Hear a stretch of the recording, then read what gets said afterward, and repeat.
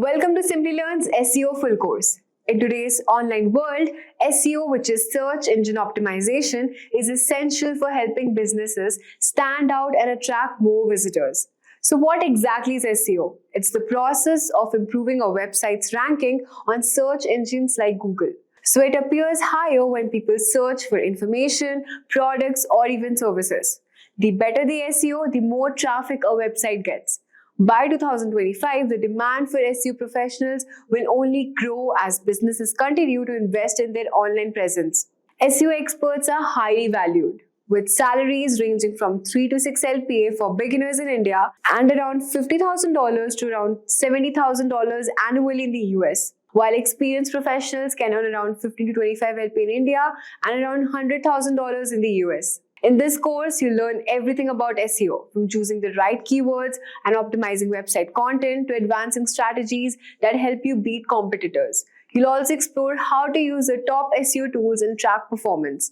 With these skills, you'll be ready to build a successful career in the high-demand field. Also, if you're interested to start a career in digital marketing, check out Simplilearn's postgraduate program in digital marketing in partnership with Purdue University. This course provides a robust and industry-relevant curriculum to help you become a certified digital marketing expert.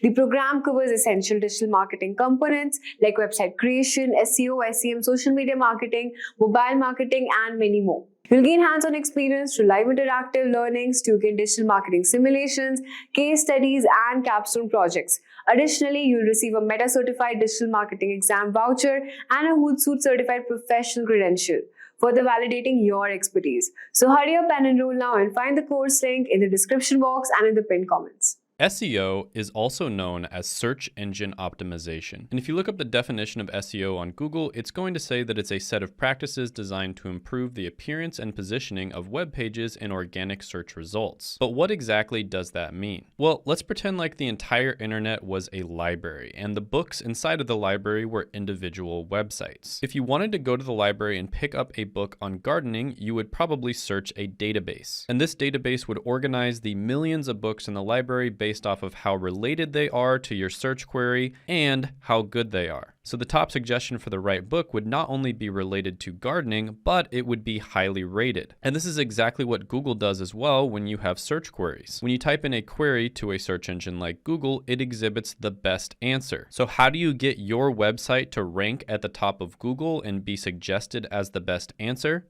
Well, that's basically what SEO is all about. You optimize your website for the search engine. And by doing this, your website is going to get featured at the top of Google. And when it's featured at the top of Google, it's going to get a lot more traffic. And this isn't just any type of traffic.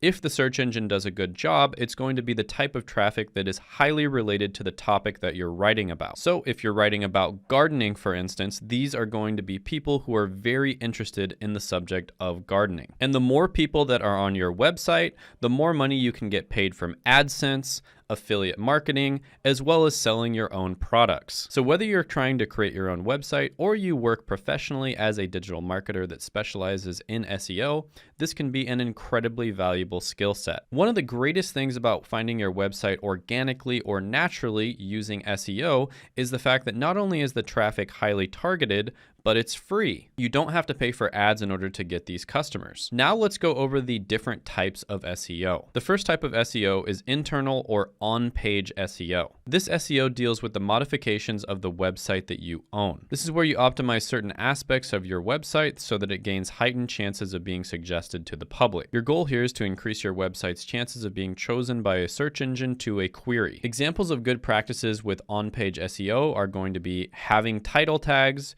using HTML headers, having content that's relevant, having content that's high quality, using meta descriptions with your website to increase website ranking, using interlinking techniques between different articles on your website, and using your website's content to guide visitors into other content on the website itself. The second type of SEO is external or off-page SEO. Off-page SEO deals with the external factors that can affect your website's popularity. A few examples of off-page SEO are using other traffic sources to get people to your website. For instance, writing a really valuable article and then posting it on a forum to get people to view it. Another thing you could do is reach out to a famous influencer and have them shout your website out. Also, having backlinks to your website from your social media and having people actually follow those backlinks to the blog itself. And then of course, having other blogs link back to your blog, especially if those blogs have high levels of authority. And authority basically means how much the blog is respected by the search engine. The third type of SEO is technical SEO. Technical SEO talks about the structure and organization of your website. Some examples of technical SEO are ensuring that your website is logically built, improving your website's user interface, speeding up your website's loading time, making sure that your website is adapted to mobile users, optimizing your own links and URLs, and avoiding repetitive content. Next, let's talk about the specific benefits of SEO. After all, it typically does take years of doing SEO before you can build your blog up to the point where you're making a full-time income from it. So why would business owners invest in search engine optimization when they can just pay for ads and then get money right away? Well, first of all, with SEO, you do actually have an opportunity to build a massive audience. It just takes time. And these are random people who have never met you before that discover you organically. And the fact that they discover you organically rather through an ad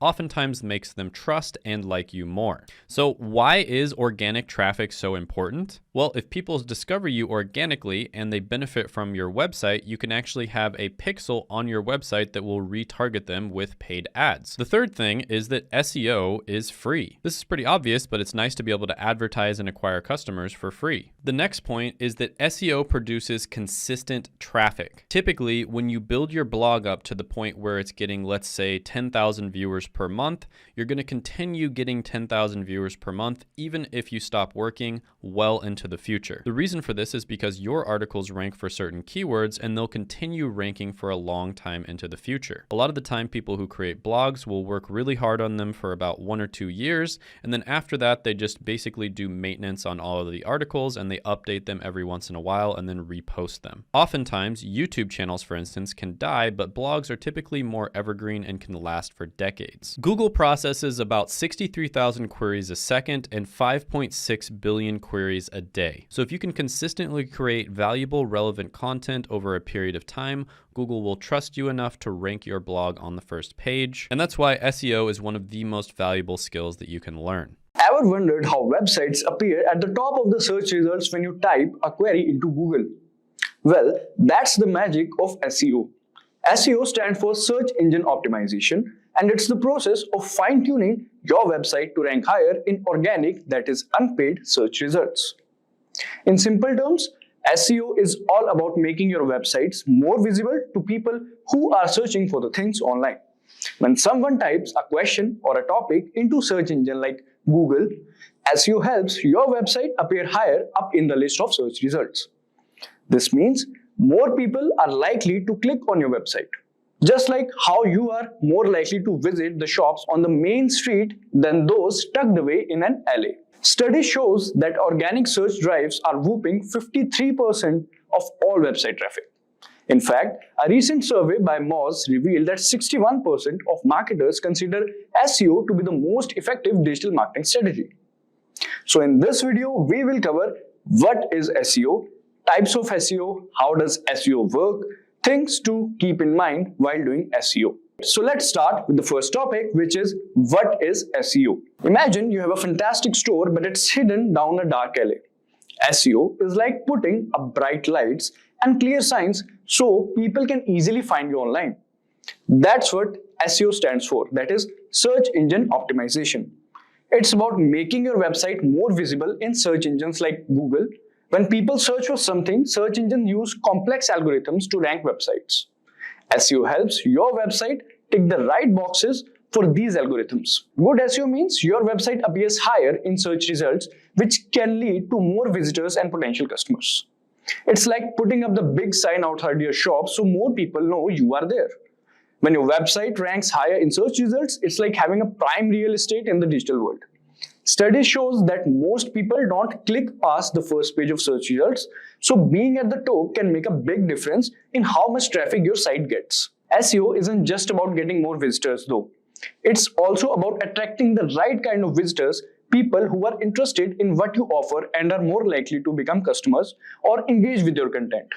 By understanding what people are searching for and optimizing your website to match those queries, you can connect with your target audience more effectively. So this was about SEO. Now let's understand about the three types of SEO. Alright, there are three main types of SEO you need to know about. First one is technical optimization. So this is like the backstage work of SEO. It involves doing things on your websites that improve its performance in search engines, but people don't see them. For example, submitting your website sitemap to Google helps search engines understand and index your site better.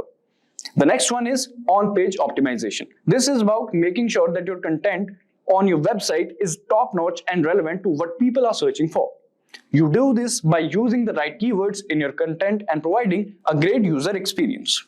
It's like making sure your website is likable and helpful to visitors. The next is off-page optimization. So this type of SEO happens outside of your website. It's all about building your website's reputation and authority on the internet. One big way to do this is by getting other reputable websites to link to yours. These links, called backlinks, tell search engines that your website is trustworthy and valuable. By understanding and working on these three types of SEO, you can boost your website's visibility and attract more visitors, helping your business thrive online. So this was about the types of SEO. Now let's understand how does SEO work. So basically there are some steps to how does SEO works. First, search engine crawling. Search engines like Google use automated programs called crawlers or spiders to browse the web. So these crawlers follow links from one web page to another, collecting information about each page they visit. They gather data on the content structure and other elements of the web pages, which is then stored in the search engine's database. Now, next one is search engine indexing. Once the crawlers collect information about web pages, the data is organized and stored in a massive database called an index. The indexing process involves analyzing the content keywords, meta tags, and other factors to understand what each web page is about. This indexed information allows search engines to quickly retrieve relevant results when someone performs a search query. Alright, now the third one, which is search engine ranking. When a user enters a search query, the search engine's algorithms shift through the index pages to determine which ones are most relevant to the query. The algorithm considers various factors like keyword, relevance, content quality, website authority, user experience, and more to rank the pages. The pages that best matches the search query and meet the algorithm's criteria appear higher in the search engine results pages. Websites with strong SEO practices, including optimized content quality, backlinks, and user-friendly design, are more likely to rank higher in search results. So in summary, SEO, that is search engine optimization, boosts a website's visibility online. We discussed three types. On-page focuses on content, off-page builds site authority, and technical ensures smooth site operation. SEO involves understanding how search engines find, organize, and rank websites. To succeed, maintain quality content, use relevant keywords, and earn trustworthy backlinks. Regularly track performance to refine strategies. Remember, SEO is an ongoing effort requiring adaptation to industry changes for sustained online success. Imagine you have a bakery. Now, instead of relying on people walking by your shop, you can use the internet to showcase your baked goods to anyone searching for delicious treats. With digital marketing, you can show off your yummy treats to people all over, not just those nearby. For example, if someone searches for tasty pastries, your bakery could pop up at the top of the list. And how will you do that? With the help of digital marketing. With the help of it, you can promote your content online by advertising on social media. Social media is a big part of digital marketing. Lots of people use it, about 4.9 billion in 2023, and that number is growing every year by 5.1%. Platforms like Facebook and Instagram lets you connect with customers, share cool stuff, and even advertise your bakery to specific groups. Glossier, a well-known beauty brand, started in 2014 as an Instagram account run by Emily Weiss, a beauty industry influencer. They didn't have a physical store or even many products initially. The results? Glossier achieved a cult-like following and multi-million-dollar valuation within a few years, all thanks to a strategic and well-executed digital marketing approach. They didn't have a traditional marketing budget. But by strategically using social media, influencer marketing, and content creation, they were able to build a loyal customer base and become a major player in the beauty industry. Glossier wonderfully used the power of digital marketing to grow their business. So in this video on what is digital marketing, we will be covering the basics of digital marketing, starting with an introduction to what it is, how it is different from traditional marketing. We will explore how digital marketing works, breaking down the steps in easy to understand terms. You will also learn about effective strategies you can use to make the most out of digital marketing for your business. Alright, so let's understand what is digital marketing. So digital marketing is the art of using the internet to promote products or services to people who might be interested in them. Instead of relying solely on traditional methods like newspaper, ads, or flyers, digital marketing takes advantage of online platforms like websites, social media, emails, and search engines. Did you know that a whopping 89% of Americans go online every day, and about 31% are online nearly all the time? This means it's super important to be online too. By having ads and stuff online, you can make your brand known, give customers a great experience, and even get more people interested in what you offer. By using digital channels like social media, pay-per-click ads, search engine optimization, and email marketing to connect with existing customers, and then you can measure your success in numbers. Tracking websites visits and social media engagement, email open rates, and more are also used in this. This data helps you understand what's working and what's not, allowing you to adjust your strategy to maximize the results. Alright, so this was about digital marketing. Now let's understand how is digital marketing different from traditional marketing. So digital marketing and traditional marketing are like two sides of a coin. They both aim to promote products or services, but they do it in different ways. Here's how it works. First, traditional marketing. Traditional marketing is like shouting across the crowded playground to get everyone's attention. So in traditional marketing, let's say TV ads and billboards. Think commercial and giant posters trying to reach a lot of people at once. Second example would be newspapers and flyers, spreading messages through printed materials delivered to homes or handed out to streets. And now let's talk about the digital marketing aspect. So digital marketing, however, is like whispering directly in the ear of a person who wants a particular product. So let's say online ads. Placing ads on websites or search engines that people who are already interested in your stuff will see. Next is social media. Connecting with people on platforms like Facebook and Instagram, where you can show them why your product is the best. Then another example would be targeted emails.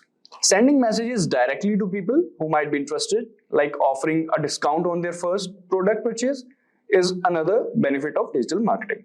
So basically, digital marketing is kind of more specific and targeted marketing. Alright, now let's understand how it actually works. So how digital marketing works? Digital marketing works by leveraging the power of the internet and technology to connect with the potential customers. This involves using online tools to reach and engage with your audience where they spend most of their time. That is the internet. So let's have a look at some. First on the list is SEO. So this helps your website show up in higher search engine results, making it more likely for people to find you when they search for something you offer. For example, when someone in your area searches for a freshly baked pastries, SEO ensures that your bakery's website appears at the top of the search results. This increases the chance of local customer finding your bakery online when they are looking for baked goods. Alright, so this was about the SEO. Now coming to the next one, which is content marketing.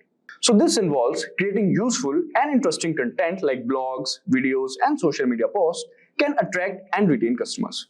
For example, you could create engaging content such as blog posts about the history of pastries, tutorial videos on cake decoration, or photos of your latest creations on social media.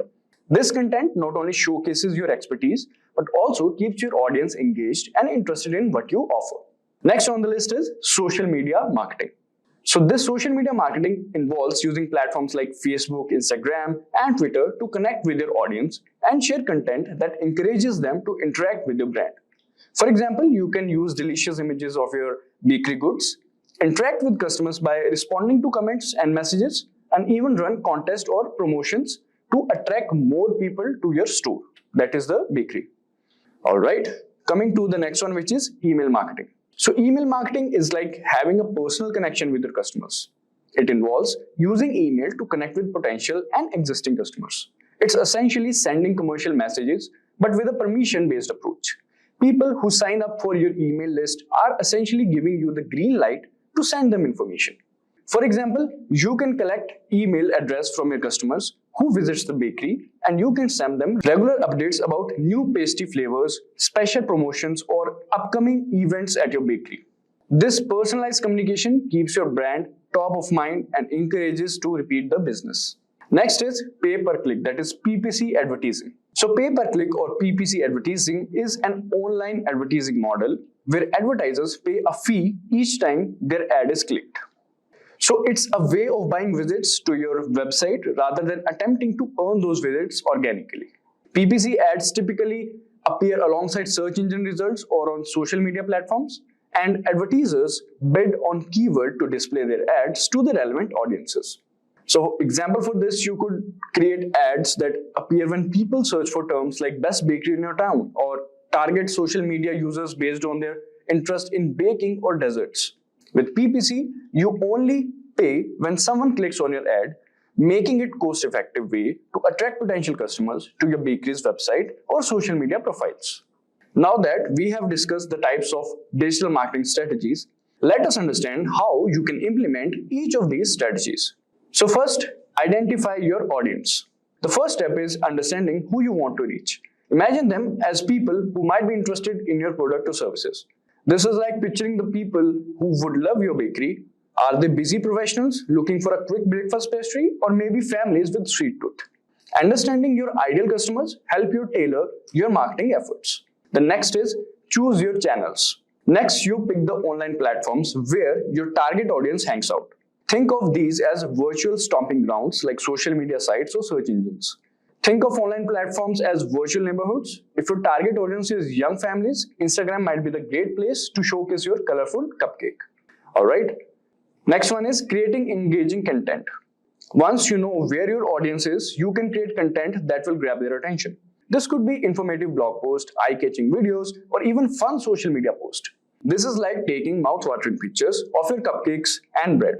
You can even film short videos of your frosting a cake or decorating cookies to show your skills. Similar to what all the foodie channels are doing nowadays on YouTube and Instagram. Then next is spreading the word. So now that you have a great content, you need to get it seen, right? You can use various strategies like online advertising, social media promotion, or even influencer marketing. That is partnering with people your audience trust. For example, you can put a post like mention someone who will give you a pastry treat, and you can even run a contest or giveaways like this post and tag a friend who loves cake for a chance to win a free slice. And you can also do collaboration with some foodie channels that are famous. Next is tracking and analyzing. Digital marketing thrives on measurement. You can track how well your campaign are performing and adjust your strategy based on the data. For example, did your recent cupcake post go viral? See what works and what doesn't, so you can refine your strategy for even sweeter results. Alright, so this is how digital marketing works. And now let's understand and have a look at skills you need to excel in digital marketing. So there are valuable skills for excelling in digital marketing, and they cover different aspects of the field. Here's a breakdown of why each is important. First, mastering social media. Today's consumers are heavily influenced by social media. Understanding how different platforms works, what kind of content resonates, and how to engage with audiences is crucial for brand awareness and promotion. Next is basics of HTML and WordPress. While you don't need to be a coding expert, basics HTML knowledge helps understand how websites function and optimize content for search engines. Familiarity with WordPress, a popular content management system, allows you to manage websites' content and make edits without needing a programmer. Then the person should be good with design. So visuals are a powerful tool in digital marketing. An eye for a design helps create eye-catching graphics, social media posts, and even email campaigns that grab attention and effectively communicate your message. Then data analytics and Google Analytics is another skill. So the ability to analyze data is essential for measuring the success of your digital marketing efforts. Tools like Google Analytics track website traffic, user behavior, and campaign performance. By understanding this data, you can refine your strategies and optimize campaigns for better results. So these skills are sufficient if you want to become a digital marketer. As we come to the end of our exploration into digital marketing, Remember this, it's all about reaching people online to grow your business. Whether it's through social media, emails, or websites, digital marketing helps you connect with customers in a whole new way. Today, I'm talking about something that could seriously boost your career: the top 10 digital marketing certifications. So, if you're interested in digital marketing, you probably already know how powerful this field is. It's all about helping brands reach people online, creating content that stands out, and using smart strategies to make an impact. And here's the best part: companies need skilled digital marketers more than ever right now. Why? Because everything is going digital. And that's great news for people like you who want a career in this space. So there are so many roles you can go for, from social media manager to content creator to SEO expert. Plus, digital marketing careers offer excellent salaries and there's plenty of room to grow. But here's something important to keep in mind.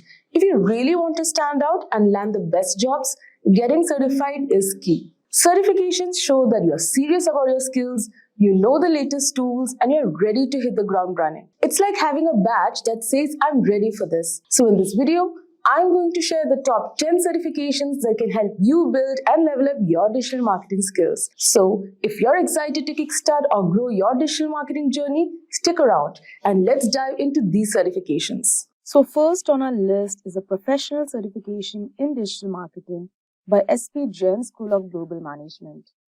So it's recognized as a top-ranked institution, SB Jain, in collaboration with Simplilearn. This course offers a professional certificate that makes you job-ready in just 8 months. So this program covers essential tools like SEO, SEM, social media, mobile marketing, marketing analytics, and even the latest generative AI tools for marketing. So here are the key features. It has got certificate from SP Jain School of Global Management as well as Simplilearn. It's a collaboration. There's masterclasses by top faculty and Meta Blueprint trainers. They provide hands-on learning with 35 plus digital marketing tools, 10 plus case studies, and 20 plus industry projects. Also, you get a free Meta Certified Digital Marketing Associate exam voucher. You can learn to leverage GenAI tools to streamline sales and marketing strategies. Also, you have access to live online classes delivered by experienced digital marketing experts. You can work on 5 capstone projects and solve 15 plus course end projects that replicate real-world scenarios. Also, you can work on case studies on renowned brands like Adidas, KFC, Nike, Intel, and more for practical insights. Also, you have a comprehensive coverage of 20 plus essential skills, including web creation, campaign management, SEO, content strategy, automation, and mobile optimization. Also, Simplilearn's Job Assess program for personalized career guidance and networking opportunities with top employers. So this program isn't just about learning theory, it's about real-world application. Now, next up is a Google Digital Marketing and E-commerce Professional Certificate from Coursera. So this program puts you on the fast track to a successful career with training directly from Google experts. You'll gain skills in digital marketing fundamentals, customer engagement through search and email, and measuring performance through analytics. And the best part is designed for beginners, so no degree or prior experience is needed. Now, the key features of this course is that it has professional level training from Google experts. Also, you can learn at your own pace with flexible scheduling and self-paced modules. You can earn a certificate recognized by top employers worldwide. You can master essential topics such as building e-commerce stores, analyzing performance metrics, and growing customer loyalty. You also get hands-on practice by working on portfolio-ready projects to showcase your skills. You'll be having access to tools and resources that teach you how to attract and engage customers effectively. Also, by doing this certification, you can qualify for roles such as marketing coordinator, e-commerce associate, paid search specialist, and more. So this is a great option for those new to digital marketing and wanting a well-rounded foundation with the credibility of Google behind them. So the projects you complete during this program will be valuable additions to your professional portfolio. Now, third on our list is a Search Engine Optimization SEO course from Simplilearn, ranked among the top SEO certifications by SEMrush.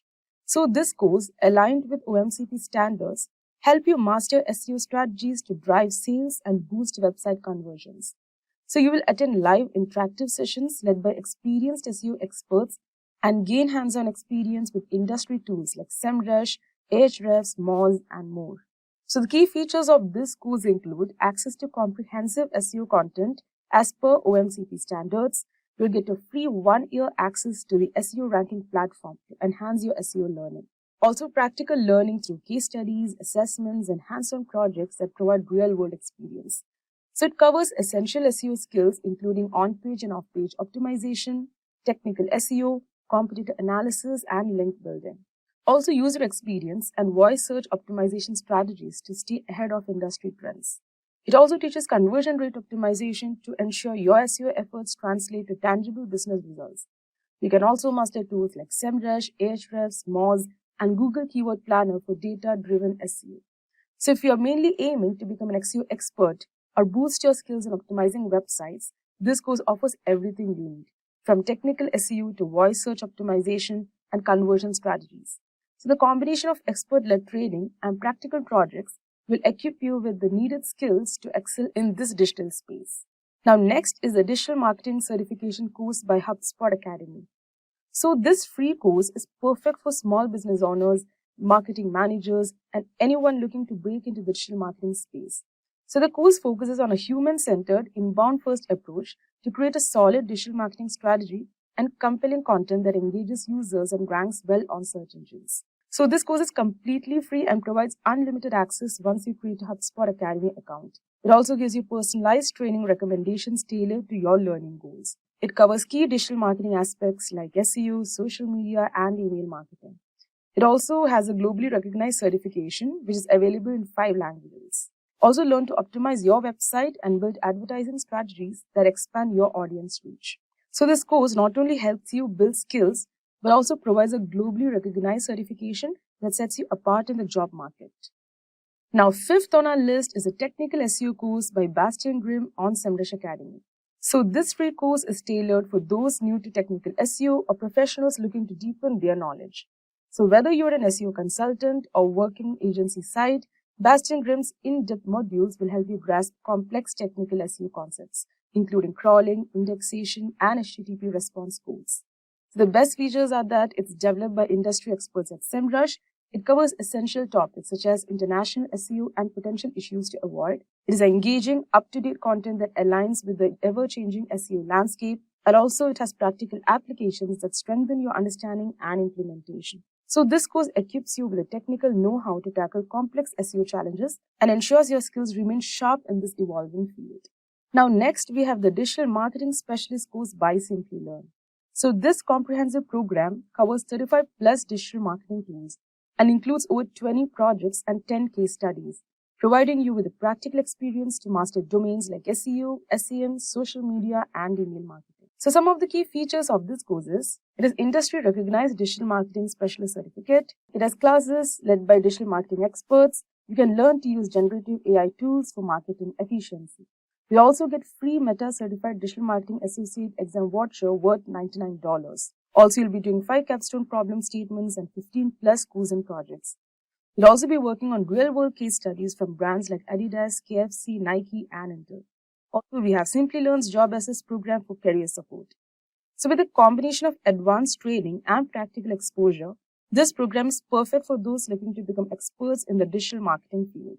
So 7th on our list is a postgraduate program in digital marketing by Purdue University in partnership with Simplilearn. So rated the #1 digital marketing course by Search Engine Journal, this program is designed to make you a certified digital marketer with applied learning through DM simulation, 35 plus tools, Harvard case studies, and capstone projects. So this program is designed to take you from beginner to advanced digital marketer with a mix of live interactive classes and hands-on projects. So you don't just learn concepts, you actually create and promote your own website through the course, which is a rare opportunity to gain real-world experience. Now, one of the biggest highlights of this course is its focus on applied learning. We'll work with tools like Stuken's Digital Marketing Simulation, Harvard Business Case Studies, and more than 35 industry standard digital marketing tools. And by the end of this course, you'll have completed 10 plus brand case studies, capstone projects, and 20 plus other assignments, covering everything from SEO and content marketing to social media and analytics. And here's another major plus. This program is an official partner of Meta.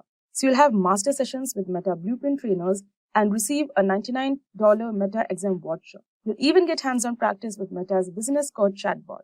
Plus, if you're interested in AI, the course offers training on tools like ChatGPT, Stable Diffusion, and Blue Willow to bring generative AI power into your digital marketing. So if you're serious about building a strong foundation in digital marketing and want a program that includes both traditional strategies and the latest in Gen AI, then the postgraduate program in digital marketing from Purdue University is definitely worth a closer look. Now, 8th on our list is the lead generation course by Alex Hormozy. So this course is ideal for those looking to master lead generation and scaling strategies from a proven expert in this field. So the program covers everything from the basics of lead magnet creation to advanced content methods and cold outreach techniques. So some of the key features of this program includes comprehensive framework for attracting and converting leads, modules on creating the first 5 client frameworks in effective cold outreach, a detailed strategies for paid advertising. They have got playbooks for leveraging referrals, affiliates, and agencies, and they have got hands-on exercises that guide you through building successful lead gen strategies. So if you're an entrepreneur, marketer, or business owner, this course offers essential tools to boost your lead generation efforts and scale your business effectively. Now, 9th on our list is the Meta Social Media Marketing Professional Certificate. Designed by Meta experts, this program is perfect for those looking to build job-ready skills in social media marketing. So in under 5 months, you'll gain the expertise needed to establish an online presence, create engaging social media posts, and launch ad campaigns on Facebook and Instagram. So some of the key features of this courses are, it provides professional training from Meta and Apple, 6 course series covering major platforms like Facebook, Instagram, LinkedIn, and YouTube. And they've got portfolio-ready projects such as creating social media pages and content calendars. You also gain hands-on experience in building ad campaigns with Meta Ads Manager. Also, they have got optional learning on generative AI tools for advanced social media strategies. So by completing this course, you will earn a Meta Professional Certificate and the Digital Marketing Association Certificate, showing your skills to potential employers. Now, rounding out our list is the complete digital marketing course by Udemy. 12 comprehensive courses in one, covering everything from social media marketing and SEO to email marketing and analytics. So they provide 22.5 hours of on-demand video content, 35 articles, and 8 downloadable resources for continued learning, strategies, and more. Also, they have got flexibility to learn on mobile and TV. And also, at the end, you'll get a certificate of completion to showcase your expertise. So this course is ideal for those who want an all-in-one solution to learning digital marketing, whether you are starting from scratch or enhancing existing skills. And that's a wrap of our list of the top 10 digital marketing certifications to boost your career. From foundational courses to specialized certifications, each of these programs can help you stay competitive and current in the fast-evolving digital landscape. So remember, investing in the right training can open doors to incredible opportunities. And it's all about finding the program that best fits your goals and career path. If you are looking to boost your website's traffic or dominate search engine rankings, then today's video is just for you. We are diving deep into keyword research, a crucial part of any successful SEO strategy.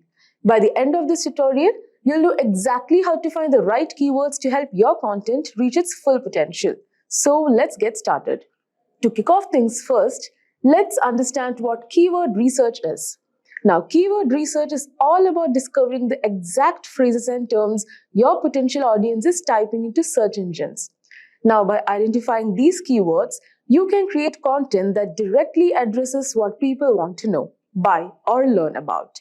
This not only drives more visitors to your site, but also helps you connect with those who are most likely to engage with your content. In essence, keyword research is the backbone of a strong SEO strategy, guiding you in crafting content that resonates with your audience. Now that we know what keyword research is, let's dive into why it's so important. Picture this, you're hosting a party. Would you invite random people who might not even be interested? Or would you carefully choose guests who are excited to attend? So keyword research helps you do the latter by attracting the right guests to your website. When you know the exact keywords your audience is searching for, you can tailor your content to meet their needs. This increases your chances of not only driving more traffic, but also engaging visitors who are genuinely interested in what you have to offer. The better you understand your audience search behavior, the more effective your content will be. Remember, it's not just about quantity. Getting the right kind of traffic is key to conversions and overall success. Moving on, let's talk about the different types of keywords you'll encounter in your research.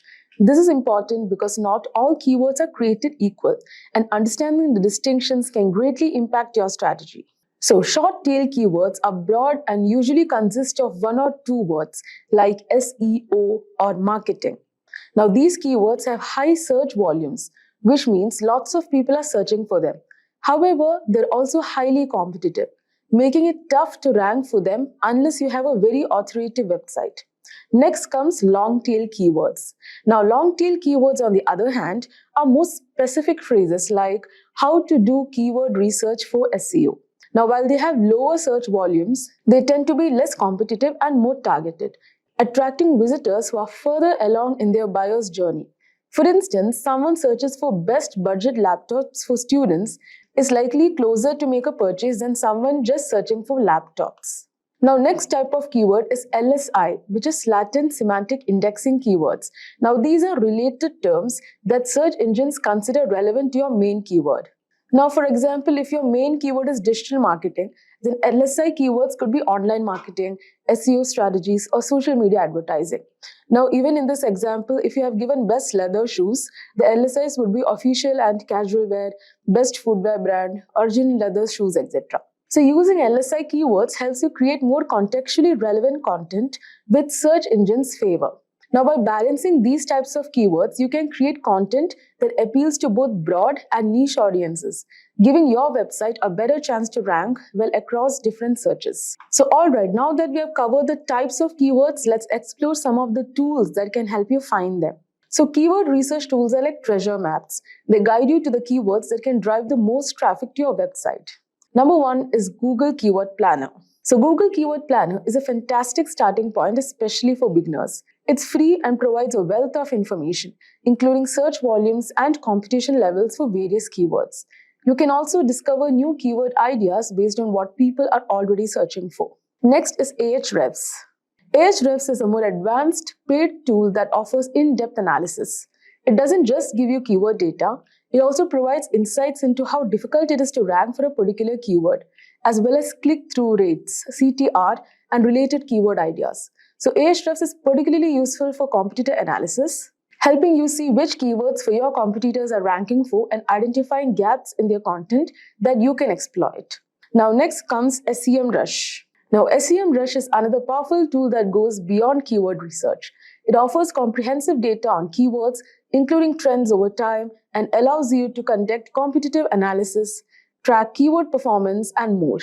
SEMrush is a go-to for many SEO professionals because of its all-in-one capabilities. So these tools simplify the process of keyword research, allowing you to focus on creating content that will resonate with your audience and perform well in search engine results. So with so many tools at your disposal, the next step is figuring out how to actually find the best keywords for your content. So here's a step-by-step approach. Number one, start with a brainstorming session. So you can list down potential keywords related to your topic. Think about what your audience might search for and consider different variations of those phrases. So use the keyword research tools we just discussed to analyze these keywords.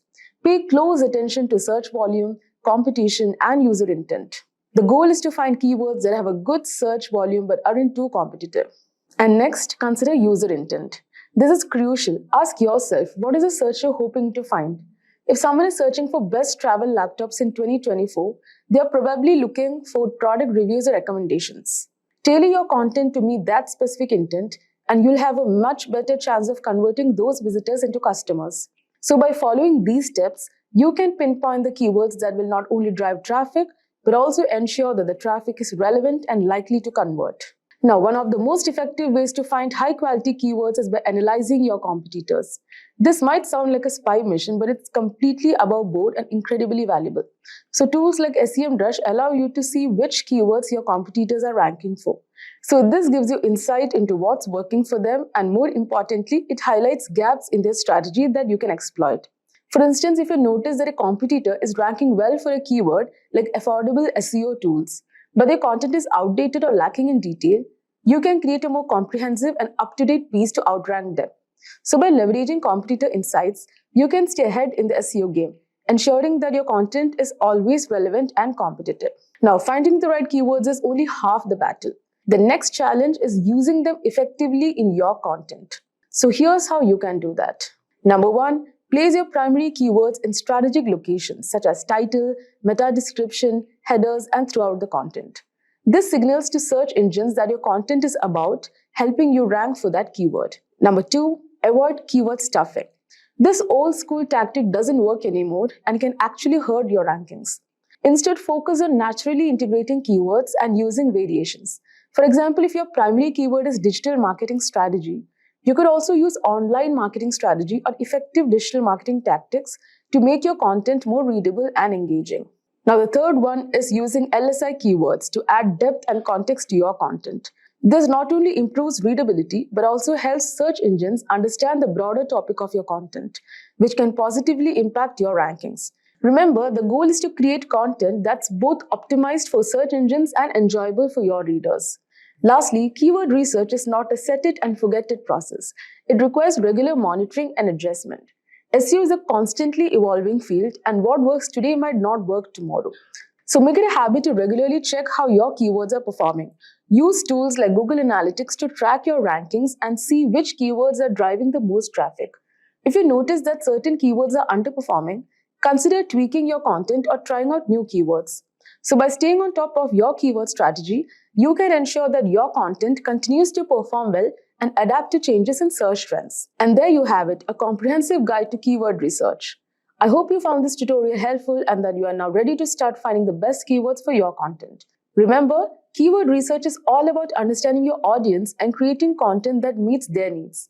If you enjoyed this video, don't forget to hit the like button and subscribe to the channel and ring the notification bell so you never miss an update. Basically, Google follows 3 basic steps to rank a website. They need to crawl your website. They need to take what they crawl back to their servers. And when they take it back to their servers, your web pages, they need to have them available for indexing. So when somebody actually types in a keyword into google.com, it'll be available to be found on organic search. So that's what indexing is all about. And then Google's job when somebody does type in a search query is to basically rank those pages that they've indexed from number 1 to infinity, depending on how many pages are relevant to that search query. So really it's about crawling, indexing, and ranking. So crawling is simply a process done by which Google has bots. And what these bots do is they go to your web server and they're going to crawl every page that they can find. And how do they find these pages? Well, they basically follow links. You might have heard the term spidering, but that's what they call search engine spidering. So basically what Google's doing is they're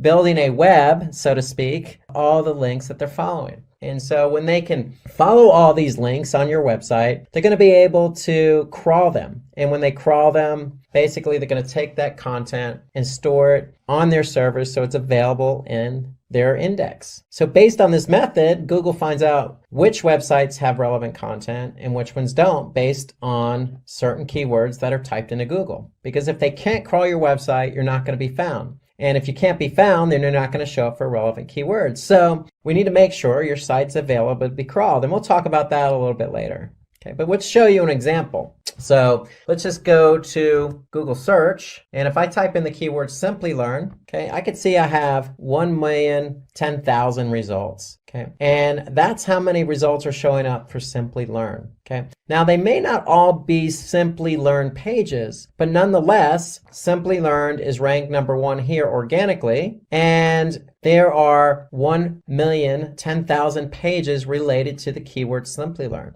Now, when it comes to organic search, we don't want to get it confused with paid search. So anytime you see paid search, you're going to see something that says ad next to it. Okay, so we could see that there are paid ads here, but when it comes to organic search, those are generally below paid ads. And so that's where Google counts the 1,010,000 results. And so that's the whole idea behind crawling and indexing. Google's able to crawl Simplilearn's website, and based on all the pages that they gather, they're going to make those pages available in organic search. So if you type in a keyword and your web page is not available for indexing, then you're never going to show up for that keyword. So that's why it's important to make sure your website is available for crawling and indexing. And so when a user types a query on Google search, the most relevant websites that are in Google's index are going to appear in the search results.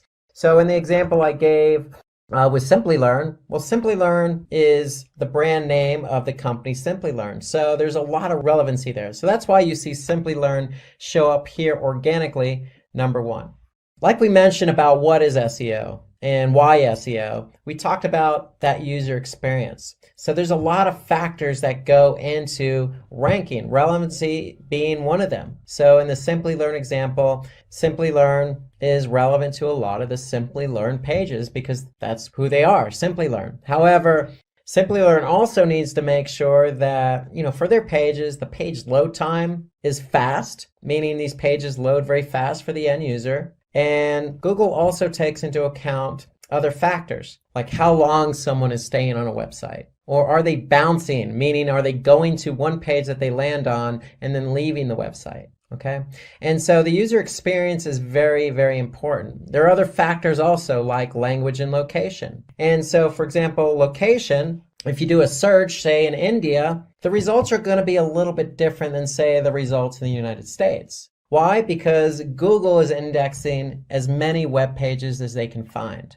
So if somebody's doing a search in India, their results may be a little bit different than the results show up in the US because Google has different bots. And these bots are crawling different pages at different times. And so Google's index is updating continuously, but it's not real-time syncing. So if you do a search in India, you may not see exactly the same thing because both search engines, the Google in India and the Google in the US, may not be exactly synced up. So an example would be, if you're looking for cafe. So if you search a cafe in, say, San Francisco, you're going to see different results. Now, if you do a search for cafes in Mumbai, you're going to see different results. There's going to be local search here at the top. There may be some paid search, but again, you may see different results because one, location, but two, Google search engines in India and United States, Google.com, aren't exactly synced up exactly at the same exact time you do that search. So location is important, language is important, and relevancy is important, along with user experience.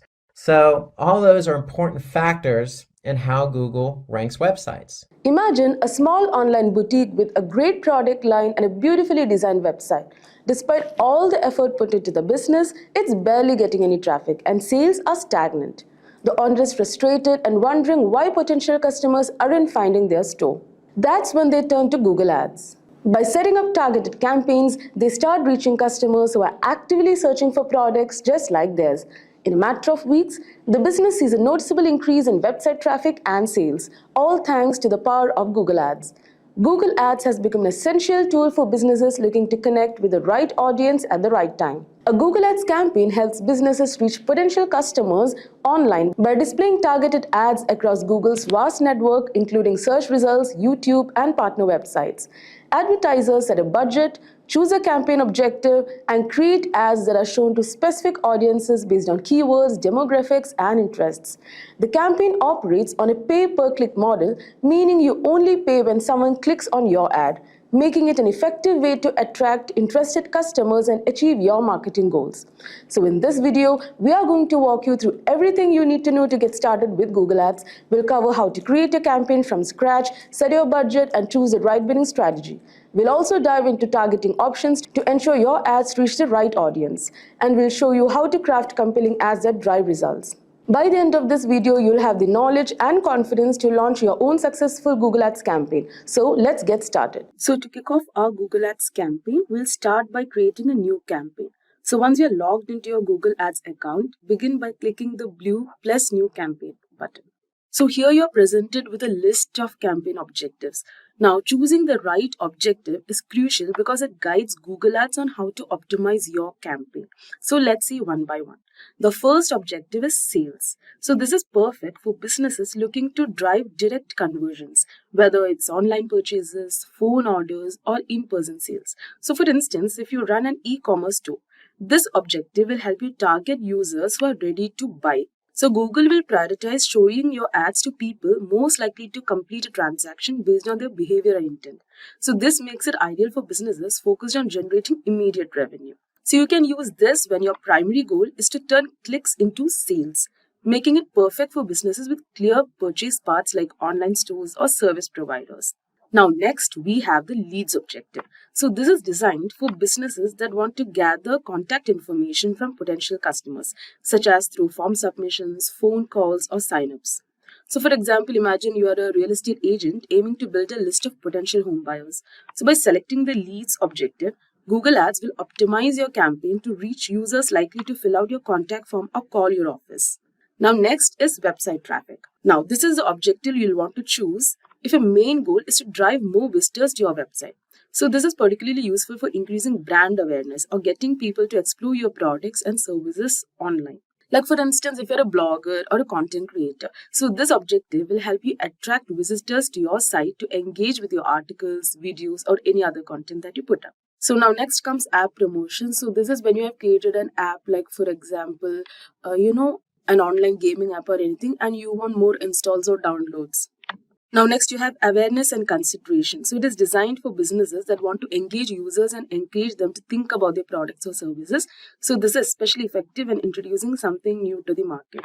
And then you have local shop visits and promotions. And then you can also create a campaign without a goals guidance. Okay, so here we are planning to give an example for lead generation, like how to generate lead for a free online course provider. So let's select leads and continue. Now, as we have selected an objective which is generating leads, the next step is to choose your campaign type. So there are several campaign types, like Google Ads offers several types, but the two most common are search and display ads. So anyways, let's start with the search ads. So these are the text-based ads that appear at the top of the Google search results when someone searches for keywords related to your business. Like for example, let's just see car rentals near me. So your ad could appear like this, like as you can see the sponsored ads. So your ads could appear at the top of the search results. So this is highly effective for capturing high intent users. So people who are actively looking for what you offer. Now next we have display ads. So these are visually engaging ads that appear across the Google display network, like which includes websites, like the ads, basically the ads you see in others' websites, apps, or even YouTube. So now display ads are perfect for building awareness and keeping your brand top of mind. So they work well for retargeting, like showing your ads to people who have previously visited your website but didn't take any action. Now the next one is shopping ads. Now shopping ads are a powerful tool for e-commerce websites. So these ads showcase your products directly in the search results, complete with images, prices, and your story. Like for example, if we search leather jackets, just a second. Leather jacket, yeah. So your shopping ad could appear displaying a product image, price, and a link to purchase directly from your website, as you can see here. So this makes it easy for potential customers to see what you're offering and click through to buy. So shopping ads are ideal if you're looking to drive sales of physical products, providing a visual, direct path to purchase. Then we have video ads, which is another impactful way to reach your audience, especially on platform. Video ads, you can create engaging content that appear before, during, or other videos on YouTube. So this is basically the videos, like the ad videos that you see like while watching your YouTube video. And then we have performance max campaign. So this type uses Google's machine learning to optimize your ads across all Google properties, like including search, display, YouTube, Gmail, etc. So performance max campaigns are perfect when you want to maximize your results without managing multiple campaign types separately. So Google's algorithms will automatically find the best combination of ad formats and placements to meet your objectives. So right now we'll select the search campaign type. And we'll be giving lead form submissions. And let's press continue. And let's just keep like lead search. So now that we have selected our campaign type, the next step is to set your budget and bidding strategy.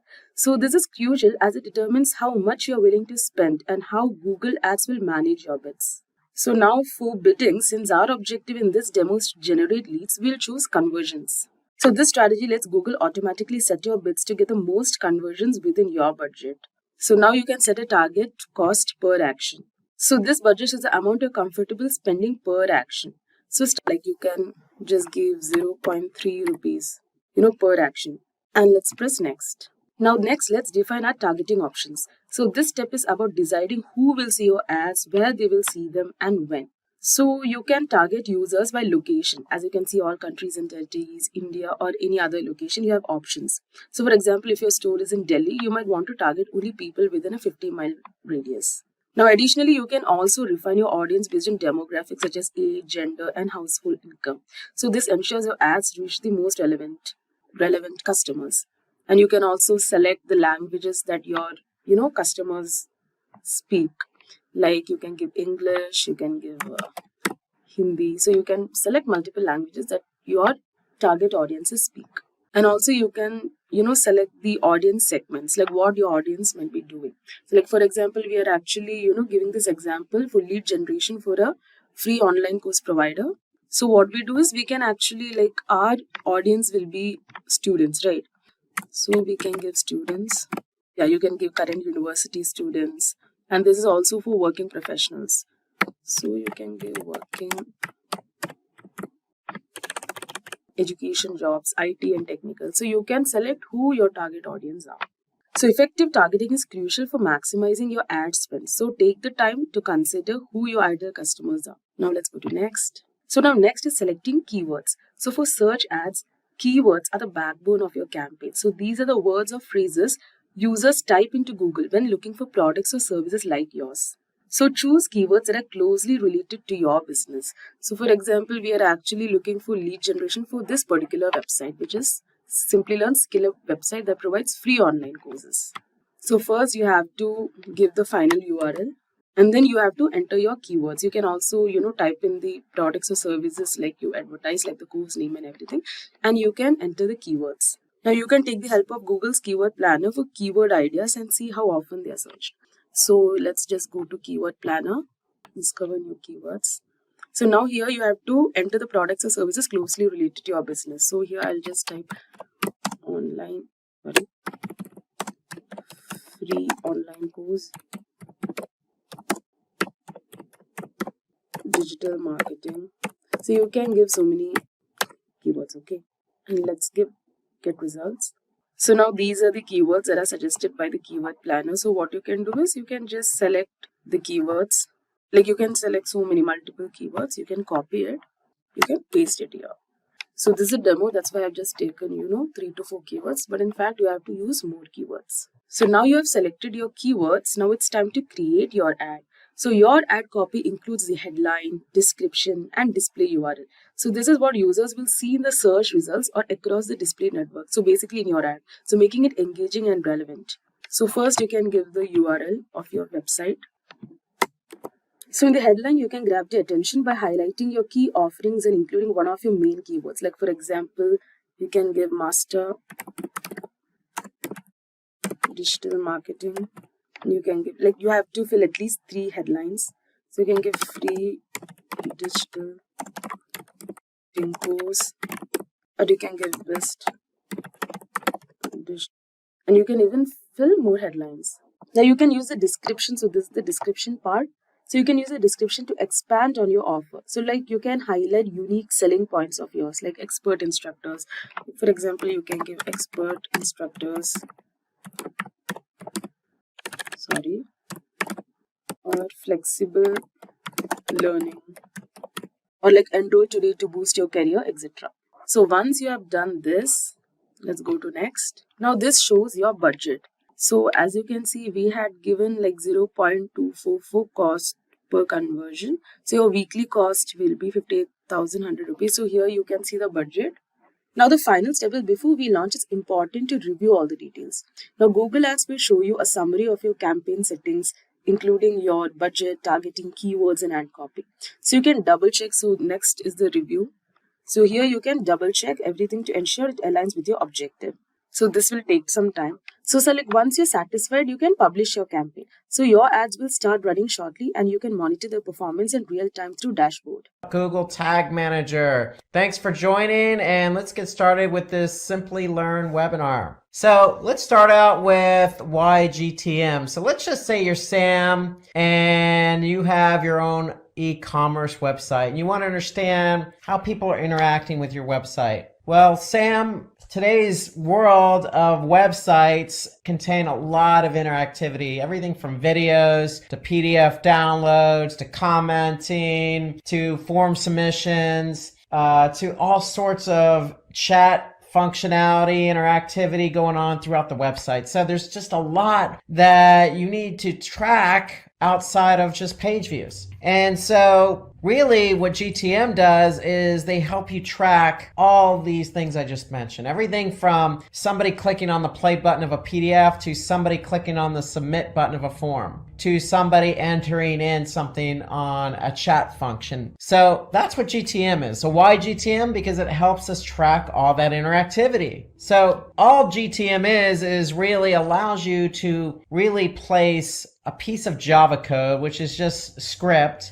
and the script that's added to a web page to collect information. So that's really what a tag is. It's just some script that gets put on a web page in order for you to collect information, like page views, clicks, etc. And they send it to third-party tools. Okay, so that's what GTM does. It basically allows you to take all these tags that collect information and you can use them in GTM. So if you want to, for example, collect how many people, enter a chat functionality and start chatting. Well, you're going to take that script and you're going to put it in GTM, and GTM will then allow you to start tracking that information. So that's really what GTM is. It just allows you to put tags into a container, or think of it as a toy box. You have all these toys and you want to track. Well, you can put all those toys or tags in a toy box or container. And we're going to talk a little bit more about that. But before we get into GTM, let's just say, you're communicating with your developer and there's a new user request on your webpage and you want to update the tag. Well, your developer, considering it's probably a small update to your website, is probably gonna not hesitate and is going to go ahead and turn around and do it normally. And so normally what happens is the developer is going to go to the website and update the tag. Well, what if you have a few things that you want to track? All those things I mentioned before, from downloads to clicks to, somebody checking out to watching a video. Well, your webmaster, your web developer is going to go, well, hold on a second. Now, all these requests are going to take time. I need to put them into the work queue, so to speak. Well, what happens is when they go into a work queue, usually it's going to take some time. And in some cases, you as a marketer need to launch a campaign. And you want to get that tracking added to the website in time for the campaign launch. So you want to go ahead and quickly turn around the tracking for that particular campaign. Let's just say you're launching a campaign and you're sending people to a landing page that has a form submission. And you want to be able to track how many people click on the submit button of that form submission. Well, if you need to turn that around, your developer's like, well, I need to put that in a work queue. The timing isn't going to always work out between you and your developer, is my point. And so that's where GTM comes in. Because there is a solution to update your tags faster, and that's Google Tag Manager. So when we say GTM, that's what GTM stands for, Google Tag Manager. It's a place for you to add tags quickly and easily. So tags, remember, are just snippets of code that allow you to track things on your website interactively. And basically, when you have GTM, you can bypass the webmaster and do it quickly and easily. So that's what GTM is all about. So why GTM? Because we just identified two benefits. One, you could track all the interactivity on your website. And two, you can bypass your web developer or webmaster. And so that's the benefit of GTM. So the benefit, you get those tags updated very quickly via Google Tag Manager. Okay, so that's what Tag Manager is. So what we're going to talk about today is specifically what Tag Manager is and what it does. We're going to list some of the benefits of Tag Manager. We're going to show you how it works, and then we're going to show you how to get started with Tag Manager. Tag Manager, if you're not familiar with working with webmasters and dealing with JavaScript and tags and all this jargon is just new to you today, okay, well, don't fret, sit back. We're going to take it slow. This is an introduction into Google Tag Manager. Again, let's start out with what is Tag Manager. So we've already introduced it to some degree because we already introduced it as a tool where you can put all your tags into a toolbox, toy box, or container, so to speak, right? And we already mentioned that, hey, you can bypass your webmaster. So you're probably thinking, well, if you're not familiar with Tag Manager, how can I bypass my webmaster? Well, first of all, it's a free tool and it's a Google tool, hence the name Google Tag Manager. And it helps you really, that's the main point, is deploy and track tags on your website, bypassing your webmaster. So that's Tag Manager. And so examples of tags that can be deployed via Google Tag Manager are numerous. These are just some examples like Google Analytics, Facebook's pixel tracking, or Google Ads. There's no limit into the number of tags you can track in Tag Manager. There is no limit. You can add any number of tracking tags in Tag Manager. Okay, so some of the benefits, well, again, we just listed two. You can put any tag into Tag Manager and track that onto your website. And we know you can bypass your web developer or webmaster. And what it also does is it also allows you to test and deploy your JavaScript codes quicker. So remember, these JavaScript codes or snippets of codes are just there to track certain things on your website, whether that be a page view or somebody clicking on a play button or tracking somebody who converts or even just goes to your website. So the biggest benefit is you can take that snippet of code, let's just say Facebook. Let's just say you're doing Facebook marketing and you want to put that Facebook pixel on your website so that you could track people who come from Facebook and convert. Well, you don't need to put that Facebook pixel on your website. You can go right to Tag Manager and you can put that snippet of code right in Tag Manager really quickly. And the other benefit here is all tags are managed in one place. And that to me is really a good benefit, because when you start adding tags on your website and you have some tags in Tag Manager, it just gets very confusing. So ideally, all the tracking code you have on your website needs to be in Tag Manager. Think about that. All the tracking. So if you're doing Bing or you're doing Facebook or you're doing Twitter or you're doing LinkedIn and you're doing Google, you're doing all this type of marketing on all these different platforms, you're going to have tracking code for all these different platforms. And instead of putting all that code on your website, return going to slow down the load time of your web page and website. You want to put them all in Tag Manager so they can be organized and you know exactly what you're trying to track. And the other great benefit of Tag Manager is there's a versioning control. So let's just say you have added tags to your website via GTM for the last 6 months. Well, and let's just say you add another tag yesterday. If you added that tag yesterday and something doesn't work, well, you can just roll back to a previous version. It's that simple. So you have versioning, and that's a good thing. When you have versioning, you can control what gets published, and if something doesn't work after it gets published, then you can roll back to a previous version. So it's a peace of mind, so to speak. Just because you've added code to your site, there's no guarantee it's going to work. And so you can always control what version you're dealing with in Tag Manager. And we'll talk a little bit more about that. So the biggest benefit here to me with Tag Manager is you have event tracking. And so we talked about some of the things you could track on your website, from videos, from play buttons to somebody clicking on the stop on the video or pausing it, all the way to somebody, again, chatting, or let's just say somebody clicking on that purchase button on your website. Okay, and you want to track all these different things, these different interactivities and buttons. Well, event tracking is what you're going to use to track all those buttons. And to me, this is the biggest benefit of Tag Manager. And I'll show you some examples as we go along. And if we didn't mention it already, I'll mention it again. It is free. Tag Manager is free. There's no limit. So once you have Tag Manager going, you can add as many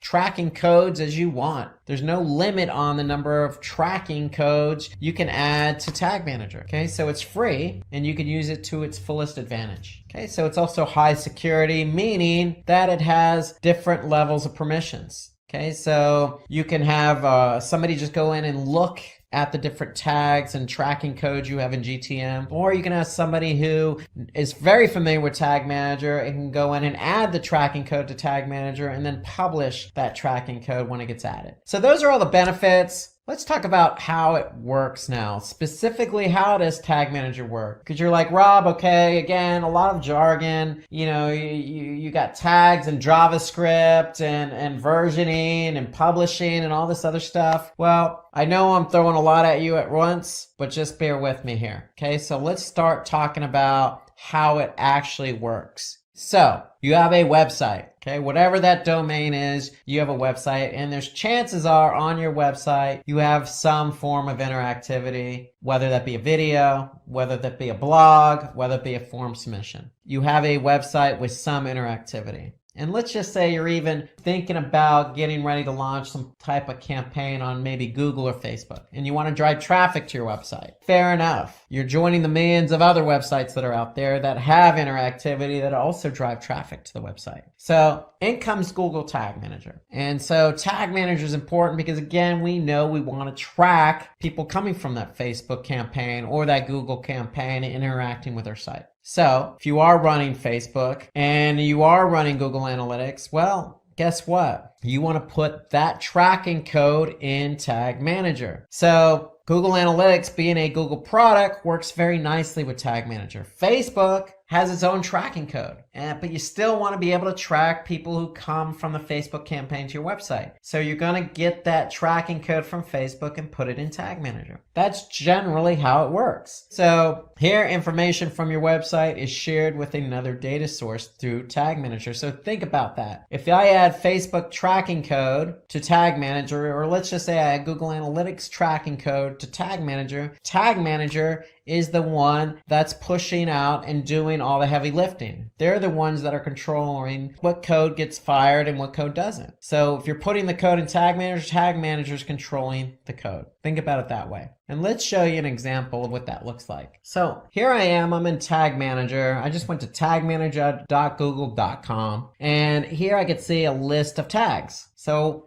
in our conversation, we're talking about tracking Facebook and we're talking about tracking Google Analytics. Well, Google Analytics is easy because it's a Google product. So here, if I look at all the different tracking code I have on my website through Tag Manager, let's just take a look at Google Analytics. So if you're going to use Tag Manager, you might as well put the Google Analytics code in here. So here I can see I have Google Analytics as a tag in Tag Manager. Now, for Facebook, if I'm running a Facebook campaign, well, I can take that pixel tracking and put it in GTM as well. And here I can see Facebook pixel. That code is added to GTM. I just basically took what Facebook gave me and put it into Google Tag Manager. So you can see I can add Facebook and Google Analytics. And again, I can't stress it enough, any tracking code from any platform I can add to Google Tag Manager in order to track the behavior from those sources. So let's take a little bit deeper dive into how Tag Manager works. So I just showed you an example of how you could take Facebook and Google Analytics code and put it into Tag Manager. But if you're not familiar with Tag Manager, then how do I do that? Well, let's talk about the structure and how Tag Manager works. So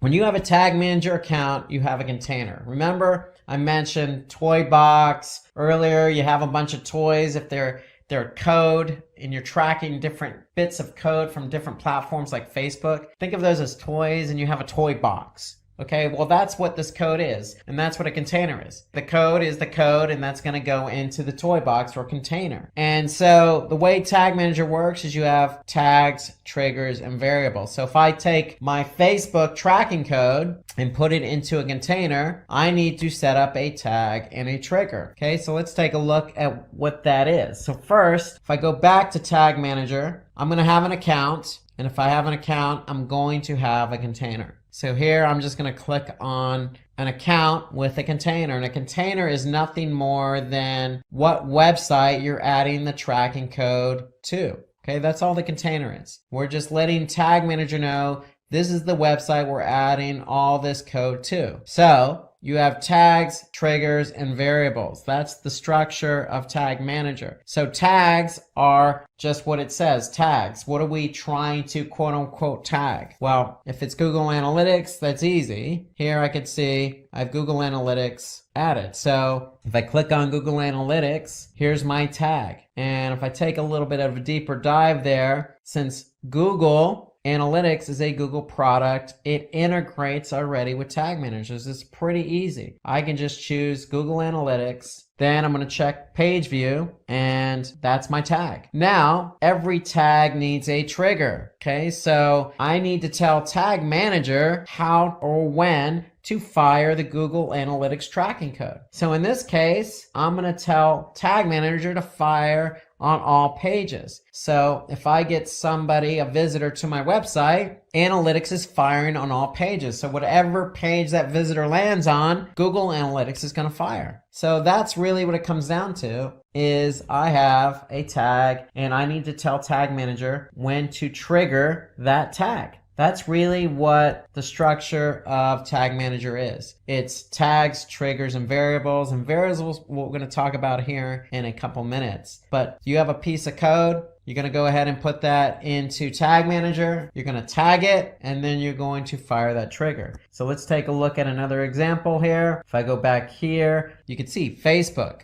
Well, here's my Facebook pixel. Okay, that's my tag. So when is it going to fire? Well, it's going to fire on a specific domain or subdomain. That's basically what we're doing. We're trying to tell GTM when to fire that particular tag. So those are the three main components: a tag, okay, which is going to contain the JavaScript code that you get from, say, Facebook, the trigger. So you're going to go into Tag Manager and tell Tag Manager when to fire that code. That's the trigger. And then you have variables. And so variables are basically just additional information that Tag Manager may need for your tag and trigger to work. So that's what a variable is. It's there to get the tag and trigger to fire. So variables are divided into built-in and user-defined variables. So common use variables include, say, page path or page URL or host name or click class. Again, they're there, and these examples I just gave you are there to get your tag and trigger to work. Think about it that way. That's a component. And if I go into Tag Manager here, and here on the left side, I can see variables. So remember, I have built-in and user-defined. So built-in means that Tag Manager already built these for me. So in case I need to get my trigger to work with my tag, I can use a variable. So those are built in, and then I have user defined. So these are what I define. These are what I created. And again, the variables are there to get the tag and trigger to work. Okay, so that's the job of the variable. The job of the tag is to host that JavaScript code.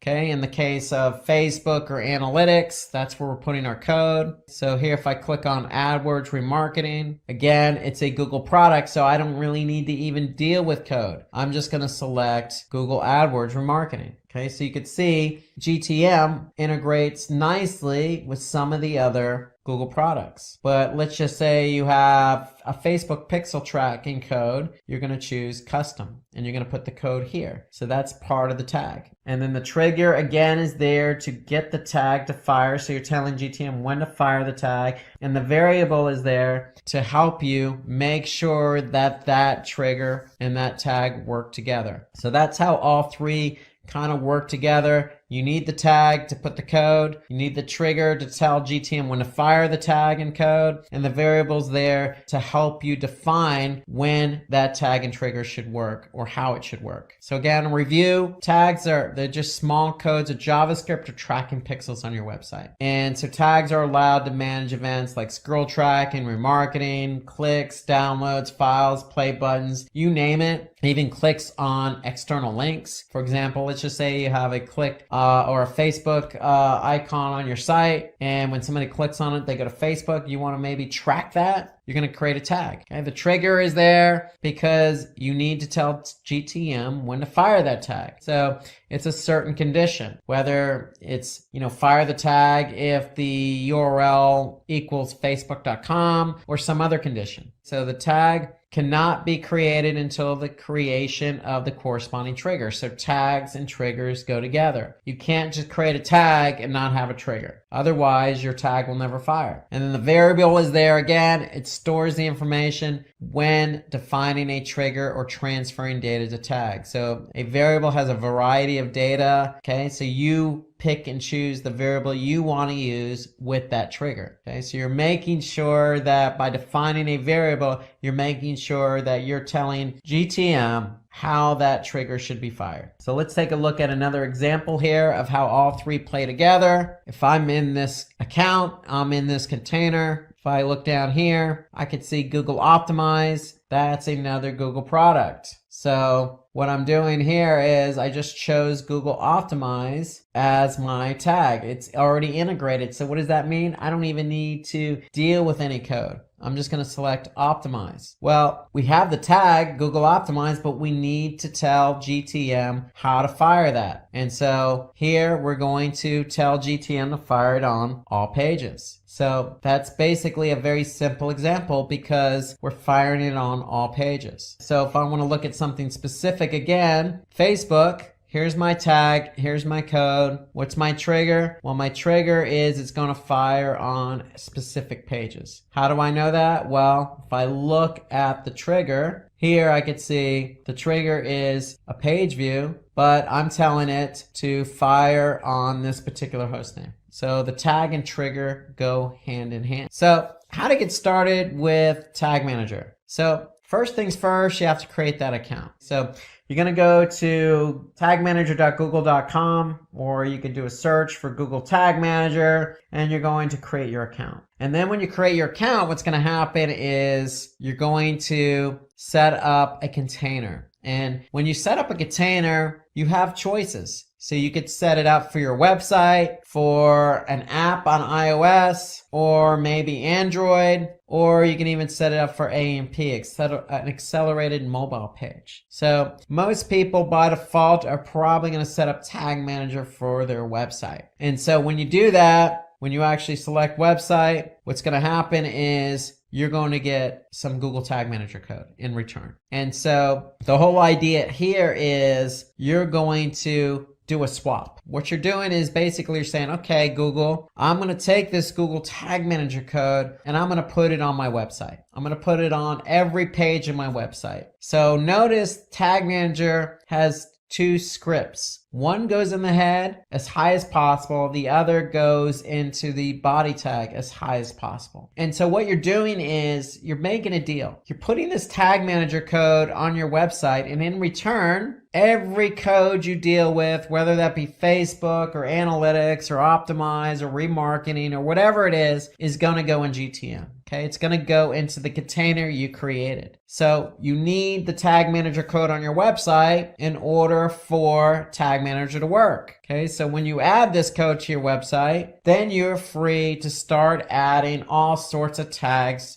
to your container. But if you don't have this tracking code on your website, then none of the tags you add to your container are going to work. So that's the idea behind the container. And then one thing I wanted to mention on the account is it's a Google account. So when you create your account, then make sure it's the same account you use with, say, Google Analytics or some other Google product. That's a good best practice, is always use the same email address when you set up your account so that it integrates nicely across all the different platforms. Meaning you can go from, say, Google Analytics right to Google Tag Manager in one browser without having to log out or log in. Okay, so when you create the account, you're going to create your container. If you choose web, then you're going to be asked to place code on your website. And when you place that code on your website, then you are free to start using Tag Manager. And that means you're free to start adding tags. Okay, so if you want to know more information about installing Google Tag Manager, then what I would recommend is visit the Quick Start Guide website of GTM. So again, if you're curious as to where that code is located in Google Tag Manager, well, when you create an account and you create a container, that container is going to have a specific ID. So if I click on that specific ID, here's where I can get my code. Okay, so again, when I'm logged in to Tag Manager, I'm going to click on Workspace, but in the top navigation, I'm going to see my unique GTM ID. If I click on that, that's where my code is going to be located. And so again, your code needs to go in the header, and there's another script that needs to go in the body. And if you're not sure how to add the code to your website, well, you can always click on the Quick Start Guide here. Okay, and that'll take you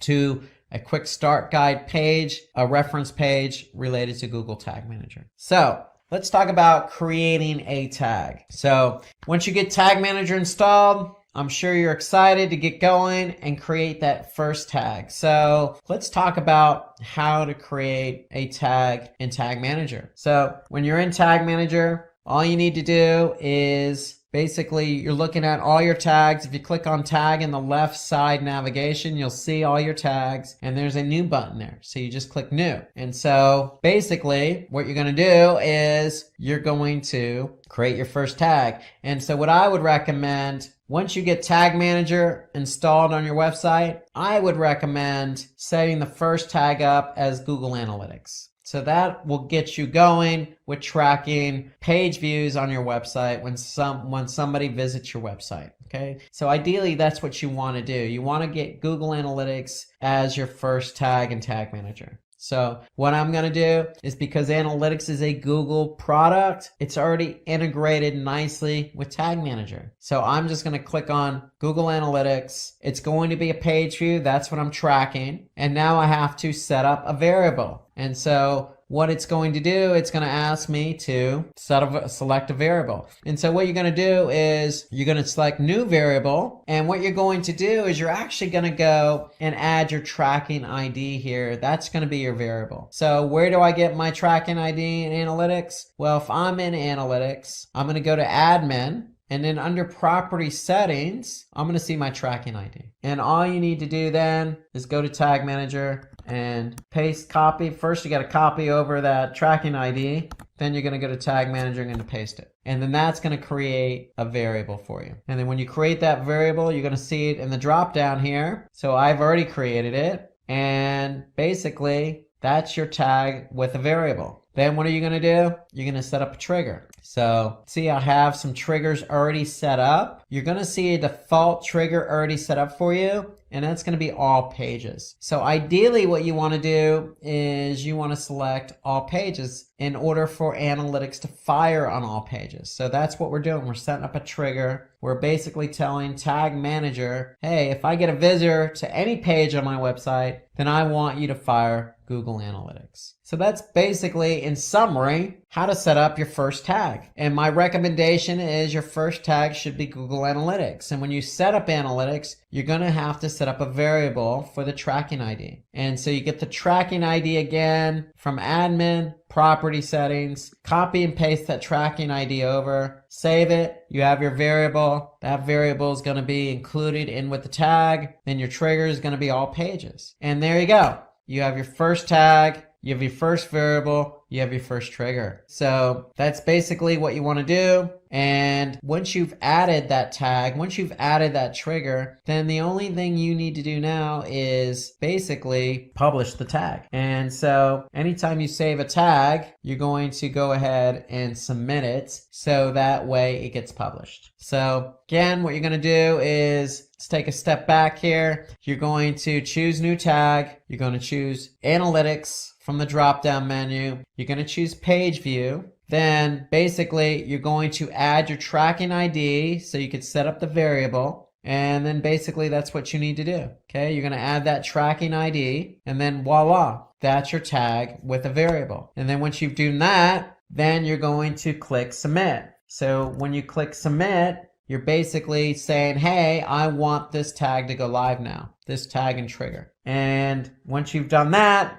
then Analytics is ready to go. And anytime somebody goes to your website on any page, Tag Manager is going to fire Google Analytics. So the great thing here is you have something called Google Tag Assistant, and that's an extension that works with Chrome. And so when you've actually added Tag Manager to your site, or you have Analytics running in Tag Manager, you can confirm if those tags are firing properly. So let's take a look at how Google Tag Assistant works. Okay, so if you just do a search for Google Tag Assistant, you're going to see here that it's basically just an extension that works in Chrome, and unfortunately it only works in Chrome browser. It doesn't work in any other browser. So go ahead and install that extension into Chrome. And when you do that, you're going to see this nice icon here in your browser. And now, if you go to any website and I click on Google Tag Assistant and I click on Enable, okay, so basically I'm loading Google Tag Assistant. And now once I refresh the page, I can see that this particular site has Google Tag Manager installed. And not only does it have Tag Manager installed, I can see that It's also has Google Analytics running. I have also Google Optimize running, and I have Google Ads remarketing tag running in Tag Manager. So that's what Tag Assistant does. It allows you to see if one Tag Manager is on the site, and if it is, great, what other tags are firing on this particular site. So Tag Assistant's telling me I have these particular tags firing on that site, and they're firing within Tag Manager. So Tag Assistant is a great way to confirm if one, Tag Manager is on the site, and two, what other tags are firing on the site. Now, another way you could confirm if Tag Manager is firing on the site is you can go into preview mode. So even before you submit and publish your tag and trigger, you can click on the preview mode. So if I click preview in Tag Manager, so basically that's going to put me in preview mode. And so what does that mean? Well, that means that now I'm free to go to my website and see if those tags are firing. And so let's take a look at what that looks like. So if I go to the website and just click refresh, then what's going to happen is Tag Manager is going to load in preview mode, just as you see here. Okay, so that's going to take a couple seconds to load up. And now what can I see in preview mode? I could see that I have GTM firing, but I also have some other tags firing on this page. Remarketing, I have Google Analytics, I have Google Optimize. I have some other tags firing as well. And so the preview mode shows me what tags are firing on any given page. And I can also see what tags did not fire. Okay, so here I have a number of tags already in GTM, but they didn't fire on this particular page. So let's just say I clicked on the Donate Now button. I'm still in preview mode, so I'm going to be able to see what tags fired. Now I could see I have a couple of tags that have fired on this particular page. And then I could see what tags did not fire on this page. Okay,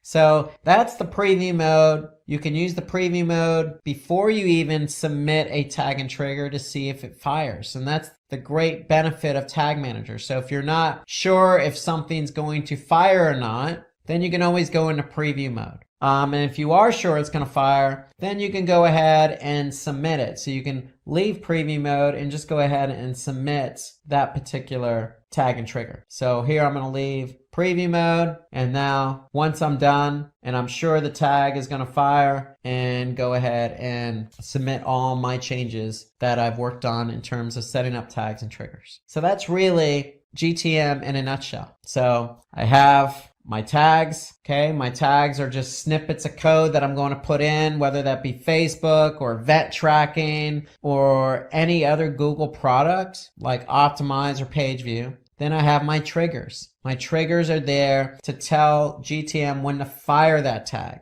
And the variables are there to help those tags and triggers work together. So remember that particular variable we set up for Google Analytics. Okay, so here it is right here, because we want to tell GTM what property to specifically fire in Google Analytics. So that's why we set up that variable. But there are all sorts of variables. Google Tag Manager has built in, or variables already created for you, or you can specifically define a variable. So variables are there to help the tags and triggers work together. So when you set up a tag, you set up a trigger, you use a variable, you can always go into preview mode, preview it by going to the website, seeing if it fires. If it fires, then voila, you can go ahead and click submit, and that will publish the tag and trigger, and you're good to go. That's pretty much how Tag Manager works. And again, I can't stress that there's an unlimited number of tags you can add to Tag Manager.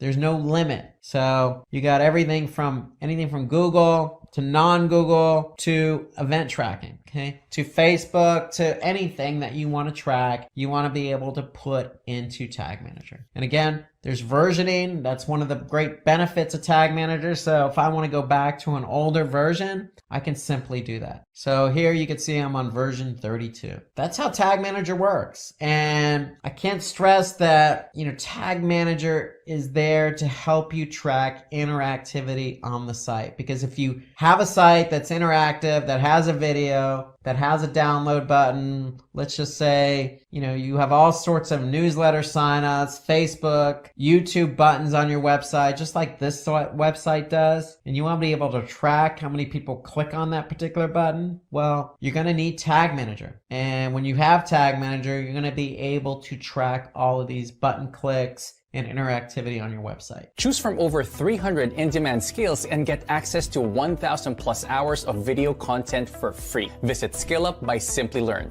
Click on the link in the description to know more. We're going to talk about how to rank #1 on Google. So let's get started, and let's go with the scenario that you have a friend named Sam and he has a website where he sells shoes. But Sam doesn't understand why his website's not ranking #1 on Google. And so typically, to rank #1 on Google, there are some factors involved. And those are factors that are going to help Sam get his website rank #1 on Google so he can sell his shoes, get traffic, and convert that traffic to conversions. So there are factors involved. And so what are those factors? Well, it always starts with keyword research. So in order to rank for a website where you sell shoes or you sell products, other products like clothing or food, or you're an automobile website, you're a mechanic, it doesn't matter whether you're selling to customers or selling to other businesses. You have to start with the keyword research. And so we're going to go into really explicit detail on how to conduct a proper keyword research. And then the second factor involved is high quality content. So in order to rank high on Google search, you need to have high quality content. So we're going to go over what's involved with creating high quality content.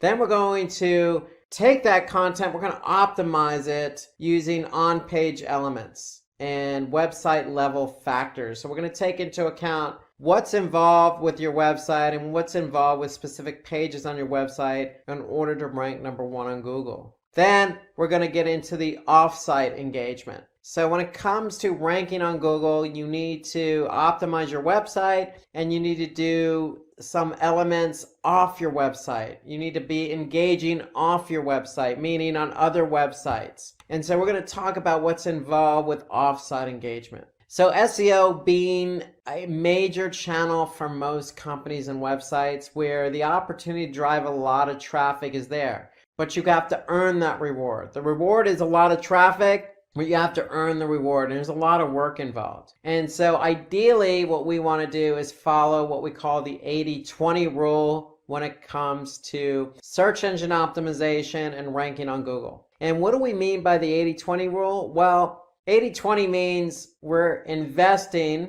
20% of our effort and 80% of the results are obtained. So we want to invest 20 and get back 80. That's basically what we mean by 80-20. So for example, if 20% of our targeted keywords bring in 80% of the traffic, then that's following the 80-20 rule. Or 20% of our landing pages drive 80% of the overall traffic, that's following the 80-20 rule. Or 20% of our backlinks pass 80% of our link juice. That's the 80-20 rule. Meaning these targeted keywords, these targeted landing pages, these trying to target backlinks using off-site engagement. We want to put in 20% of our effort on those keywords, landing pages, and backlinks in return for 80% of the results. So without further ado, let's get started with the keyword research. Let's talk about that keyword research for a website with shoes. And it doesn't really matter what particular product you have. If you need to rank #1 on Google, it all starts with the keywords as I mentioned before. And so in this example, if you have a website where you sell shoes for kids, you're going to want to be found for certain keywords. So the obvious keyword here would be shoes for kids. Well, every keyword that you target has search volume associated with it. So that means when we talk about search volume, we're talking about how many people on average type in that keyword or related keyword on Google.com or Google search. And there's always an average number of searches associated with every keyword, and we call that search volume. How much search volume? So obviously, if we're going to target a keyword, we want to have as much volume as possible. However, there's always going to be competition for those keywords, meaning there's always going to be other websites who want to rank number one on Google for the same keywords. And we call that competition or difficulty. So for every keyword, you're going to have volume and you're going to have competition or difficulty. And the difficulty ranges as well, depending on the tool you use. And we'll get into that in a minute, but search volume is how much, on average, people are typing in that keyword or close variants of that keyword. And the difficulty is measured in terms of, for kids, is highly relevant, has high volume, and low competition, then that's a keyword we want to target. So we always want to focus in on those three areas. So there's always a trade-off with keywords. So shoes for kids might have high volume, but also might have high competition or difficulty. If we look for another keyword that's just as relevant, for example, shoes for children, it may still have high search volume, but the competition or the difficulty may be lower. And if that's the case, then that may be a better keyword for us to target. Instead of something highly competitive like shoes for kids, we can focus on another relevant keyword like shoes for children with just as much volume and lower competition. And the reason why we want lower competition is because we want to be able to rank for that keyword. So the higher the competition, the harder it is for us to rank number one on Google for that keyword. And so the whole idea beyond keyword research is analyzing and choosing the best keywords. So we want to identify a list of keywords that are always relevant. We want to choose the keyword that your competitors are ranking for. And we want to use third-party tools to choose keywords to identify which keywords have low competition and what keywords have high search volume. So one thing to take into consideration when you're doing keyword research is that the longer the keyword phrase, or in other words, long tail keywords or keywords with 3 keywords in the phrase or more, you're going to always have less competition. But there's always a trade-off. With long tail keywords, meaning the longer the keyword phrase, there's going to be less volume, but the trade-off is less competition. And so what we want to do is we want to brainstorm some ideas and find those relevant keywords. So let's look at an example here. So if we go to Google Ads, so Google Ads has a tool called Keyword Planner. And let's just say I have a website where I'm selling dried figs. And if I'm selling dried figs, I want people to buy these dried figs. However, in order to attract them, I want to be able to show them that, hey, we have a bunch of recipes. And if I show you a bunch of recipes where you can use dried figs, maybe you'll buy these dried figs to use in these recipes. And so we're going to look for keywords related to bread recipes, because if we can optimize for our recipes page for bread, then that will attract an audience who wants to make bread and use dried figs with those bread recipes. So that's the example I'm going to give here. And so if I look at the keyword planner in Google Ads, if I just type in bread recipes, what Google is going to do is they're going to give me an average monthly search volume. So I can see the average monthly search volume here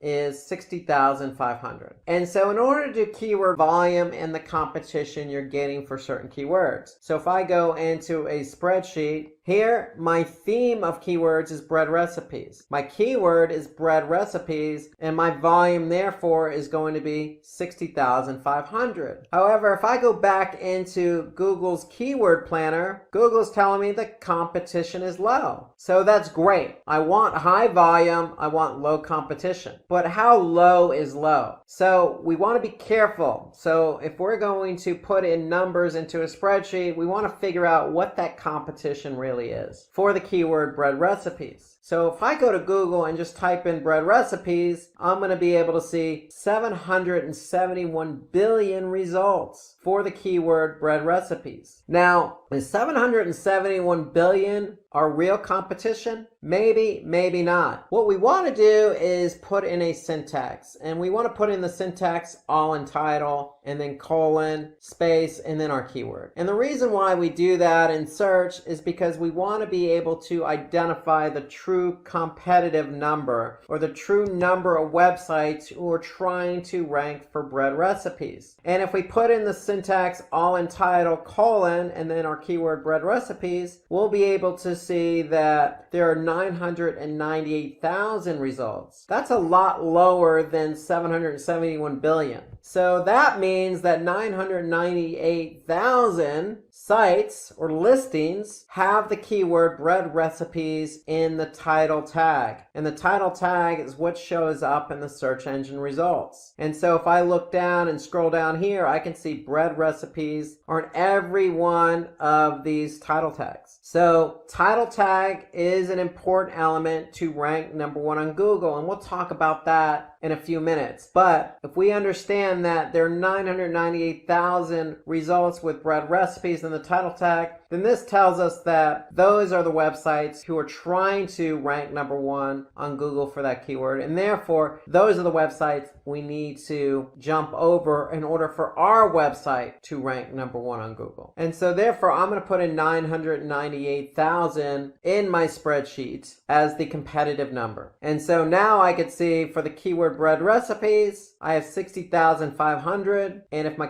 competition is 998,000, then my KEI, or Keyword Effectiveness Index, or in other words, the ratio of volume to competition, is 6%. So that's nothing more than volume divided by competition. So that tells me that my KEI, or my ratio between volume and competition, is 6%. So remember, we want more volume than we want competition. So anytime you do a keyword research, you're going to find a number of different relevant keywords. So if I go back into Google's keyword planner, if I typed in bread recipes, you could see that Google is going to give me a number of different keywords related to bread recipes. Let's just say I have another keyword that I want to think about optimizing for, being ranked on Google for, and that's banana bread recipe. Very similar keyword as bread recipes, except it's a little longer tail. Now, if I type in banana bread recipe in Google's keyword planner, now I can see the average monthly search volume has actually gone up. It's 368,000.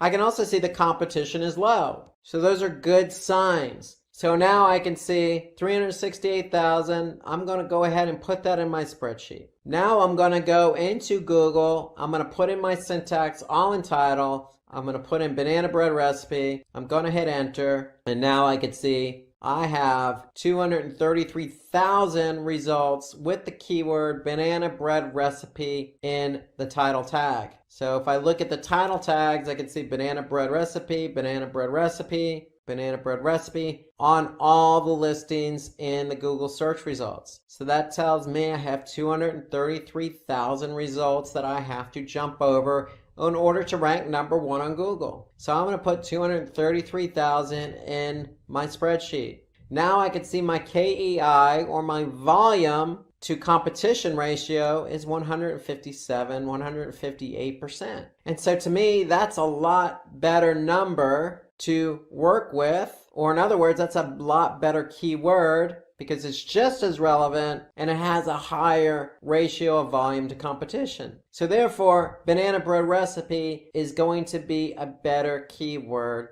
to optimize for in order to rank number 1 on Google. So that's the whole idea behind keyword research. You want to brainstorm ideas. There are plenty of tools out there. So the tool I recommend is Google Ads Keyword Planner. Google's going to give you how much search volume. They're going to tell you the competition, but then you're going to go into Google search. You're going to use the syntax all in title to get a more accurate read on the actual competitive number. And so to find out how keywords that your competitors are ranking for, you can use those keyword tools that I mentioned. Another tool that I use is Moz. So Moz, if you go to moz.com, they have a tool called Keyword Explorer. So if we just type in the keyword, for example, bread recipes, It's going to be able to tell us how much volume and the difficulty. So you can use other tools at your disposal, figure out the volume and the difficulty. There are plenty of tools out there. But the one thing I would just make sure is you use everything at your disposal. So you can use social media to find the most shared article for a particular topic or keyword, like bread recipes. You could check other platforms that have a lot of shared content, like Reddit and Quora, where you can ask people about certain topics using keywords to figure out how much competition or volume there might be. You could stay up to date on industry news to get an idea of what types of keywords are trending. But when it comes to keywords and keyword research, remember, for every web page, we want to be able to pick 2 keywords. We want a primary and secondary keyword. So when we do keyword research and we enter all our keywords into our spreadsheet, we want to be able to have a number of different keywords. In this case, we're focusing on the theme bread recipes. We want to have different keywords because we want to be able to choose a primary keyword and a secondary keyword, because we want to be able to focus on multiple keywords for each page, because we don't want to put necessarily all our eggs in one basket, meaning we won't want to put all our emphasis just on one keyword to rank for. We want multiple keywords to try and rank for. So the primary keyword can define the nature of our business. The secondary keyword could be just highly relevant to our keyword. At the end of the day, we want to choose multiple keywords to try and rank on Google for that page. So for example, we have a blog and we're using ice cream recipes and we're blogging about ice cream recipes, we can have a primary keyword that is about ice cream recipes or homemade ice cream recipes. We're going to always want to find out what the volume and the competition is. Our secondary keyword could be built around other similar keywords like low-fat ice cream recipes or fat-free ice cream recipes or low-fat homemade ice cream recipes. Those are complementary keywords, just like our bread recipes and banana bread recipe. So one thing we want to do when we do keyword research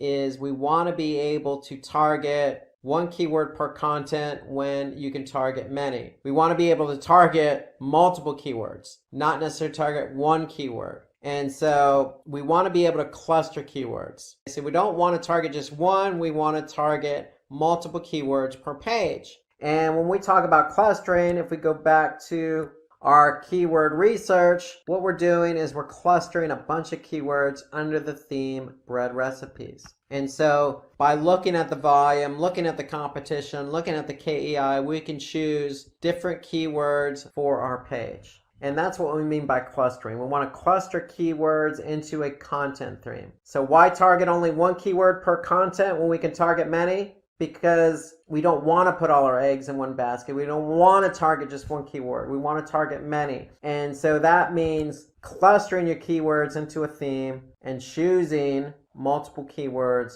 for that particular page. And when we do that, we have a better opportunity to rank high on Google search.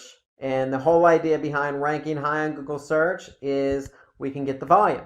So if we know we're ranked number 1 on Google search for bread recipes or banana bread recipe, we know we stand a chance of getting a majority of the volume associated with that keyword. And if we can get the volume and get the traffic, then we can get the conversions. So let's move on to high quality content and talk about the impact content has on your ability to get your website ranked number 1 on Google. So let's just say you have content on your website and the content is ranking on page 4 of Google. And it's that blog with ice cream recipes. And if it's just content for the sake of content, it's not really informative, then it's not necessarily going to get good engagement. In the eyes of Google, they want to rank content that's very informative, it's very fresh, it's exciting to read, it's interesting. It's going to have good engagement. So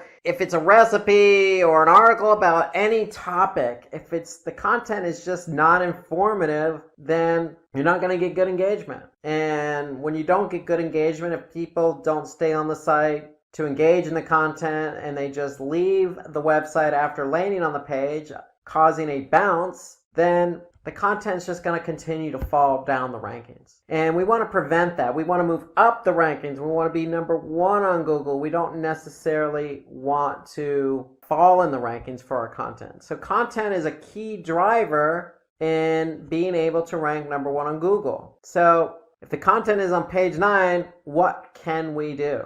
Well, we want to be able to, take that content and do something with it. We feel like we did write engaging content, so let's go ahead and share it on social media. And to me, social media is a good platform to share your content, because on social media platforms like Facebook, for example, you're building a community on that platform. That community is already interested in your content. So if you're sharing an ice cream recipe, especially in the summertime, and you're engaging with your community on that platform, then the likelihood of that community on that platform is going to increase engagement. Increased engagement will send social signals to the search engine that says, hey, this content is good quality. Likewise for any other platform. Most social media platforms have engagement metrics, and those engagement metrics pass signals. Is it good? Is it not good? Do we like this content? Are we giving it a thumbs up? Are we going to want to follow it? Are we going to want to share it? And so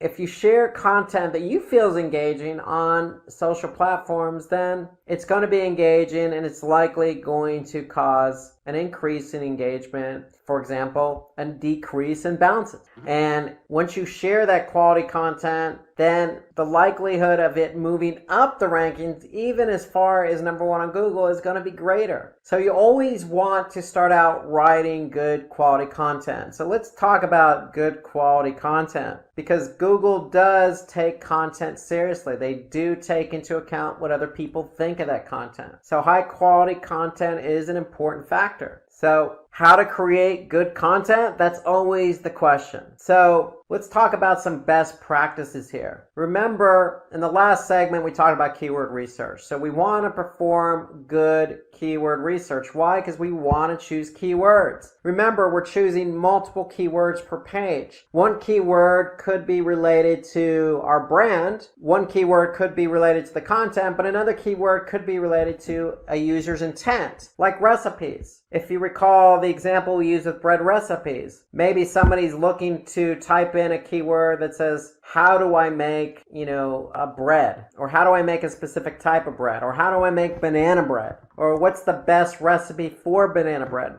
They're question related, and we want to be able to answer those questions. So that's where choosing those right keywords that's going to respond to a user's intent. So starts with choosing the right keywords. So remember, we talked about a number of different tools when we talked about keyword research. So there's a research tool that you can use called phrase.io, and that will help you do quick research on, keywords and trends and whatnot. So if you know a better research tool that you use for keyword research, then drop us a comment below. I'd be interested in getting your comments about keyword research and what research tools are out there. So if you know something better than phrase.io, drop a comment below, and we'd be interested in getting your perspective. So keyword research is key, but creating content that fulfills users' requirements. So answering those questions. If it's a recipe, we want to answer that question. If it's directions, we want to answer that question. If they don't know how to do something, we want to answer that question. Now that's the whole idea behind content. Content is not just to fill a page, it's to really fulfill users' requirements. That's when you get good engagement. So if somebody's typing in something on Google and they're looking for an answer, your content should answer that question. But we also want to make the content readable. So in other words, write for your audience. Don't impress anybody with very high vocabulary type words that somebody doesn't necessarily know the meaning of. Don't use jargon. Don't use a street language, for example. Use everyday common language that's just easily digestible when your audience is reading. And then we want to keep that content organized. And so when we mean organized, we want to use headers and subheaders.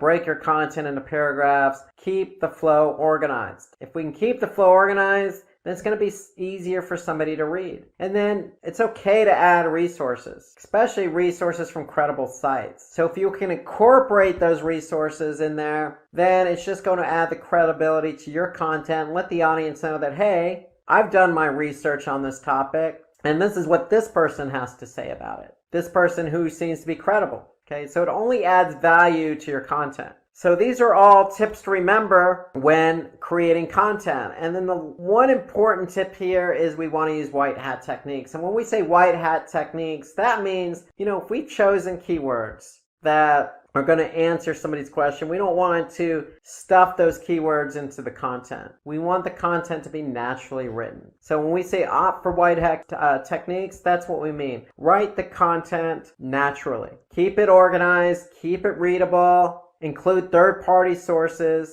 and make sure it answers a question. So there are different types of content. So there's content where you just write words. It's all text-based. You could also use an infographic. An infographic is simply just a graphic that visualizes exactly what you're trying to explain. For example, if we want to write an article about how to write good, engaging content, we don't necessarily have to write all that out as a text. We can create an infographic. So for example, here's an infographic on 20 effective ways to basically not bore your readers, but write engaging content. So you could see this is an infographic. It's all graphically laid out. So infographics tend to be easier to understand because they're visual. They're easy for the end user to comprehend because there's generally no jargon. It's usually images that are portraying the point of what you're trying to get across. And so it tends to break it up, the monotony of just text. It's more visually appealing, and it's laid out and organized. So you can see this infographic has 20 different steps or rules, and they lay those out all here in this infographic. And the great thing I like about infographics is you could share them on social media. You can re-engage them as a post. You could save them on really any social platform. So infographics tend to tell a better story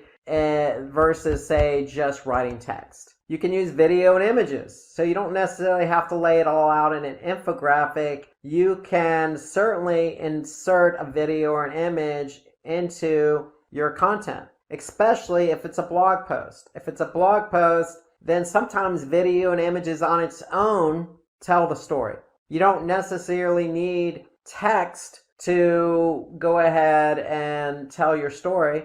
A video or an image, as they say, tells 1,000 words. And so images and videos are great to use in a blog post. So using different forms of content, you always want to review your content. When a user dwells on your web page for a longer time, Google will tend to think, okay, this person's engaged, so we're going to rank that favorably. So if you're using infographics, videos, and images, then the chances of somebody being more engaged are going to increase versus just text that's not well organized and written out in a way that somebody doesn't necessarily understand. So be creative in the types of content you use. So longer engaging content tends to bode well with search engines. So this is according to HubSpot. So the more word count you use, the more words you use, the chances of you ranking higher are going to be better. Just take into account best practices. You want to maybe break up the content with an image, organize it, make it engaging, use headers. So it's not necessarily just words, it's the words and how those words are written, how they're structured, the types of keywords you're using, how you're engaging with your audience. There's a lot of factors, again, those best practices we just went over. But the key is, if you have longer, more engaging content, then it's going to bode better for you on search engines. So a couple of steps to create high quality content. So you want to begin with a comprehensive introduction. So always introduce your content. Remember, the content should be relevant to the keywords. So if you're choosing keywords in your keyword research, think about answering that question. If somebody's typing in bread recipes, maybe they're looking for banana bread recipes. How to make the best banana bread, or how to make banana bread using dried figs. We want to be able to align our content with that keyword naturally. You want to create a title that's worthy, that's click-worthy. So remember, if you're in Google search and you're doing search for something simple like bread recipes, we want to make something that's going to be, engaging for somebody to click on, like easy perfect yeast bread or easy crusty French bread, or something that's going to be engaging. The best bread recipes, or how to make the best homemade bread. Something that's going to draw somebody's attention to the title of that blog post. So we want to include LSI keywords. So what I mean by LSI keywords in your content, we mean, long tail keywords. Make it natural. Headings and subheadings should consist of keywords and variants. So if you're writing headers and subheaders, include the keyword in there. And that way, the content always stays relevant to the audience. Okay, shorten your sentences and paragraphs, so don't write long paragraphs. Remember, we want to break this up. We want to make it easy for the end user to read. And we want to always put internal links on our blog post. Why? Because if we have internal links, then if we have a link from one blog post to another blog post, or say our blog post to an internal page on our website, we want to make sure that it's relevant content. That way, if somebody's reading something and you have an internal link, let's just say from a bread recipes page to a banana bread recipes page, then they may find it interesting, click on that link and go to the banana bread recipes page. So it's keeping somebody engaged on your website. So putting in internal linking will help keep the end user engaged, because you're offering up links that's relevant to the content. You always want to break up that content with images. Okay, we want to use alt tags, meaning we want to pen the image with text, so that way if the image doesn't load, then at least the alt text will load. So we can incorporate call out boxes, and more importantly, we want to update our content regularly. So we always want to get the best recipe out there if it's banana bread, or different ways to create banana bread, or always just coming up with ways to update the content. So we want to keep our content, our blog post fresh. And then we want to include a CTA, call to action. If we include a call to action, then that's going to keep somebody engaged and have them act on your content. So these are steps to creating high quality content. And so let's look at an example here. And this is a 3-month-old post on BuzzFeed. And it's 21 pictures that restore your faith in humanity. So it has a lot of likes, a lot of tweaks, and that means it's engaged. People are engaged when reading that. And so if we go and look at it as an example, we could see it on BuzzFeed here, 21 pictures that will restore your faith in humanity. So this was written back in 2012. Again, a lot of engagement. But if we look at it, we can see immediately that it's taking into account third-party sources. It's got some content, it's got images, it's being broken up by images. We could see there's call to actions on there in the form of social, so people can go ahead and share it if they like it. Okay. It includes videos, it includes images, third-party sources. So it's a good post because, listen, it's engaging content. It's probably answering somebody's question about humanity. And we could see clearly that, look, there's a lot of different examples here from a lot of different sources, and we could take action on this content. So not just video, not just images, but text as well. And so it's very engaging, answers questions, takes into account the different types of content available. So this is a good post in that regard. So content's updated regularly, it's engaging, and it includes sources from high authority websites. Some do's and don'ts on the content. So take into account the best practices I mentioned about creating high quality content. Okay. Answer those questions that the end user wants to hear, because that likely is going to be their search. And so you want to be able to respond to the end user. That's part of creating high quality content. Different types of content, i.e. in the form of infographics or videos or text or images. You can add images from public domain sites. You can be relatable and use examples to clarify points, just like the BuzzFeed article. Simplify complex words. Don't use sophisticated language. Talk to your audience as if they were standing right in front of you. And use bullet points to exemplify your examples, your points. So some do's, the don'ts. Obviously, don't lift content. We don't want to lift content from another website. So that's plagiarism. So we want to have our own unique content. We also don't want to take images from other websites. And so if you do happen to find an image that works for your post and it's on somebody else's website, ideally that's not a good situation. But if you do happen to do that, then always give credit to the website. Okay, so if you took it from xyz.com, credit xyz.com for the image. And even put a link back. But ideally, you don't want to take images from other websites. Just as much as you don't want to take copy, you don't want to take images. Use your own imagery and content. But if you don't have imagery, then you can always go to stock photography. There are plenty of websites out there where you can sign up for a subscription, like Adobe Stock Images, as an example. You could sign up for an account, and in some cases, you can sign up for a free account and use stock imagery. Okay, don't give less information to your audience. Give your audience what they deserve, which is the information they're looking for. They're looking for the best banana bread recipes. Give them the best banana bread recipes. Incorporate your own images. Break it up with titles. Give them a good quality piece of content that they're going to be able to engage with.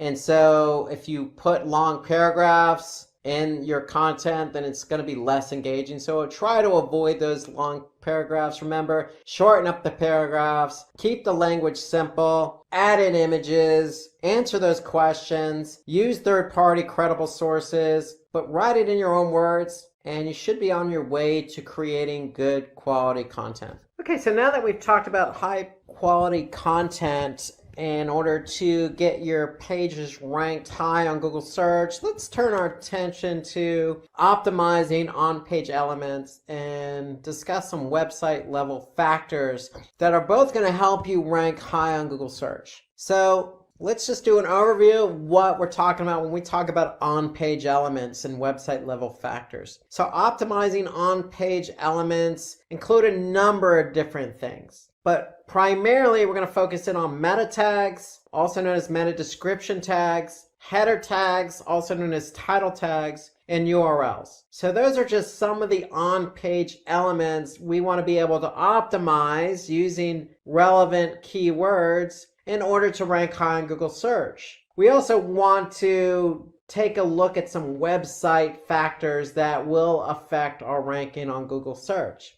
They include website architecture, having a secure website, having a sitemap, and taking a look at page speed. So all of those are some of the website factors we need to take into account in order to rank high on Google search. So title tag and meta description together are considered meta tags. So both play an important role in ranking high on Google. So we want to be able to write unique title and descriptions for each page on our website. When I say unique, that means the title and the meta description need to be different for every page on the website.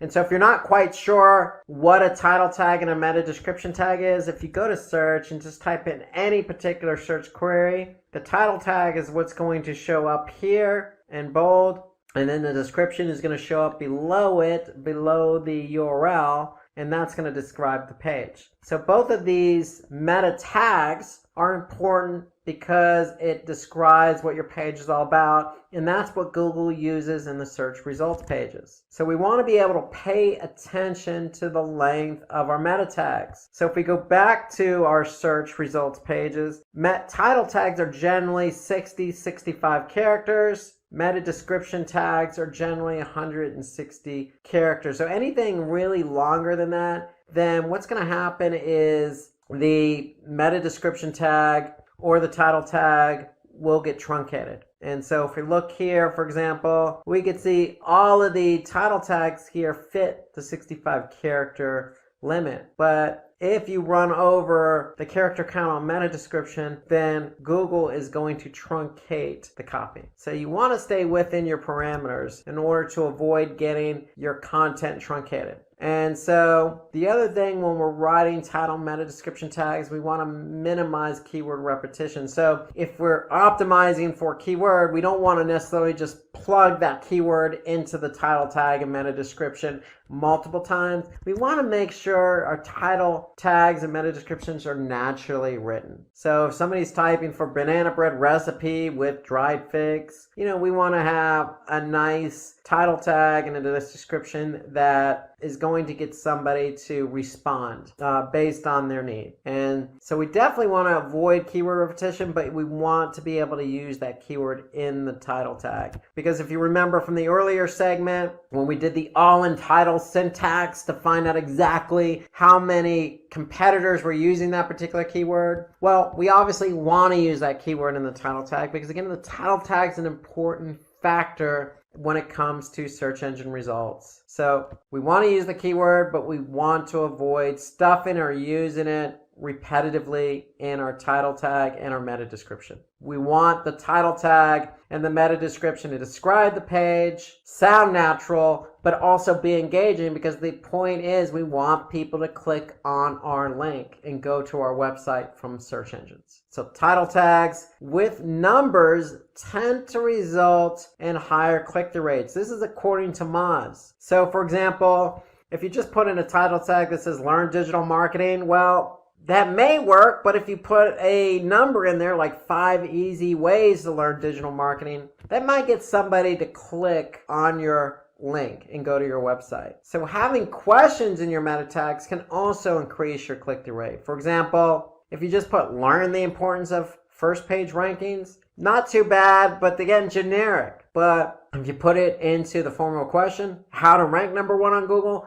it's more action oriented. It's going to get somebody to resonate with the question that they have. And that may be their query, how to rank number 1 on Google. And so these techniques will help you get higher click-through rates. And so according to Backlinko, title tag with a keyword can improve site ranking. So remember, we want to include that keyword in the title tag. Even though we only have 65 characters, we want to include that keyword, but we want to avoid stuffing the keyword in there. We want to, again, make the title tag action-oriented, maybe with a number, maybe as a question, with the keyword in there once, naturally. Not easy to do, but that's the beauty of SEO. If you can follow these best practices and write a good title tag, then the chances of you improving in your search results are going to be greater. So having only one H1 tag in your post is going to be good.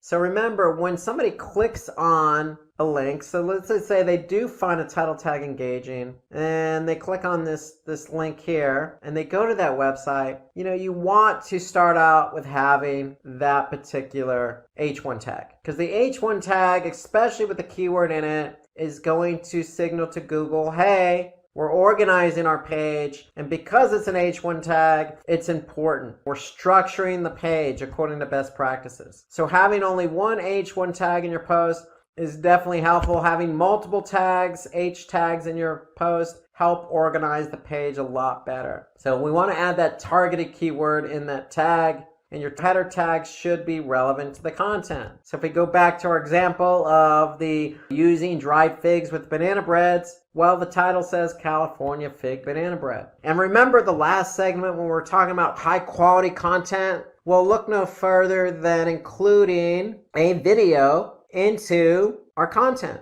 So not only will this video help keep the engagement high, but it breaks up the monotony of the page. And it's from a third-party source, so it adds credibility to the page. So adding a video based on the last segment of high-quality content definitely helps with ranking high on Google search. So following hierarchical structure, that means putting those H tags in there. H2 tags help break up the content. And we want to avoid repetition of H1 tags on your different web pages of your site, meaning don't just put the same H1 tag with the same keyword in it and keeping it blasé. We want to make those H1 tags exciting to read, but also used appropriately to break up the content. So remember, all white hat techniques. We want to avoid hidden tags. We want to avoid stuffing keywords.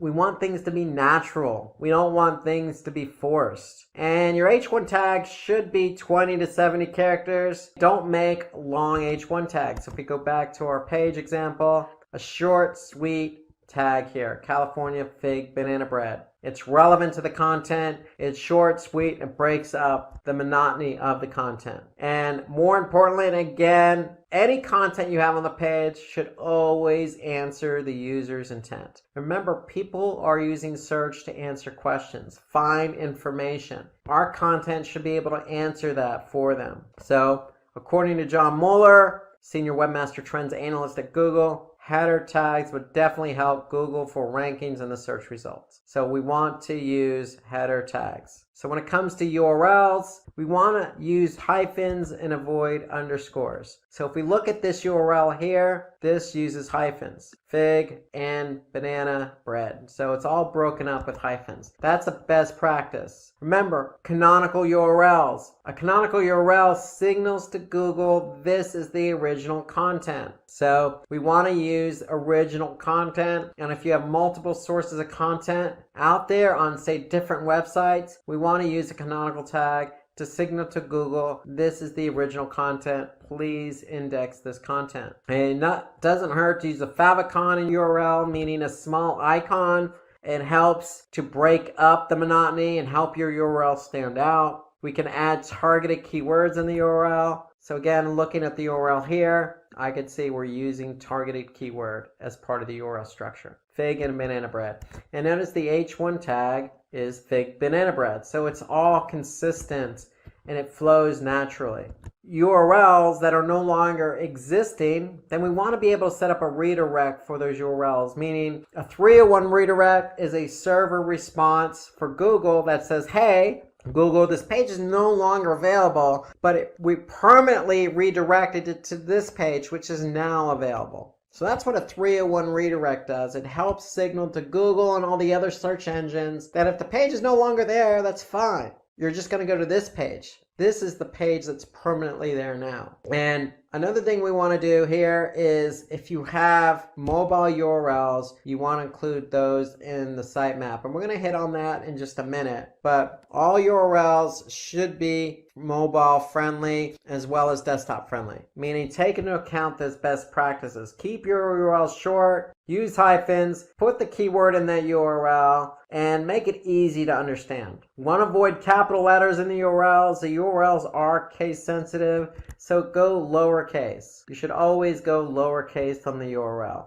Readable URLs, again, the rule of thumb here is if you understand what the URL is, then Google's going to understand what the URL is. So the shorter the URL, the easier it is to read. The easier it is to read, the better chance you have to rank high on Google search. So according to backlink 2, URLs that are shorter definitely help you rank. So we want to be able to shorten those URLs. Keep them short and sweet. Don't make them long and unreadable. So those are some optimized ways or on-page elements that help you optimize. Now we want to look at some website level factors that will help you optimize and rank high on Google search. So good site structure provides better crawling for search engine bots. And what do we mean by that? Well, we mean having your site organized in a fashion that Google's going to be able to find all the pages. So what do we mean by that? Create a logical hierarchy structure. So if you're selling shoes, you're going to have a home page, break the structure up into men's shoes, women's shoes, children's shoes. Then under men's shoes, you could have it by brand. It could be Nike, Puma, Adidas. On the women's side, it could be Nike, Puma, Adidas. On the child side, it could be Nike, Puma, Adidas. And so you want to keep the structure, flow, in a hierarchy. So we want to balance the amount of subcategories within each category. So the men's, if it has Nike, Puma, Adidas, the women should have Nike, Puma, Adidas. And so you want to code your site navigation in CSS or HTML, meaning we want to be able to use something that Google is going to be able to index. So most sites are built in HTML, and that's what Google likes to index. They like to index something that they could take back to their servers. And then more importantly, build a comprehensive structure for internal linking. So internal links mean that if you're on a site, you should have natural links pointing to other pages on your website. So to keep the flow going. And we don't want to have unnatural inbound links. You always want to have natural internal links to keep the flow of the user going from one page to the other. So here I could see, as an example, all the ingredients in this recipe. Well, this has an internal link to another page on our site. And this happens to link to a page where somebody can buy the ingredient. So it's a natural internal link. So John Doherty of Credo has claimed that one of the biggest changes that he can make in fixing the Credo website is architecture. So for example, in Credo, John Doherty has increased the organic sessions by 74% and pages per session by 41%, just by changing the site architecture. So you'd be surprised by changing the site architecture what that will do to engagement. And so let's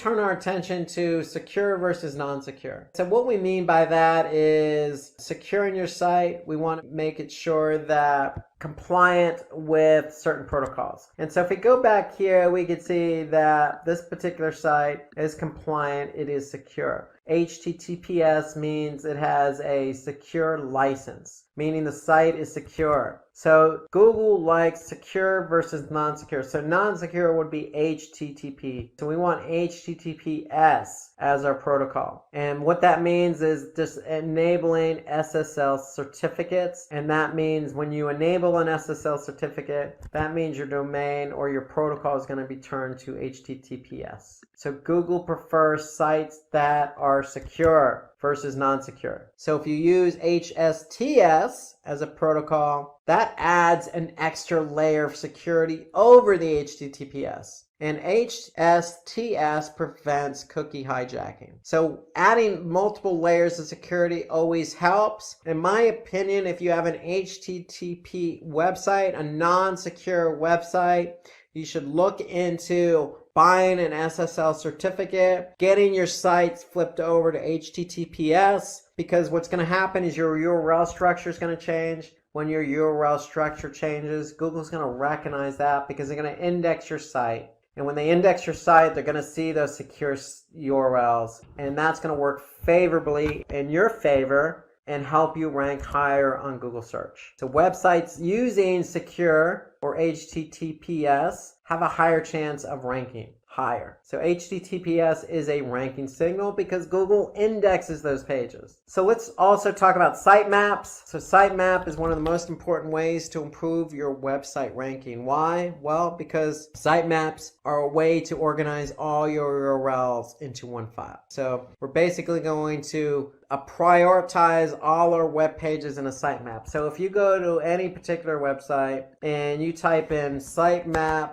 XML, you're likely going to see all the pages on your website. So usually the sitemap is located in the root directory. So if I type in sitemap.xml, I'm going to be able to see all the pages in my root directory. And I can also prioritize them. I can also alert Google as to how often they change. And every page is going to have a date stamp associated with it. So Google can actually see how often it changes. So remember, we want our content to be updated frequently.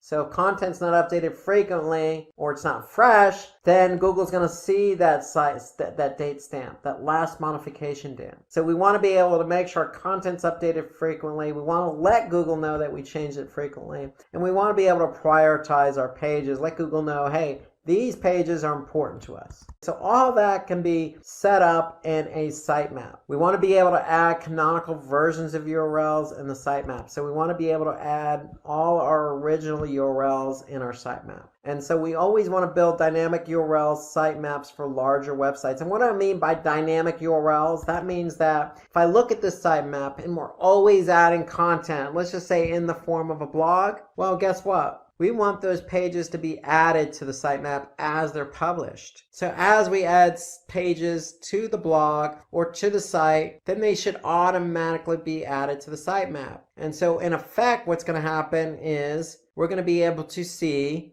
the sitemap grow with more URLs. When the sitemap grows with more URLs, then that means then Google's going to index more pages. They're going to index more fresh pages. So they're going to be able to get those pages that are just published quicker. So that's the whole idea behind dynamic sitemaps, is we want to be able to capture all the URLs just as they're published. And we want to be able to maintain our sitemaps. And so I would always recommend a dynamic sitemap, but you can always create your own sitemap just by going to a tool called XML Sitemap. So if I just type in XML Sitemaps into Google search, here I could see XML Sitemaps Generator, and I can be able, if I have a small website, just create a free and simple sitemap on my own. When XML Sitemaps creates it, or your platform creates a dynamic sitemap, either way, the sitemap's going to sit in the root directory. And then what we want to do in turn is let Google know where that sitemap is. So in Search Console, we want to be able to submit the sitemap. So you're going to add the sitemap, you're going to let Google know where it is. It should be in the root directory, and it should be called sitemap.xml. And when you do that, Google's going to be able to take those URLs and index them. So we could see we submitted 528 URLs, Google indexed 521. So one thing about URLs here is when we create a sitemap, we're putting all our URLs in there. We do not add no index URLs in your sitemap. And what that means is that any URL we don't want Google to index, we're just going to exclude from the sitemap. Okay, so we want Google to take all the URLs we want indexed and put them in the sitemap. So according to Edgy, using sitemaps for SEO can increase your website's visibility and help you get indexed. Why? Because what you're in effect doing is taking all your URLs that you want indexed, you're telling Google how often they're modified, you're telling Google which ones are important, and you're submitting that to Google. And so Google's going to be able to take all these URLs quicker, index them quicker, and when they're indexed quicker, you can get ranked quicker. And when you get ranked quicker, you can get traffic quicker. So that's the whole idea behind sitemaps. So let's turn our attention to page speed now. So one of the last factors for our website, besides architecture, making it secure, and adding sitemaps, is we want to take a look at how quick our pages load.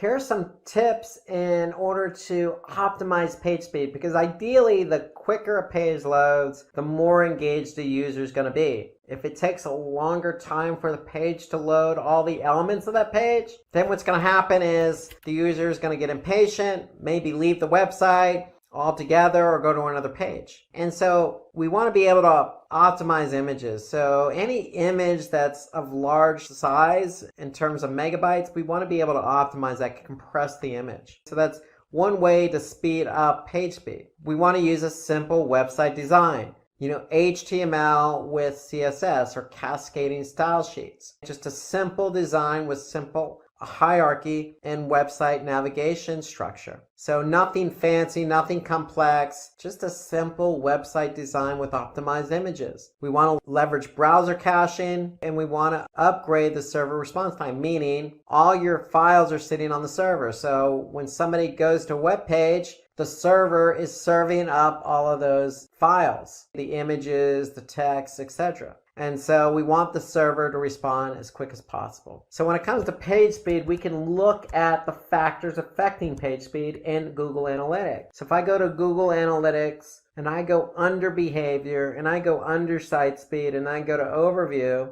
I'm going to be able to see what my average load time is for my site. And ideally, we want our pages to load as quick as possible. So that means anything under 4 seconds. Anything 4 seconds or higher, and it's likely the end user is going to leave the page. There's a correlation between page load time and bounce rate. And so what Google actually does is give you speed suggestions. So if we do have a page that loads slow, we can just go to speed suggestions in Google Analytics. And we go to speed suggestions, then Google's going to be able to tell us, hey, this particular page load fast, this particular page loads slow, and if it loaded slow, why is it loading slow? So here we could see the home page, as an example, is loading on average of 7 seconds. Well, if we look here, they're going to give us some suggestions. So if I click on this page speed suggestions, it's going to load a report and a tool called Page Speed Insights. And basically what it's then going to do after it's done running is it's going to tell me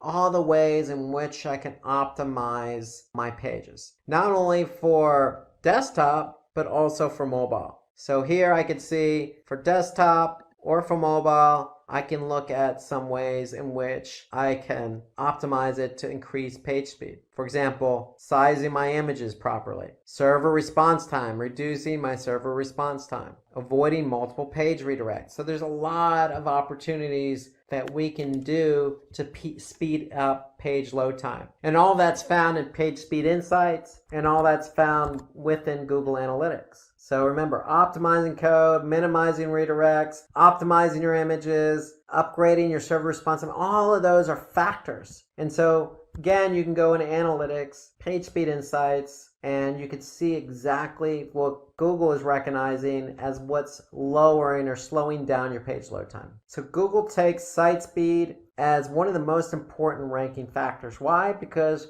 they're going to rank pages not only with high quality content that are relevant to the keyword queries, but they want those pages to have a good user experience. So if somebody clicks on the page, then the user should be able to see that content fairly quickly. And so that's why it's such an important factor.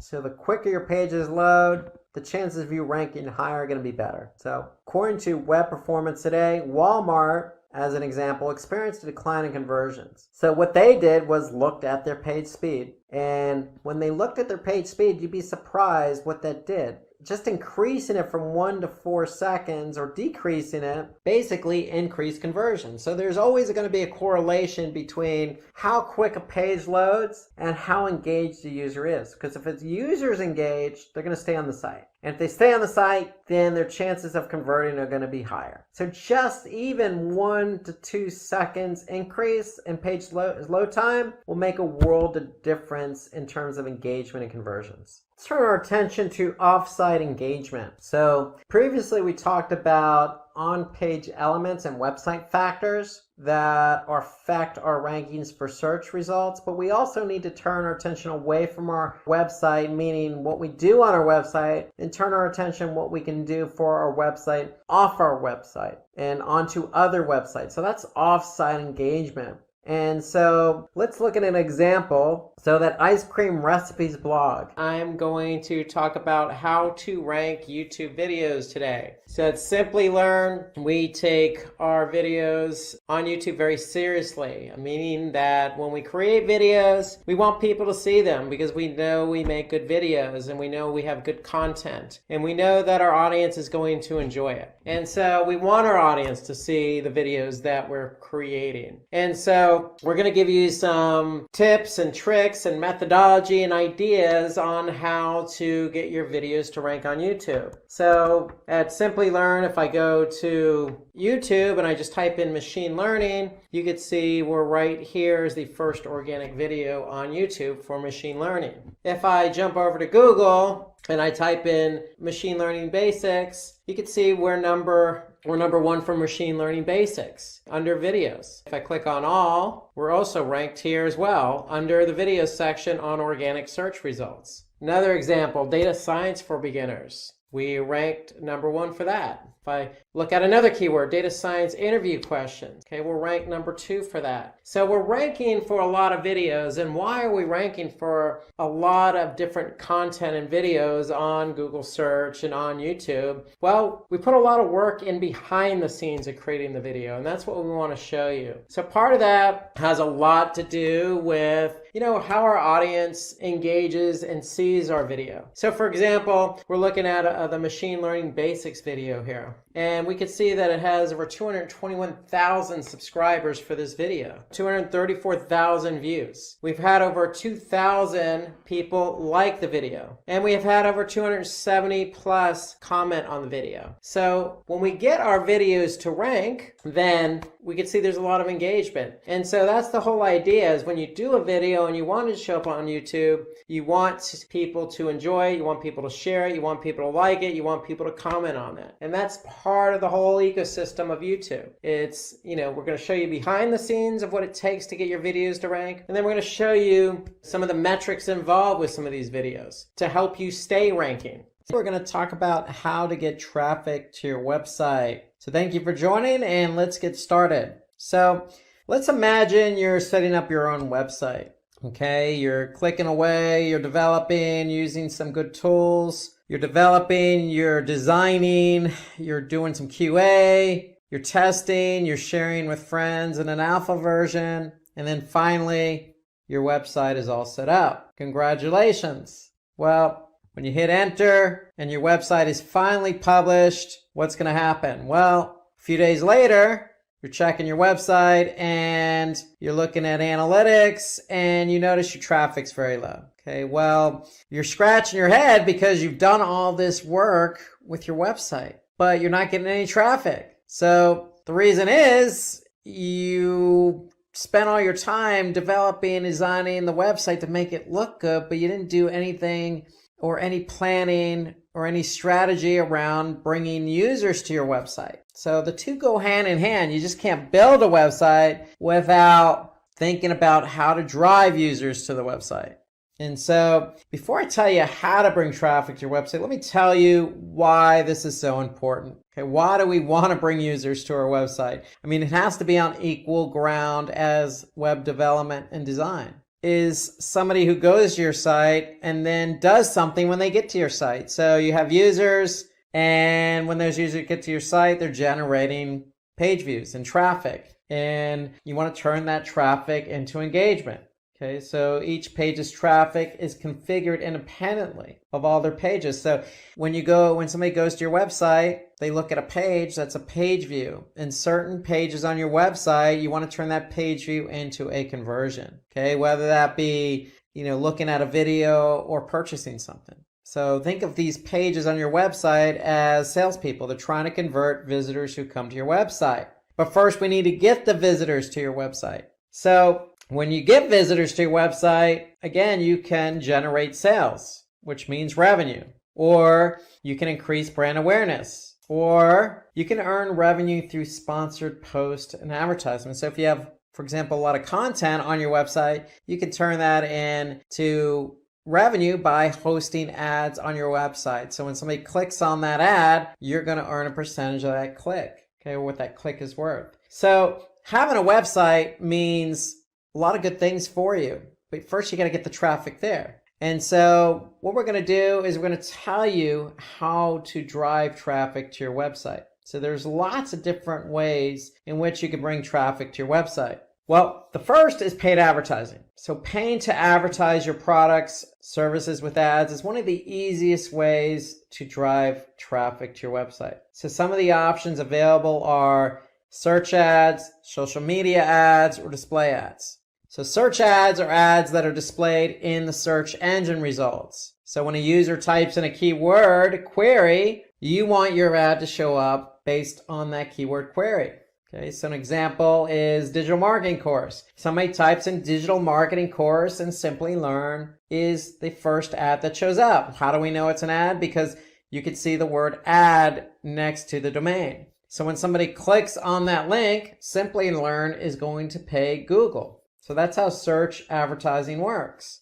Okay, the next is social. So social media marketing involves increasing traffic or engagement or brand awareness, or lots of different strategies. But instead of doing this on search, you're doing it on a social media platform.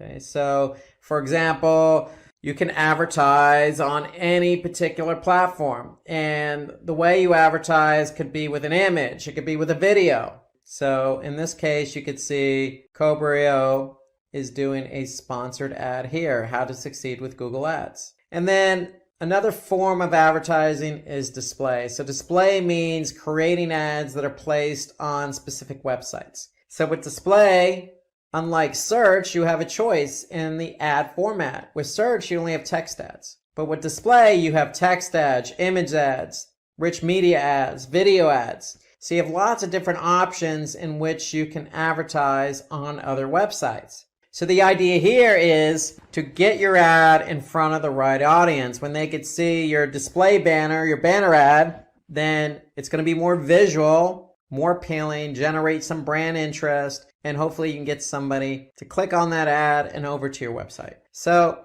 that's paid advertising, again, through search, through social, through display, but you can also promote your site on social media. So once your content has gone live, you could take advantage of different social media platforms. I mean, it really depends on what you're trying to promote, because what you're trying to promote needs to align with the appropriate social media platform. So Facebook is best suited for industries like food and beverages and news and media, and if you're selling a product. So you fall into one of those categories, and Facebook could be the right platform for you. If you're involved in, again, beauty or food and beverage or e-commerce, then you can also leverage Instagram, which is part of Facebook's ecosystem. So if you advertise on Facebook, you can also advertise on Instagram and or Instagram. So it doesn't have to be and Facebook and Instagram. It could be Facebook or Instagram. You also have LinkedIn as a platform. LinkedIn is great for B2B. So if you're trying to promote industry news or tips and best practices or job postings,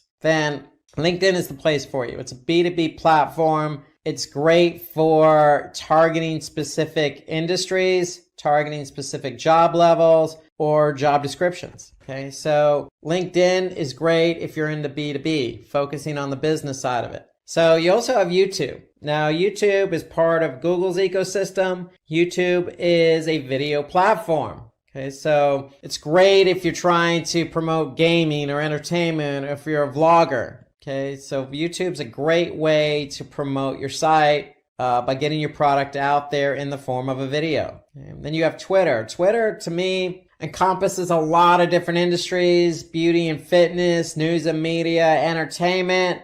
Okay, you have limited number of characters, but a lot of people are active on Twitter. And it's a great way to generate some awareness and get some clicks over to your website. So these are just some of the most popular social media platforms. Of course, there are plenty more out there. The third way in which you can drive traffic to your site is guest blogging. So most of you already know what blogging is all about. Well, if you're blogging for your own site, you can jump on somebody else's site and blog on their behalf. So having the opportunity to guest post on another website can be very helpful, because one, that other blog could have lots of traffic and have a well-known brand. So if you're blogging on another blog, it's going to build your brand awareness and potentially increase traffic to your blog or website. So it exposes to you to targeted traffic. So if you're going to guest blog on a site that's very relevant to your business or industry. That way you're targeting the right audience.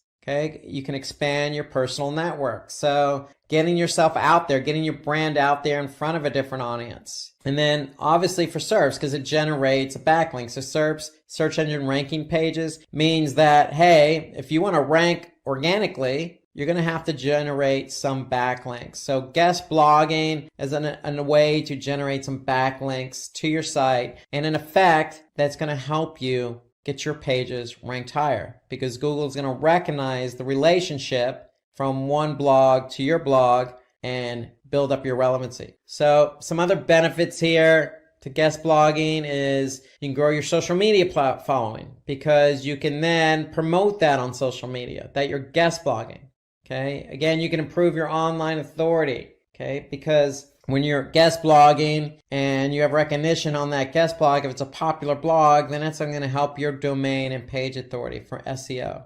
And then the end result is going to improve your backlink score. So there are a lot of benefits to guest blogging. To me, at the end of the day, it's just about reaching out to your audience, using another platform to do that in the form of a blog. And the results of that is going to mean more brand awareness for you in turning that traffic from that other blog into qualified leads. So you can also interview industry thought leaders. So that's another way, an interesting way to generate traffic to your site. So reaching out to thought leaders for interviews, okay, could generate some credibility for you and the other person. So it's reciprocal. So it means that you're active in the industry that you're in, and it allows you to engage with other leaders in the industry. And the indirect net result of that could be increased traffic, because if you do the interview and you record it, or if it's via video, then you can obviously post it on other platforms. And that could in turn drive traffic to your website. Obviously, just like guest blogging, it's going to increase your reach. So getting yourself out there. If nobody knows who your brand is, and they know who the thought leaders are, and they see you interviewing the thought leaders, then that's going to put you in front of these people. And so it's going to increase your reach. Another way to drive traffic to your website is just to make sure your website's responsive. And what do we mean by responsive? Well, we mean, does it work on multiple devices, specifically mobile? So depending on the device, your website hides, shows, shrinks, enlarges, or moves content so that it conforms to the browser that person's looking at on your for your website. So if somebody's looking on mobile at your website, you want to make sure that your website adjusts accordingly. So you want to be able to, test to make sure it's responsive. And so is content arranged based on importance? Okay, does it work across different browsers on different devices? And do the images, text, and everything else align just like it does on desktop? So there are plenty of tools out there on the web.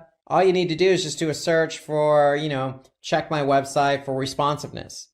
So you can use plenty of tools to check to see if your website is responsive towards multiple devices. Why is that important? Because if somebody goes to your website via mobile and your site doesn't align properly, or the content's all stretched out and somebody has to maneuver their browser just to see your website, then chances are they're not going to come back. Chances are they're not going to convert. Okay, so you want to be able to revise your device browser combinations. You want to make sure that everything works accordingly. You want to be able to test those fonts, make sure they look good. And then you also want to make sure that people can navigate. So if they're on mobile, are they going to navigate just as easy as they can on desktop? And if you have any pop-ups, you want to probably make sure they're removed. So that way when somebody's looking at your website, they're not getting interfered with on mobile. And then of course you want to make sure that these pages load. Okay, so they load just as quick on desktop as they should on mobile, and vice versa. So they should not take a long time to load. So moving on from responsiveness on mobile to building a brand community. So brand community refers to a group of people who identify your brand and use your brand as a platform to exchange ideas and contribute content.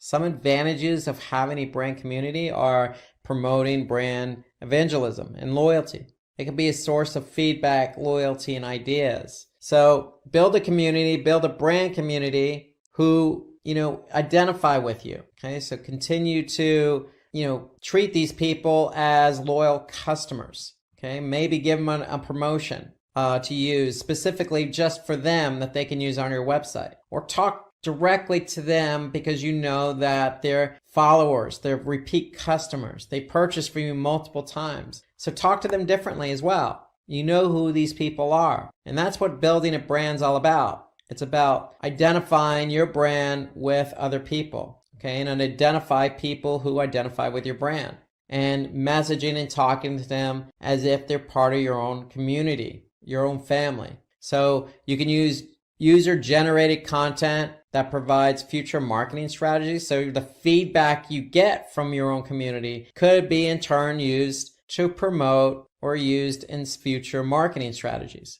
i.e. advertising, i.e. post on social.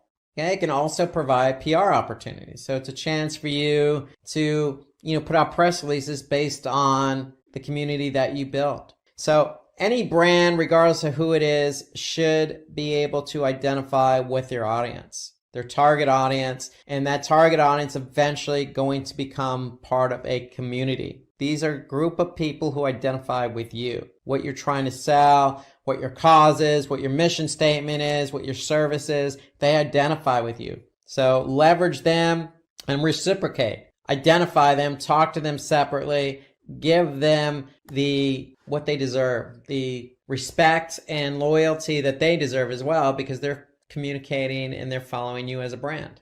So the next thing you could do to drive traffic is be active in the comment section. So engage in relevant and thought-provoking conversations on other blogs and sites. It doesn't necessarily have to be another blog per se. It could be other sites like Reddit or Quora or Medium. Sites that have a lot of content that are broken out by industry, that allow you to engage in conversation, that allow you to either upvote or share or respond. Okay, so be active, because when you're active, people are going to see that, hey, you're a leader in the industry. You know what you're talking about. You have some brand equity. You have some thought and some knowledge on the specific topic and subject. So it just puts you in a better light when you can respond and be active on these different platforms. Okay, let's turn our attention to search engine optimization, also known as SEO or organic search. So in order to drive traffic to your site,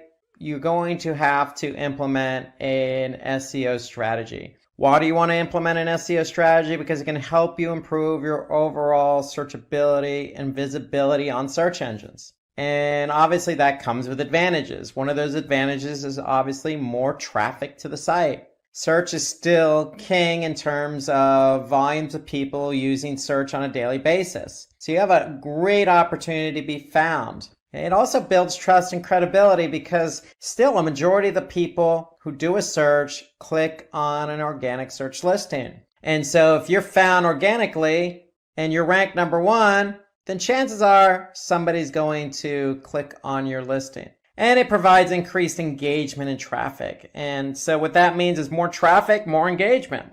And engagement is something you define. It could be, again, a download of a document or clicking on the play button of a video or submitting a form or signing up for a newsletter or calling. These are all forms of engagement. So the amount of traffic you drive from organic search to your website is only going to improve engagement. Okay, so you can also provide an improved user experience. And what do we mean by that? Well, if you're getting lots of traffic from organic search, you have a really good opportunity to do A/B testing. And when you do A/B testing, you can improve user experience, meaning you're showing one variation against the other from people coming from organic search. And so this is helpful in that, if you're running an A/B test, the variation has a chance to improve or outperform the original. And if it outperforms the original, you're improving user experience. And then it helps target quality traffic. So SEO to me, or all search,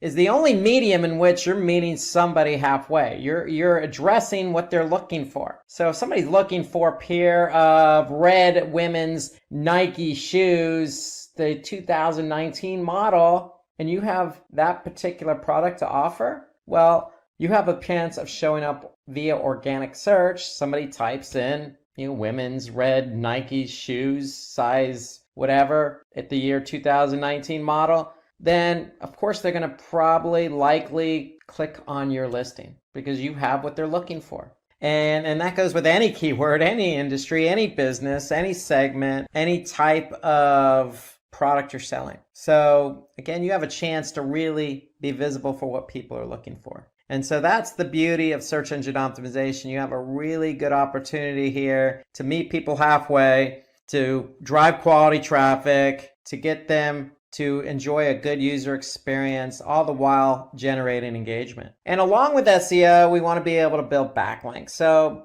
SEO is a two-pronged approach, meaning you have two strategies in one, on page and off page. And so off page involves backlinking. So backlinks are just links that direct users from other websites to your own website. So with that, inherently, it's going to drive traffic, qualified traffic to your website. Because if somebody's on a relevant website that's linking to yours, and they click on that link and go to your website, it's likely going to be qualified, meaning they're going to be relevant.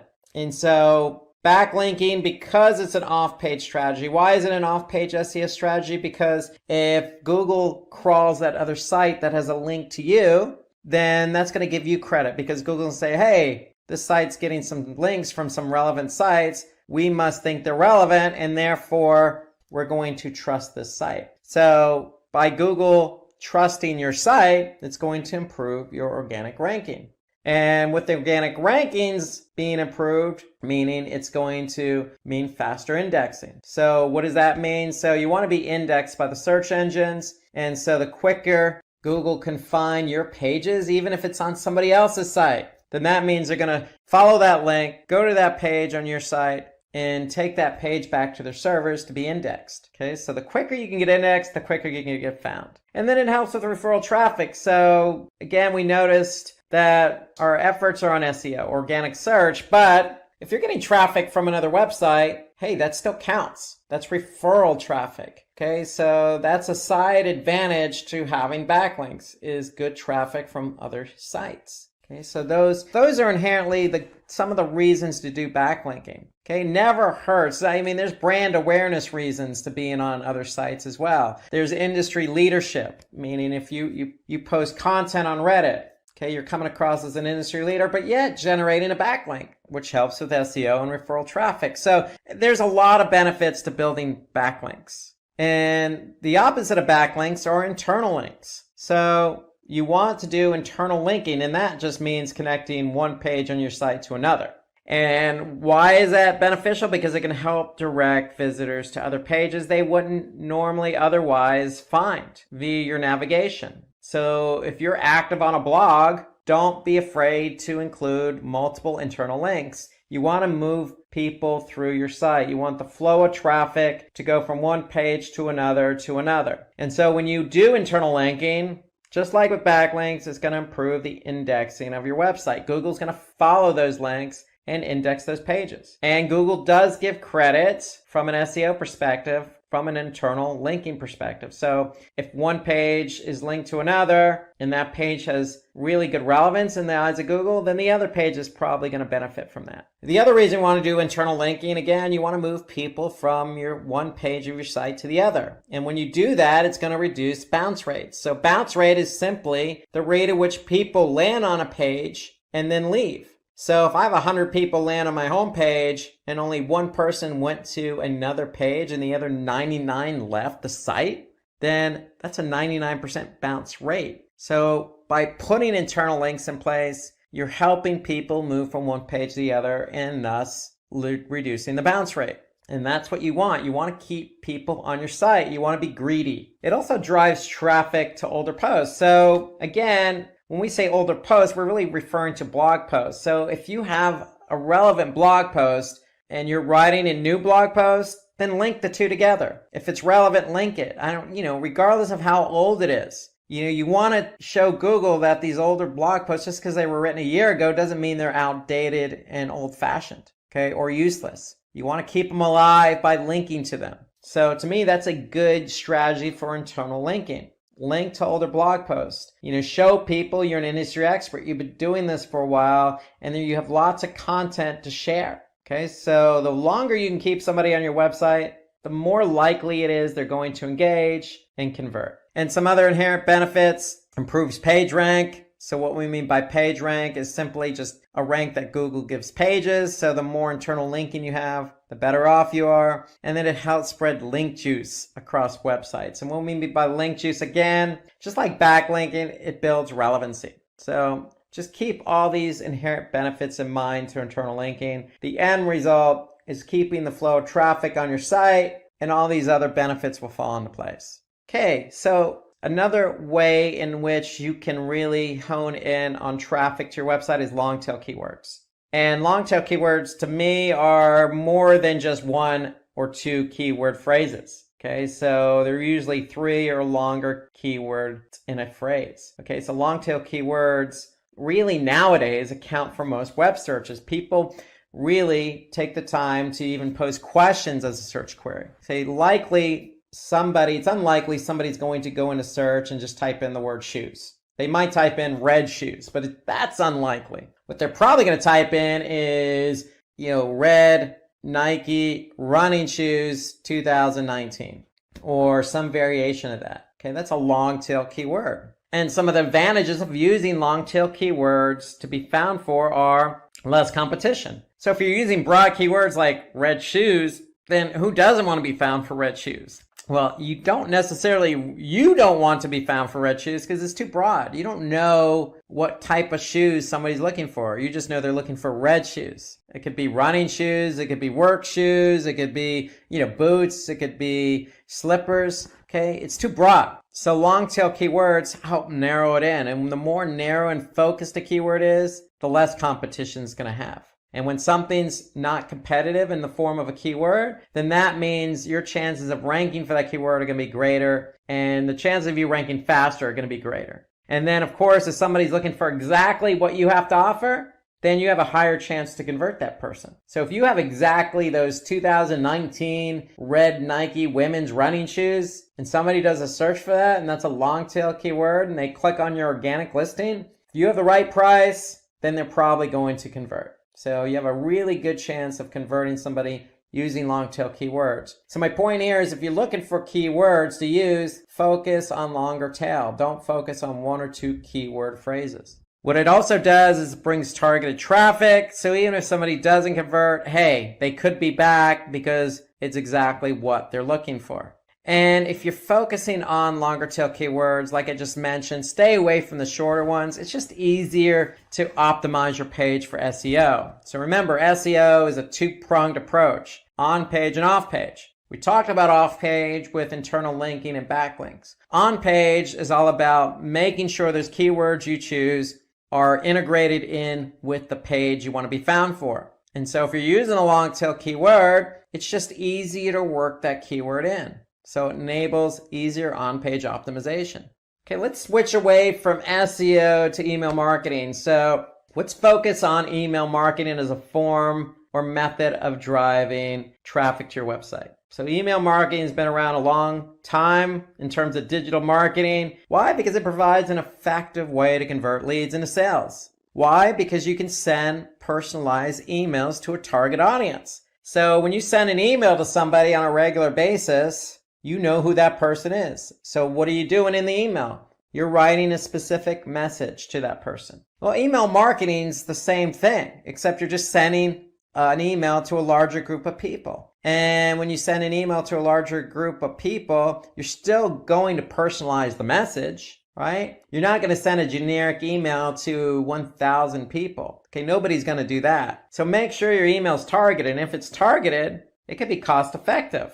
Why? Because sending large amounts of emails, or let's just say an email to a large amount of people or a large group of people, is going to be cost effective. It's not cost per click. It's not cost per open. Okay, so email usually, depending on the email provider you're using, really is a flat fee. So it just really depends on how many emails you're sending or how many people you're sending the email to as well. So, but email generally tends to be more cost effective than other forms of marketing. So look at the email content provider you're using and just get a sense of what they charge. But if you look at it and do a comparison, email generally is cheaper than, say, doing pay-per-click, because with pay-per-click, you're paying for each click. Okay, so that could be expensive depending on the keywords. So email marketing is also time saving, okay, meaning it's a one-time thing and done. So once you send the email, it's just a matter of, watching and looking at the metrics and learning what's going on so you don't make the same mistakes again. But it is time conducive, meaning you send out one email and that's it. With pay-per-click, you're constantly measuring and managing the campaigns.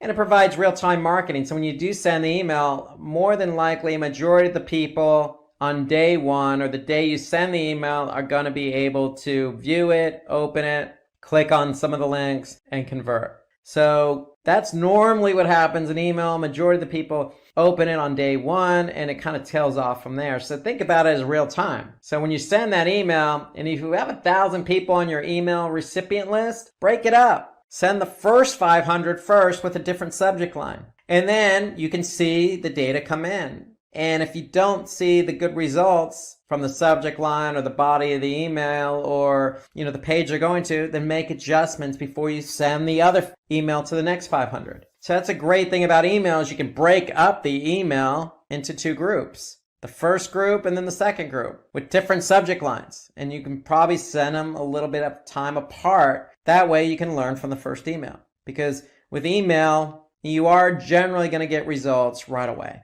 Okay, within the first 24 hours. So that's a great thing about email. Okay, so the other thing about email, it's less intrusive. So normally people who are going to get the email are the ones who sign up for the email. So they're almost expecting your email. So when they get your email, again, as long as you're not sending an email on a daily basis, normally most companies send it monthly or bi-weekly, it's not going to be as intrusive. Okay, and then it also helps build credibility, increase visibility and brand awareness, meaning you're going to build your brand in that email. You're going to put content in that email that's going to show off your credibility. Meaning you could put some testimonials in the email, you could put some good affiliations, you can put a good article to an industry article you just wrote. So email is going to inherently continue to build brand awareness for you.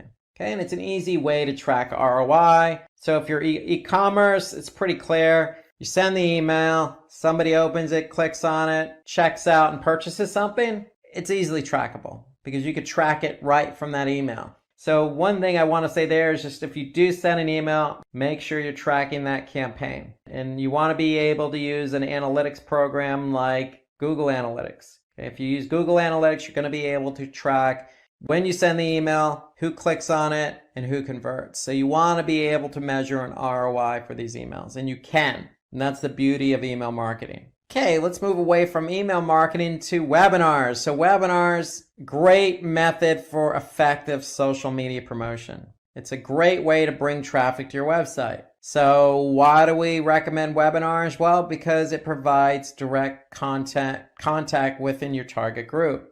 What do we mean by contact with your target group? Well, you're going to host a webinar and you're going to invite this targeted group of people who are interested in your product or service. So if you have a Facebook community, you could do a Facebook Live event, or you could do a YouTube, or you can even set up a webinar on another platform but promote it on social media. And if you're promoting something on social media, you're probably promoting it to people who are already following you or like you. And so that's what we mean by direct contact with your target group. So you're going to be able to create a webinar and talk directly to that group. And that's going to help build brand awareness and credibility. And the great thing about webinars is you don't need some fancy software. I mean, I'm talking to you on a webinar right now. And so webinars are free. All you need is a video camera and a recorder. That's all. And that's all built in with software. So there's plenty of software out there that allows you just to do a webinar really quick and easy. There's lots of opportunities in software. So, and a lot of them are very cost effective. So if you want to create a webinar, you can do that by spending very little money. And webinars, again, allow you to talk to your targeted group, your community, maybe prospective clients. It helps build credibility and, in effect, drive traffic to your website. And when somebody does attend a webinar, they're likely going to be highly engaged because you're inviting them, they're going to opt into the webinar. And the great thing about webinars is even if they don't attend the webinar the day you have it, it's going to be recorded. So they can always go back and watch it. So whoever watches the webinar is going to be engaged because it's going to be a topic they're interested in. And then users are likely to become prospective customers. So having a webinar, talking about something inherently interesting to maybe a larger group of people, you can promote that on social media and potentially get prospective customers to sign up and watch the webinar. And if you do, they're going to be engaged and then take the next step. Oh, I like what this person has to say. They seem to be credible. I like their personality. I like their brand. I like their product.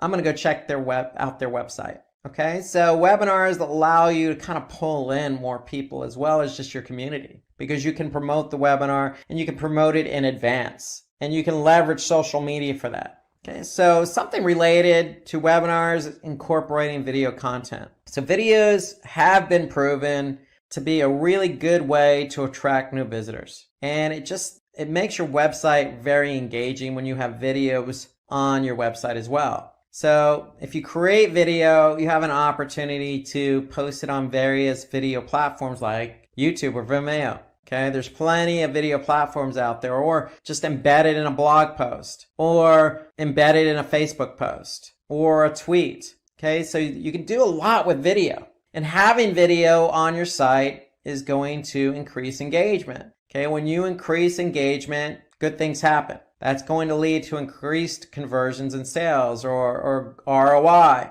Or just like we mentioned, the webinar can help build trust with your audience. So even that webinar you could post on your website. So you want people to engage by watching this video. If they watch the video, they're going to gain trust in you because you're talking directly to that person, that user, that audience, that visitor to your website. And when you can build trust, it's going to increase engagement. And that's the beauty of video. Unlike text or imagery, videos really do engage with the audience. And so the more video you can do, the better off you are, because again, you can leverage social to draw attention to your brand and product and service. And then you can have that video on your website to increase engagement, which in turn increases conversions and sales and improves the ROI. So always think video. There's plenty of video software out there that you can leverage. And the great thing about video too is, hey, most people are using mobile phones these days, smartphones. And so video works just as well on mobile as it does on desktop. So keep that in mind. Video is going to be engaging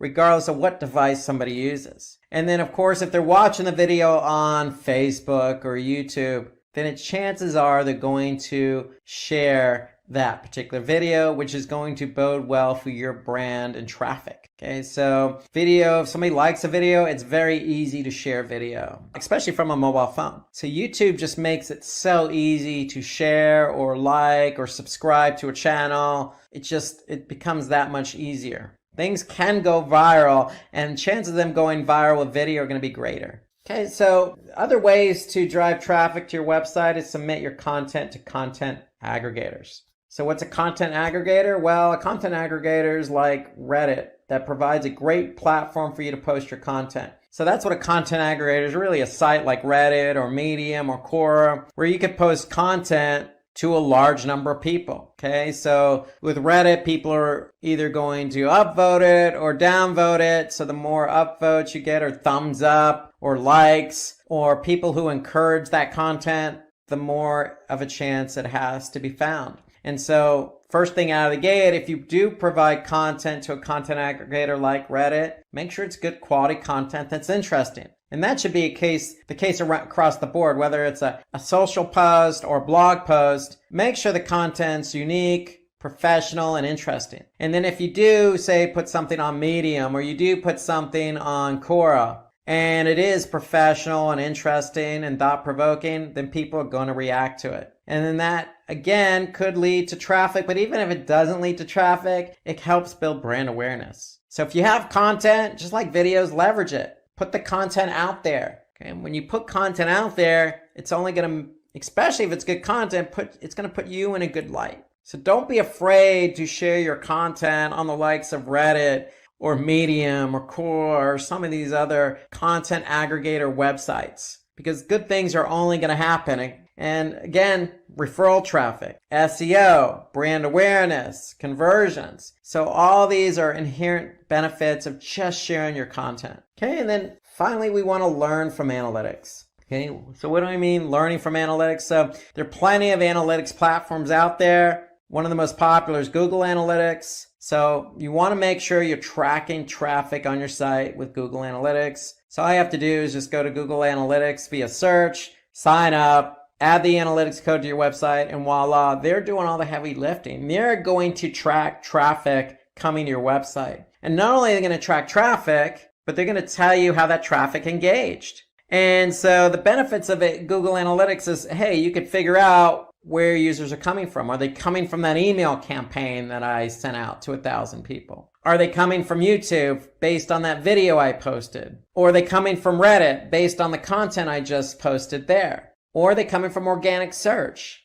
So Google Analytics can help us understand how much traffic we're getting from organic search. So it'll help us measure our SEO efforts. And then with Google Analytics, you could segment. So we could segment by mobile, we can segment by desktop, returning user, new user, by campaign, by page, by language, by city, by region. I mean, there's so many ways in which to segment your audience. And segmenting simply is breaking up the entire group of people who come to your website into different segments based on what you want to see. So if you want to look at, females between the ages of 18 to 24 who come from mobile via organic search, that's a segment. And you can look at that information in analytics. If that's your target audience, then you could see how they're performing. Okay, so there are a lot of benefits to Google Analytics. Definitely want to take advantage of segmenting in Google Analytics. You could look at your competition. So there's a benchmarking report. The great thing about Google Analytics, you can also look at content and how your content's performing once somebody lands on your website. What page are they spending time on? What page are they engaging on the most? Okay, what pages have the highest bounce rate or the lowest time on page? So you can really determine what pages work best. And then, of course, the end result in analyzing all this data is you want to be able to fine-tune your website. So take advantage of the data that Google Analytics or any other analytics platform is giving you by learning. Once you learn what's going on with your website, you can make adjustments to your website to improve user experience. Okay? So we went over a lot of different ways to drive traffic. Did you know that having a content marketing strategy can help you grow your business faster? It's true. But what exactly is a content marketing strategy? In simple words, a content marketing strategy is a plan for creating and sharing things like blog posts, videos, or social media updates to get people interested in your business. The main goal isn't just to sell something right away, but to offer your audience helpful or interesting information that they find valuable. Think of it like this. Instead of constantly pushing your products, you create content that teaches or entertains people. Over time, they get to know your brand and build trust. When they're ready to buy, they'll come to you because they already feel connected. For example, if you sell healthy snacks, instead of just saying buy my snacks, you can create YouTube videos showing quick and healthy snack ideas or write blog posts about the benefits of eating healthy. People will find this information useful, and when they want to buy snacks, they'll think of your brand first. So in today's video, we are going to talk about what content marketing strategy is and how to create valuable content like blog or videos that attract customers. We'll also discuss some examples of businesses which use content marketing strategy to grow, where content marketing strategy is used from websites to blogs to social media and YouTube, and how it will help to build trust and loyalty with your audience. So in short, content marketing strategy is all about using valuable content to build trust with your audience, which eventually leads them to become your customers. So let's dive in and learn how to make it work for you. So let's get started. So let us first talk about what is content marketing. At its core, content marketing is all about creating and sharing valuable content, whether it's blog posts, videos, or social media updates to attract and retain your audience. It's not about selling directly, but also informing and educating. The idea is that over time, your content will nurture your audience and lead them to take action, like subscribing, following, and making a purchase. Think of it like planting seeds over time. As you keep creating valuable content, your audience grows. So does your business. For example, HubSpot. HubSpot focused on educating their audience about marketing through blog posts, offering valuable insights. Their content wasn't sales focused, but provided immense value, which eventually drove people to trust and buy their products. For YouTube, if you're a small business owner, start by creating YouTube videos that educate your audience about your niche. For example, if you run a fitness brand, create videos that offer workout tips or nutrition advice. This helps establish you as an authority without directly selling. The next step is creating your content. Your content can take many forms: videos, blog posts, infographics, or podcasts. Start by identifying what works best for your audience. For example, a travel blogger might find success with visually appealing blog posted and YouTube travel blogs. Consistency is the key. Posting content at random won't cut it. Create a schedule, whether it's once a week or twice a month, and stick to it. For example, HubSpot. HubSpot started with a blog post on marketing topics, but later expanded into videos and webinars. They found that consistent posting helped them build trust and drive traffic to their site. Talking about YouTube, focus on content that solves problems or answers questions. If you are in the fitness space, create videos like 10-minute home workouts or healthy recipes for busy people.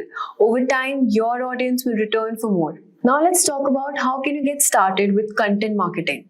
If you're new to content marketing, start by defining your goals.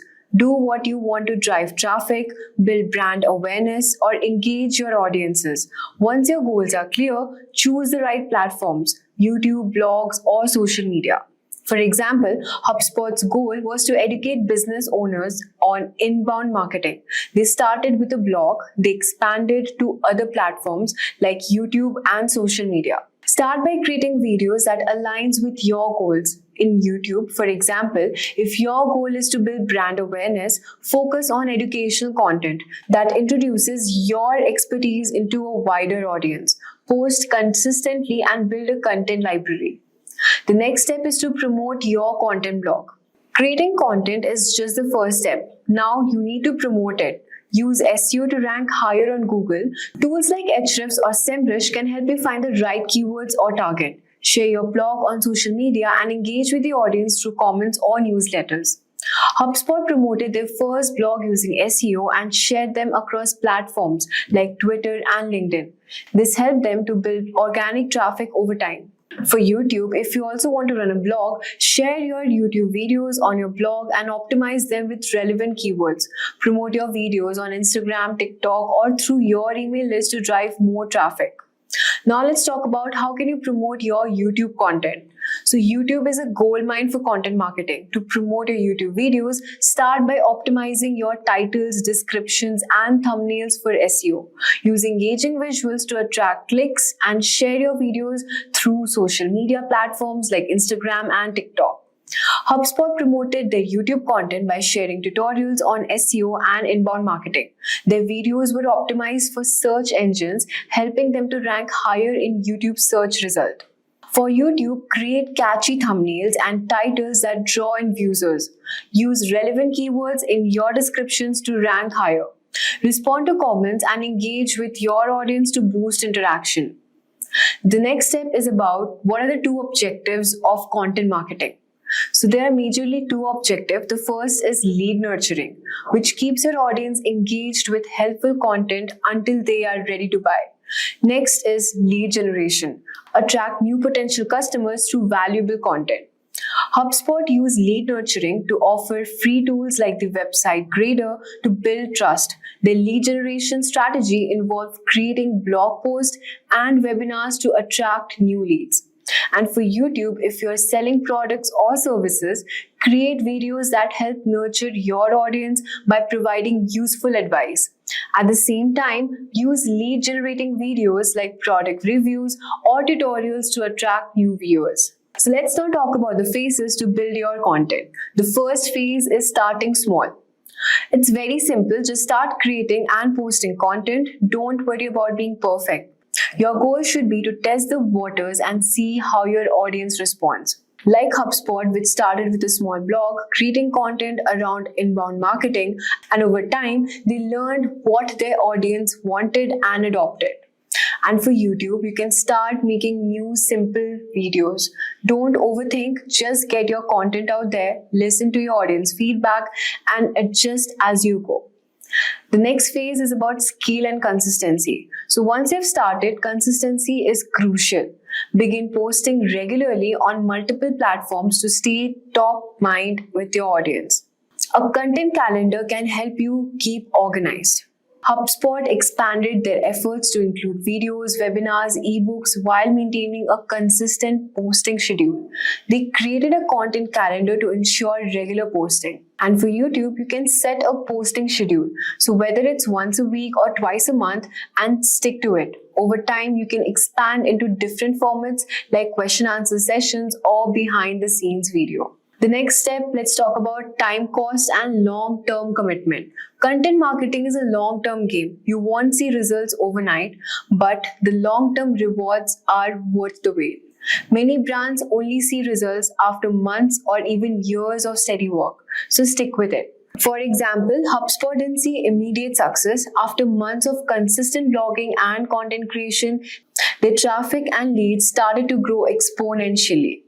Be prepared for a slow start. You might not see immediate growth, but with patience and consistency, your efforts will pay off. It takes time for content marketing efforts to gain. Keep creating valuable content, and over time, your audience will grow. Don't get discouraged if you don't go viral right away. Stay focused on delivering value and trust that your audiences will come with time.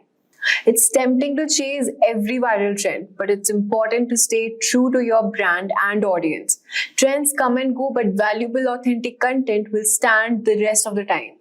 So focus on delivering high quality content that aligns with your brand's mission. This will help you build long-term relationships with your audience. So that's how HubSpot used content marketing to grow from small startup to a global leader, and how you can use these steps to grow your business through YouTube. Start small, be consistent, and always focus on delivering value to your audience. If you found this video helpful, don't forget to like, share, and subscribe to more actionable marketing tips by Simplilearn. Have you ever wondered why some YouTube videos go viral while others get lost in the crowd? The secret lies in the YouTube SEO. SEO, or search engine optimization, helps your content appear in search results. Think of it as a treasure map guiding viewers to your videos. Without good SEO, even great videos might not reach their audience. In the early days of YouTube, simply uploading a video was enough. Now, with millions of videos out there, finding yours can feel like searching for treasure in a jungle. That's where SEO tools like TubeBuddy, vidIQ, and Google Keyword Planner comes in. They help you boost your visibility and attract more views. We'll cover the basics of YouTube's algorithm, crafting keyword-rich descriptions, and using tools for keyword research. You'll learn to create eye-catching titles and thumbnails to increase your click-through rates and understand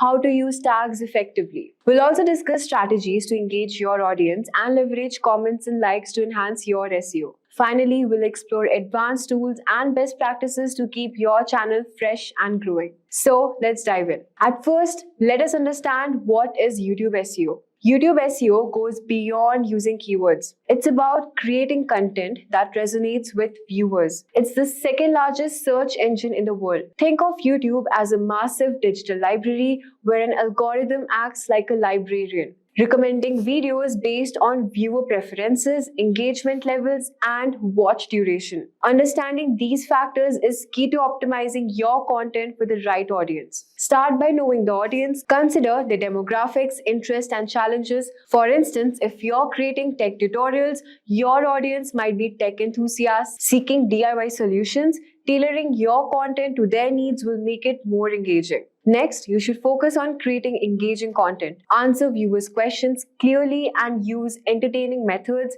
like humor and storytelling. Ensure your videos have good production quality, clear visuals, and crisp audio matter. Finally, use relevant keywords to help the algorithm understand the video. Integrate them naturally into titles, descriptions, and tags. For example, a video titled Beginner Yoga Poses should include phrases like yoga for beginners. Make sure your titles are clear and your description provides a summary with key terms, and your tags reflect the video's content. By following all these steps, you can enhance your video's visibility and engagement. Effective YouTube SEO is all about crafting strategic, audience-focused content that keeps viewers coming back for more. So let's dive into our first super important method, which is on how you can rank your video on YouTube using keyword research technique. Keyword research is essential for making your content discoverable on YouTube. Keywords help the algorithm understand what your video is about and ensure it reaches the right audience. To get the most out of your keyword strategy, you can use tools like YouTube's autocomplete, Google Trends, and Google Keyword Planner. Let me show you how you can use all of these tools. So first, we will start by generating ideas using YouTube's autocomplete feature. Let me show you how. You can just simply search in the search bar any keywords, like suppose I'll search artificial intelligence. So as you can see, these are the YouTube suggestions it's giving. So these topics are basically based on what people are actively searching for, giving you real-time insights into the trending topics. You can type any keyword you want to and you can take suggestions from here and search it, because these will give you the top videos, what the users are usually searching for at this moment. Next, we will talk about Google Trends. So just simply search in the Google search bar Google Trends and just click here. Now, why did we select Google Trends? Because Google Trends helps us to validate the popularity of the keywords. Google Trends shows us how often a term is searched over time, allowing you to identify seasonal trends on growing topics. For example, you can just simply click on the explore option from here, and so these are the topics it's showing right now which are trending, and it's also showing the interest by the sub-region. Okay, so what are the popular topics trending at this moment? For example, we'll just select here YouTube search, as we want our YouTube search results, and then we will select 30-minute workout and just click enter. So as you can see, it's giving us the statistics and the data of the interest over time on all the dates. So this was on October 14 and this was for at 8:18 p.m. Okay. So I've selected here the past day, that's why it's showing this out. You can also select for the past 90 days or the past 12 months also. It will give you the graph, something like this. And okay, so these are the related topics and the related queries, as you can see from here. So yeah, you can just simply search your keyword here and just look at the popular keywords and what people are actually searching on the YouTube. Now we also have a second feature, which is the compare option. Now if you want to compare any keyword with this keyword, for example, lose weight, suppose I want to search, and just simply click on enter. So as you can see, it will give you the comparison of the past 12 months between these two keywords on YouTube. Okay, and from here you can just look at the data and also the interest. For example, in Goa, people are searching for 30 minutes workout routine. I mean, not 30 minutes workout routine, they're searching more for losing weight. So as you can see, we have the keyword for lose weight more. Okay. And also we can look into the popular topics and the trending topics for this, how to lose weight as a teenager. So if you want to create videos, you can use keywords from here. It's really helpful. Next on the list is the Google Keyword Planner. So just simply search Google Keyword Planner from here and click enter. You can sign in with your Google account, and I'm just directly visiting on the Keyword Planner.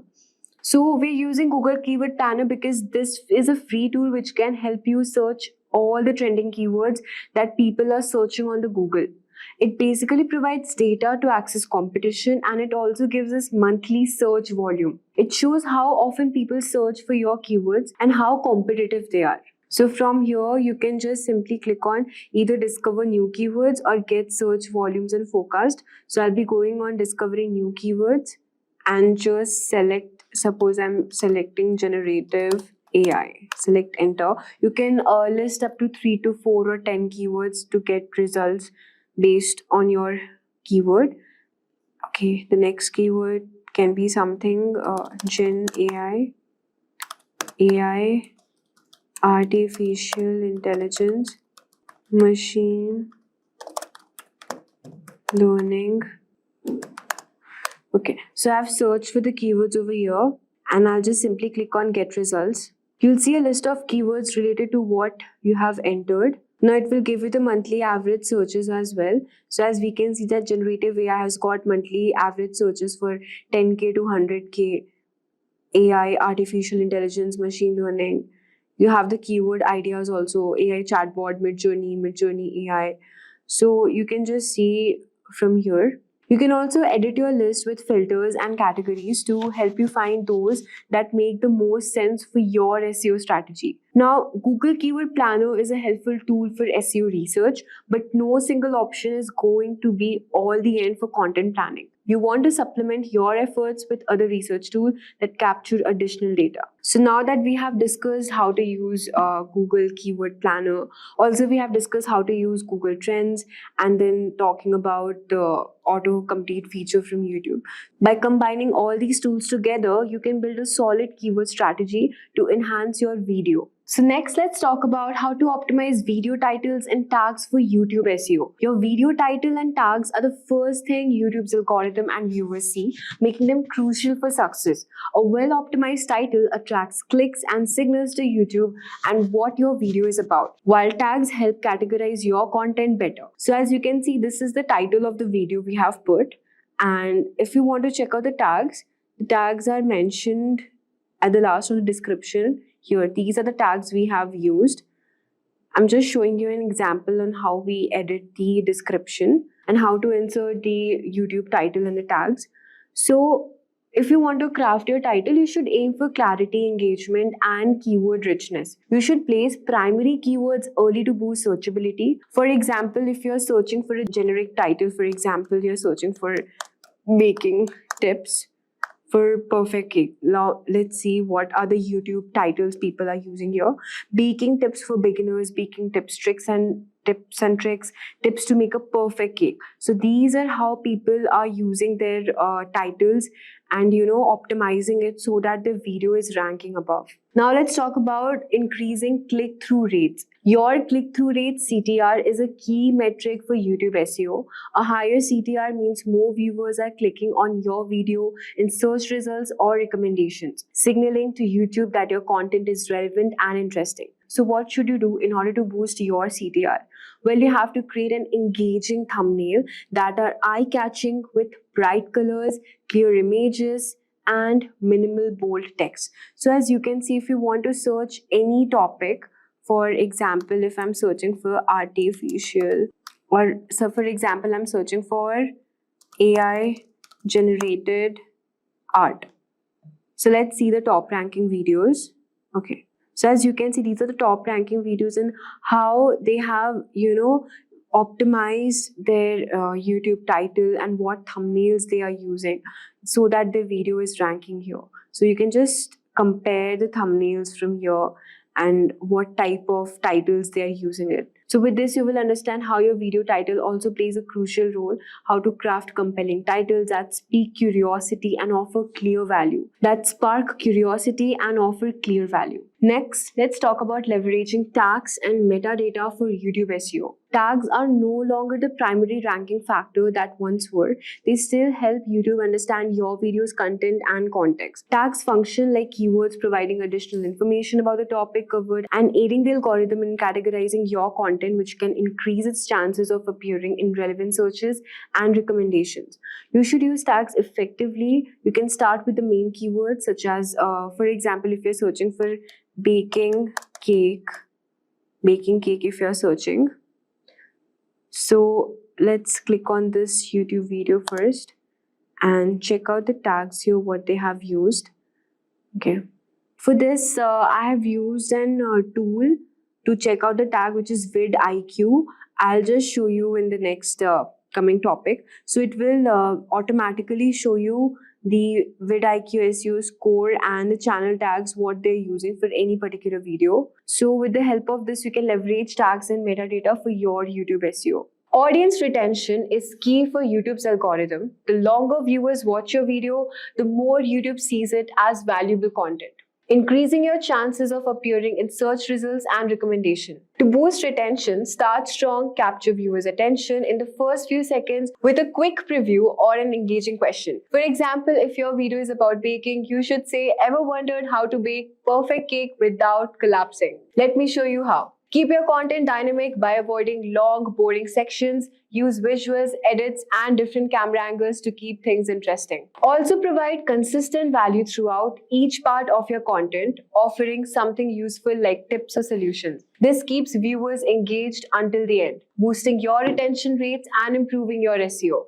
Now that we have covered audience retention, let's discuss how social proof and engagement can amplify your video's reach on YouTube. Now next we will talk about utilizing social proof and engagement. So social proofs like share, comments, and subscription is a strong signal that your video is valuable and engaging. The more interaction your video gets, the more likely YouTube will promote it to wider audience, boosting its credibility and visibility. To maximize social proof, encourage viewers to like and comment. So here you can see the comment section, try to engage with the audience and reply to their comments. Engagement doesn't stop. You should actively interact with your audience in the comment section and build a sense of community and encourage more discussions. This ongoing interaction tells YouTube that your video contributes to viewer conversations. Now, to truly master YouTube SEO, it's important to use advanced tools that provide deeper insights into your video's performance and SEO strategy. So tools like TubeBuddy, vidIQ, and Ahrefs can help you track the effectiveness of your keyword, understand your audience better, and optimize your content for maximum reach. So let's start with the first tool, which is TubeBuddy. So just simply search TubeBuddy from here and you can add the extension Chrome in your mobile. As soon as you add this extension in your mobile from here, okay, just simply click on this website and sign in with Google and just add this to your extension in your YouTube. So after adding this, you can see here, this is the TubeBuddy. So after adding the extension, you can see it will be displayed like this in your YouTube channel, in your YouTube interface. And from here, you can just simply click on the Keyword Explorer and whatever keyword you want to, suppose cake recipes. Okay, so it will give you the suggestions as well. We have added this TubeBuddy extension here, and yeah, you can see now when we just click on to this video YouTube channel, just simply click on refresh here, and you can see the TubeBuddy extension has popped up here. So we will just click with sign, just select this. So as you can see, we have added this TubeBuddy extension, and from here you can just simply click on the Keyword Explorer and search your keywords. For example, workout routine, okay, and just click on enter. So it will load the overall score and also the YouTube Google topics interest over time. It will also show you the data for this, the topics, the trending topics of this particular keyword. What else can you use? And see, you can also look at the score analysis, the search volume, the competition, optimization strength, and all of that. So it's a really helpful tool if you want to leverage your keyword research and optimize your YouTube video SEO. So the next tool we are talking about is vidIQ. So I've already added this extension in my system here. So I can just simply go back to my YouTube video. So as you can see, this is the vidIQ extension which I've already added. And for example, you want to search any topic, generative AI.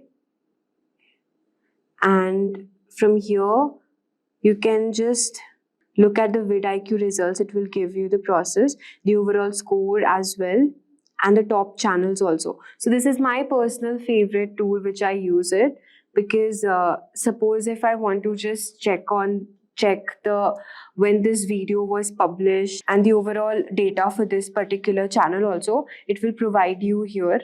You can just look the Royal Institution, how many years old it is, and also the vidIQ SEO score and the engagement, the channel tags, the video tags.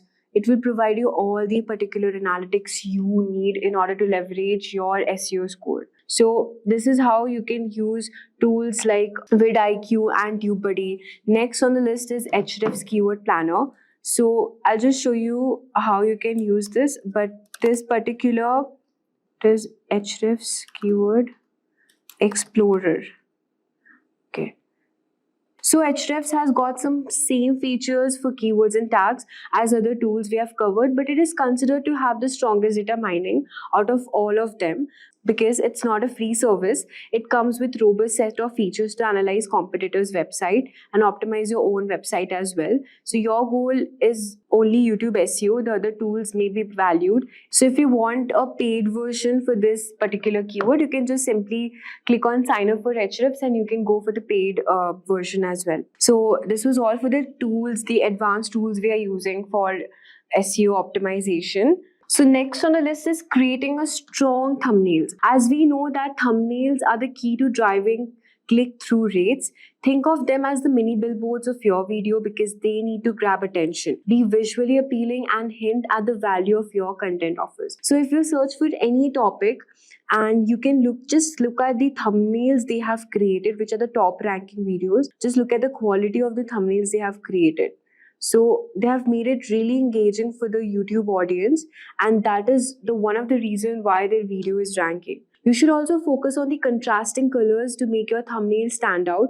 For instance, a brightly colored cake against a clean background can draw more eyes to your video. It's all about creativity, how you show your thumbnail. So you must also ensure accurately that your thumbnail reflects your video's content. Misleading thumbnails may increase clicks, but first can harm also audience retention if viewers feel tricked and exit the video early. Speaking of retention, this leads us to the next crucial factor of YouTube SEO. At last, let's explore strategies to keep viewers engaged and boost your ranking by extending viewer watch time. Watch time is crucial for YouTube's algorithm. The longer viewers stay, the higher your video ranks, leading them to more recommendation. Start with a strong hook to grab attention and highlight the value viewers will gain. Structure your video to maintain interest using quick edits and engaging visuals. Break content into clear sections, guiding viewers step by step and varying angles to keep it dynamic. By implementing these YouTube SEO strategies, you will enhance your video rankings and grow your channel.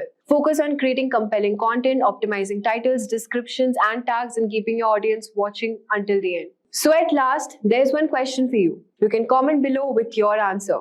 The question is, what is the one SEO technique you plan to use to improve your YouTube videos? Here are a few options you can choose from. Option A, using keyword-rich titles to attract more viewers.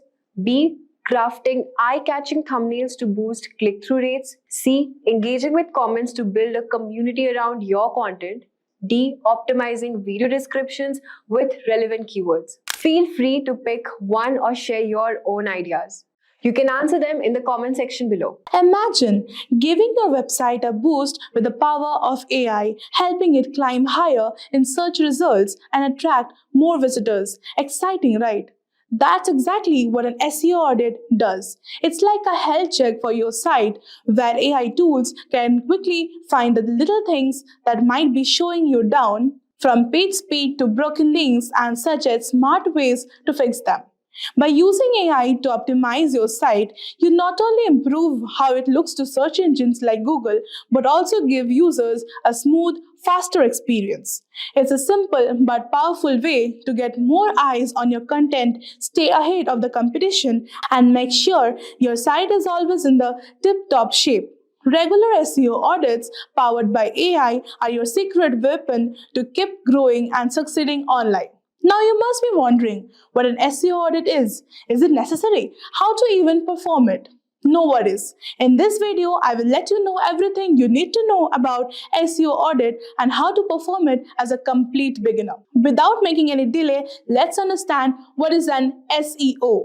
SEO, or search engine optimization, is the process of making a website easier to find on search engines. It involves using the right keywords, creating helpful content, and ensuring the site loads quickly and works well on mobile devices.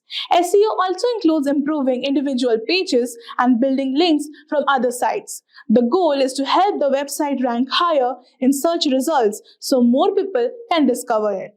After we have a basic understanding of what SEO actually is, let us know what is an SEO audit.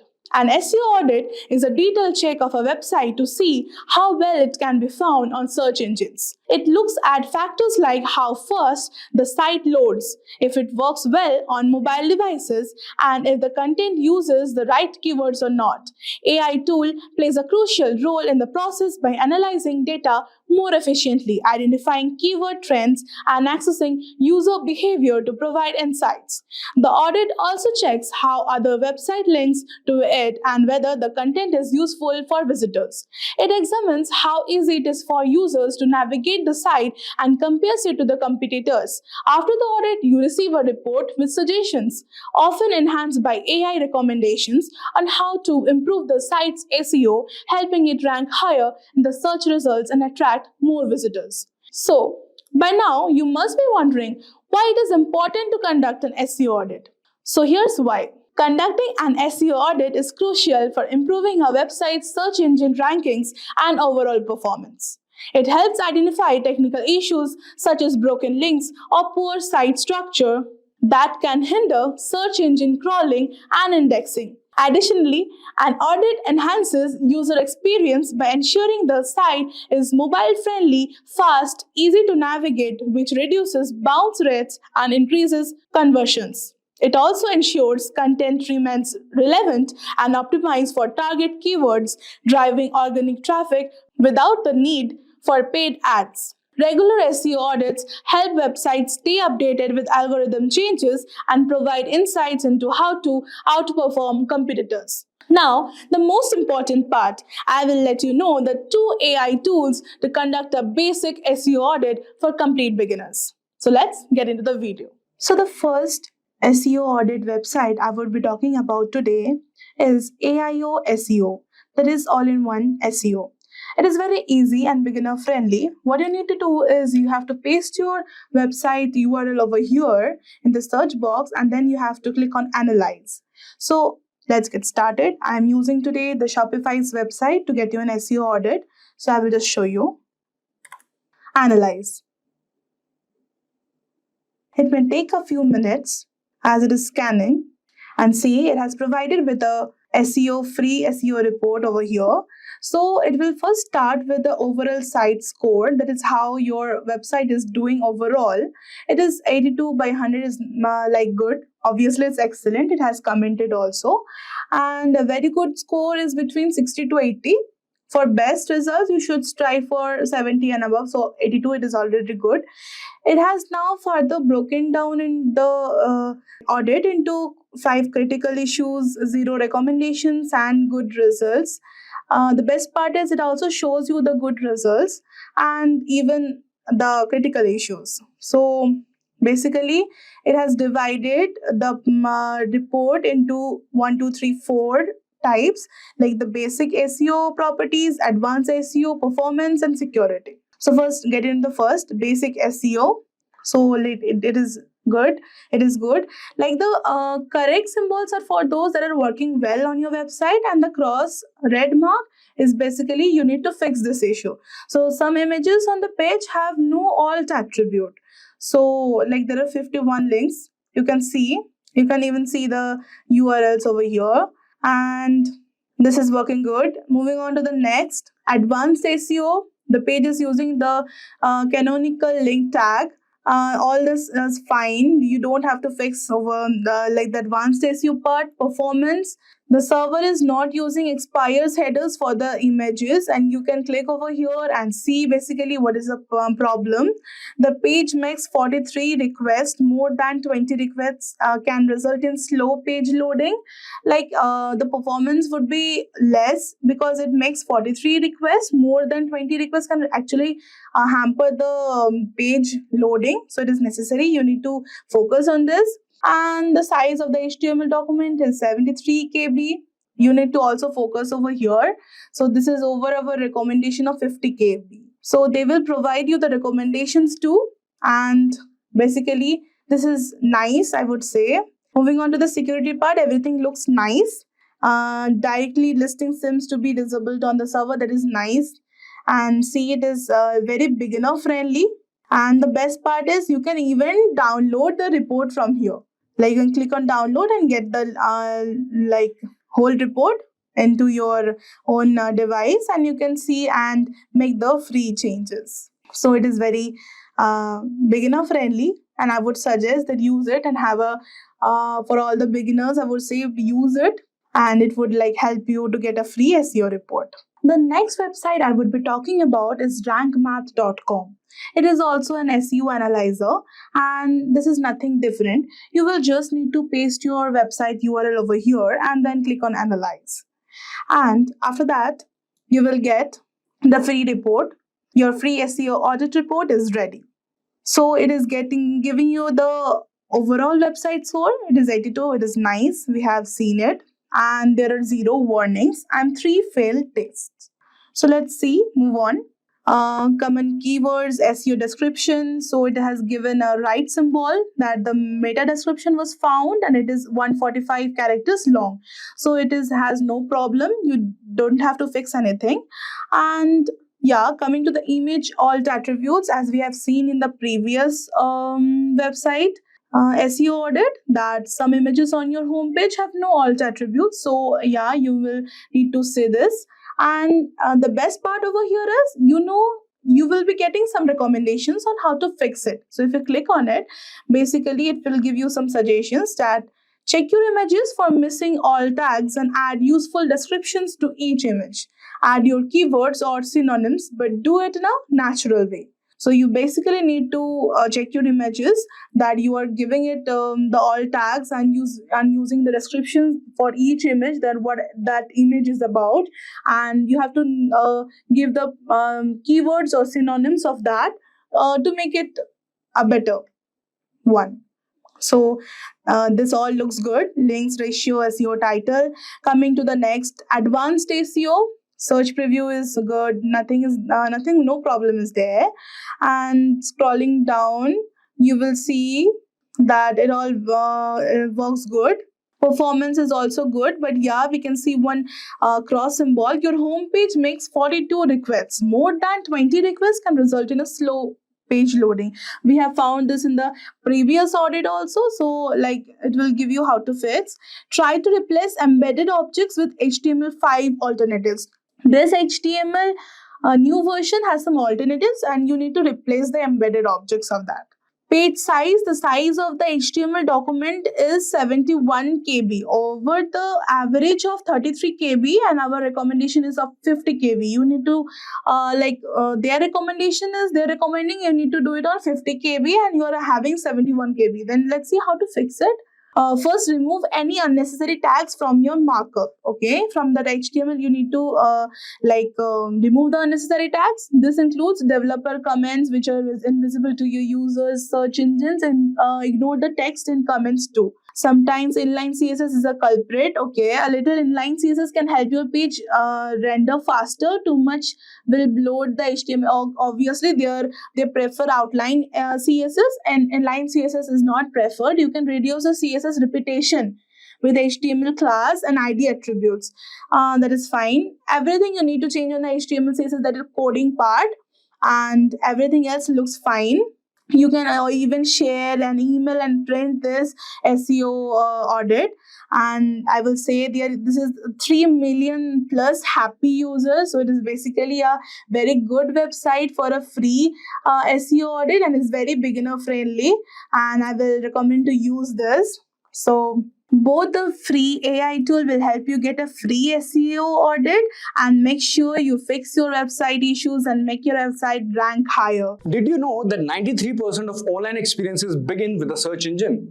That's a massive audience you are missing out on if your website isn't ranking high on search result pages, that is SERPs. But SEO can feel challenging, filled with complex algorithms and ever-changing practices. Enter ChatGPT, the AI assistant that's like having a secret SEO weapon in your arsenal. By using its language processing power, you can put it into work and watch your SEO results explode. With the help of it, you can generate keyword ideas that drive targeted traffic. You can craft compelling content that keep visitors attracted. And you can also optimize your meta descriptions and titles for maximum clicks. So in this video, we will understand how using ChatGPT, you can boost your SEO strategy backed by actionable insights and metrics that matter.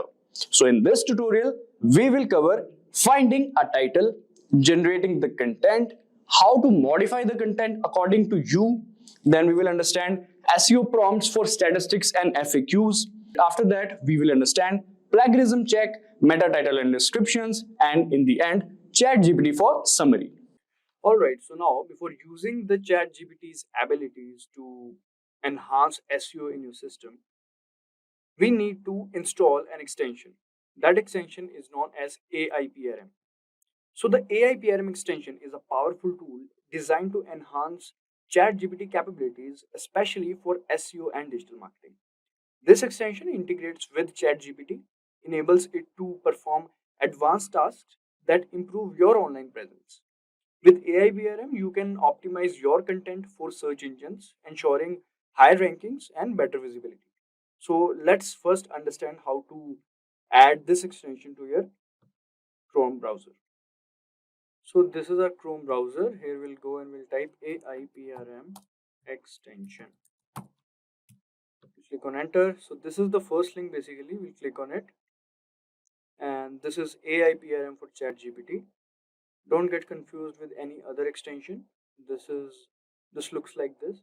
And now we'll click on add to Chrome. And then add extension. And that's it. Now let's just click on allow, and it is integrated, I believe. Yes. So as you can see, it is also showing a quick start tutorial. Select a prompt template, enter the word phrase or more, send message. So we'll click on get. If you want to view tutorials, you can click on this. Otherwise, you can get started with AIBRM. So as you can see, the whole layout, the whole interface is changed. There are a lot of things over here. Let me explain to you guys what all these things are. Alright, so there are various options under public and on, from which you can filter prompts by topic, as you can see, or activity. And then prompts can be sorted by top videos trending, as you can see. And there are actually 4892 prompts available, and you can see the first 12 on this page, as you can see. And some examples of prompts here is like, you can say Yoast SEO optimized content writer, human written 100% unique SEO optimized article. So these are the examples of prompt. Now, first of all, we'll ask ChatGPT to write a blog post for us on, let's say, fitness. All right. So we'll ask ChatGPT,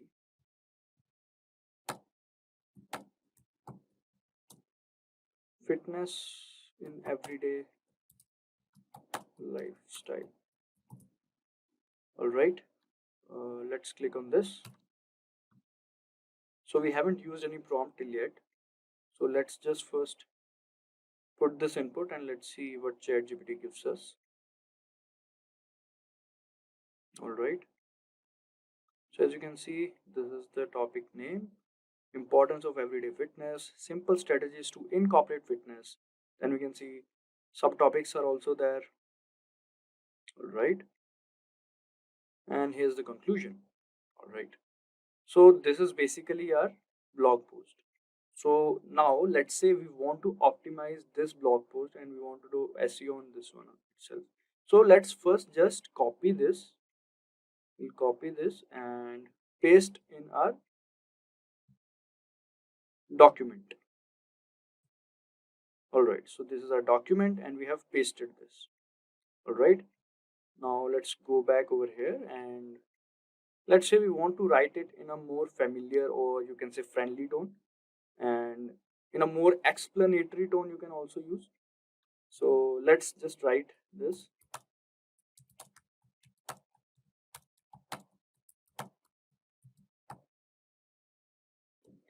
Don't worry about the spelling, guys. ChatGPT take care of this. All right, so let's see what are the changes in both of these blog posts. Let's just wait to finish it. And here's the conclusion. So this is the second blog post. So let's understand the difference in between these two first. We'll first check out for this one. Start small, begin with manageable changes. All right. As you can see, here it is, begin with manageable changes, take the stairs instead of elevator, walk or bike to nearby destinations, or stand and stretch during work breaks. These small efforts can add up over time. All right, let's just see what is written over here in the second blog post. In the second blog post, it is written, begin with manageable changes that fit seamlessly into your daily routine. For example, or for instance, choose to take the stairs instead of elevator, walk or bike to nearby destination instead of driving, or stand and stretch during work breaks. These small efforts can accumulate over time and contribute to your overall fitness. So if we want to take the second one, which is a few changes, it is more bit explanatory compared to the first one. We can just copy paste this one as well. So you can write a second prompt as well, in which if you want to write in a friendly tone or in a formal tone, you can write like that. All you have to do is to just write the prompt in ChatGPT. Let's just copy paste it. We'll replace it with the second one. All right, so now we are back in ChatGPT. So now basically we have the blog post content. Basically we have the content of it. Now we want to polish it. We want to select the best title out of it and many more things. So for that, let's just make use of prompts. instead of writing all these prompts by yourself, you can make use of the prompts that comes with AI PRM ChatGPT prompts. All right.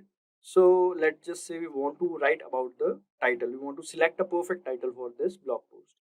So what we can do is we'll go over here and first of all we'll select in topics we'll go and we'll select copywriting because we want to write about the SEO optimized title. We want the best title. We'll select copywriting, confirm. All right. Now after this you can just go for prompts, whichever you like. I'm gonna go for this one, blog post title generator, as you can see. Also, if you didn't get what you wanted, then you can go for the search engine over here. You can just type. Let's just say if you if you're writing a script basically and you want a perfect title for it, then you can write a script generator or something like that over here. Automatically, whichever prompt that are relevant to it will come. All right. So we have selected this one, blog post title generator, because we have to create a title for our blog post. We'll click on this. And now all we have to do is to write the name of our blog post. The name of our blog post is, we'll select everyday lifestyle, fitness in everyday lifestyle. Let's just select this one. All right. Now, as you can see, you can select the titles to write. It is 5. Let's just select 10. All right. Now, the language you can select English, and many more languages are there. We'll keep it in English itself. Tone, emotional or default. Let's just be default itself. Poetic, default itself. We'll keep it like this. All right. Now, click on this. Let's just see. So according to ChatGPT APRM prompt, these are the 10 best titles that we can implement in our blog post. Now what we want to do is select one best title out of it. Alright, so these are 10. We have to select one out of it. So for that, we'll go to Google Keyword Planner. So this is Google Keyword Planner. We'll click on this, find your campaign and keywords. We'll click on this, visit Keyword Planner. Now you guys might be thinking, what is Google Keyword Planner? So let me explain to you guys.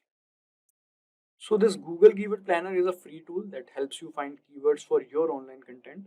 It shows you how often people search for certain words and phrases and how much competition there is to rank for those keywords.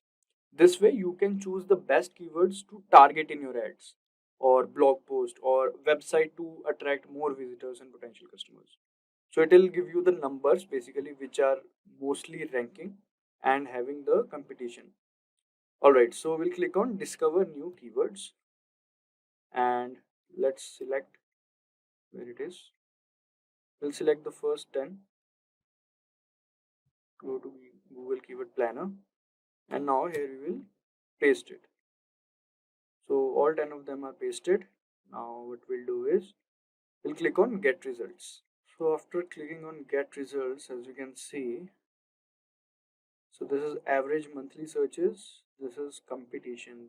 We want the maximum monthly searches, fitness, healthy lifestyle and low in competition.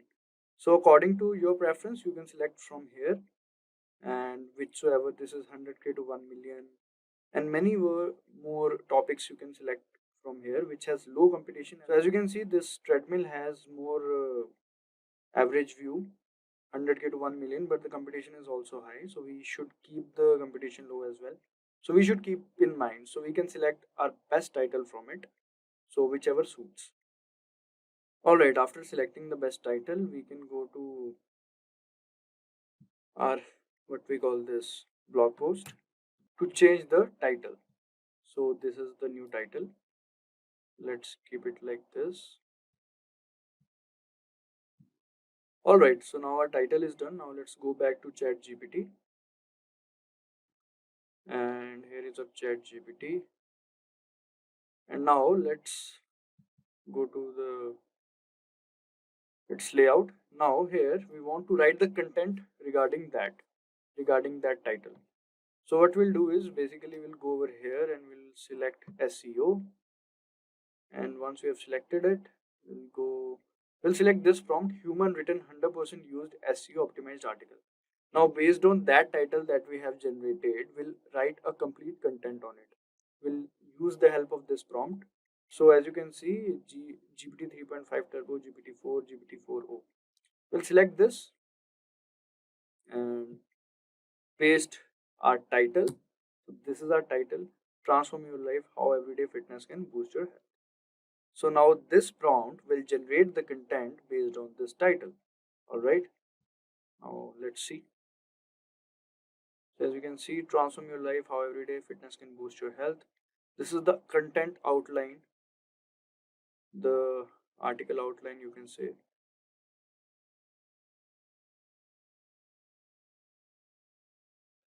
So this is the introduction. What is everyday fitness? Then physical fitness benefits, and it keeps on writing. I believe it'll be a long article or blog.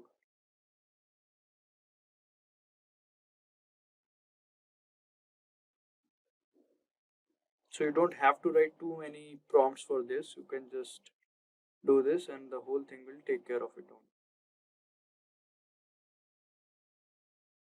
As you can see, FAQs are also being generated by this prompt. Otherwise, we would have wrote another prompt for the FAQ. And many things are there that should be in there in the article or blog. So yeah, now we can select our article or blog, we can say. So we have the title. We don't want the outline, let's say. We'll take it from here, from the introduction. It's a long article, I believe. As you can see, this last question is not completed, but you can click on continue generating and it will complete that. We don't want the last question. I think 3 questions or 4 questions are sufficient for us. So now as we have copied it, first of all, we need to make sure that our content is unique. It is not plagiarized, because we can't publish or use the plagiarized content. So we have to be sure that we are using the unique content. For that, we'll have to go to this site known as Dupli Checker. We'll click on this first link, and now as you can see here, we can copy and paste it. We can just exclude this last question as I told you. All right, now our content, our article is pasted. Now we will check the plagiarism.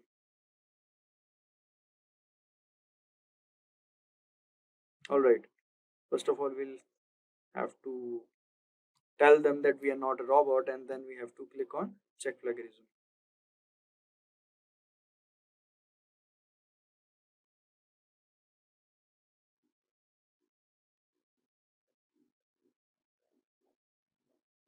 All right, so it is showing maximum 1000 words allowed per search. All right, so let's just do one thing. We'll do it, because if you want to do 1000 words, you'll have to go for their pro version or the premium version. So we now have to use some part of it, not the complete part.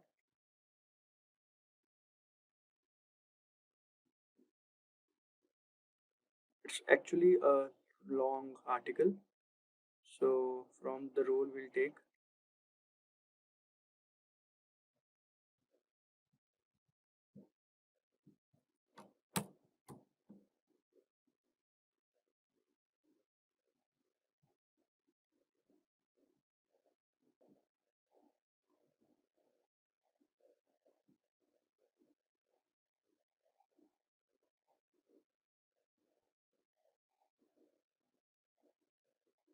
As you can see, number of words is 505, and result found 0, 0% plagiarism, 12% unique. All right, so plagiarism is 3%. I think that can be, we can neglect it. And now let's check for the rest of this one. All right.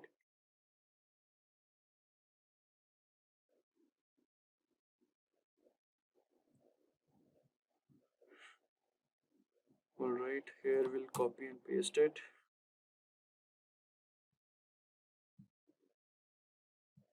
check plagiarism.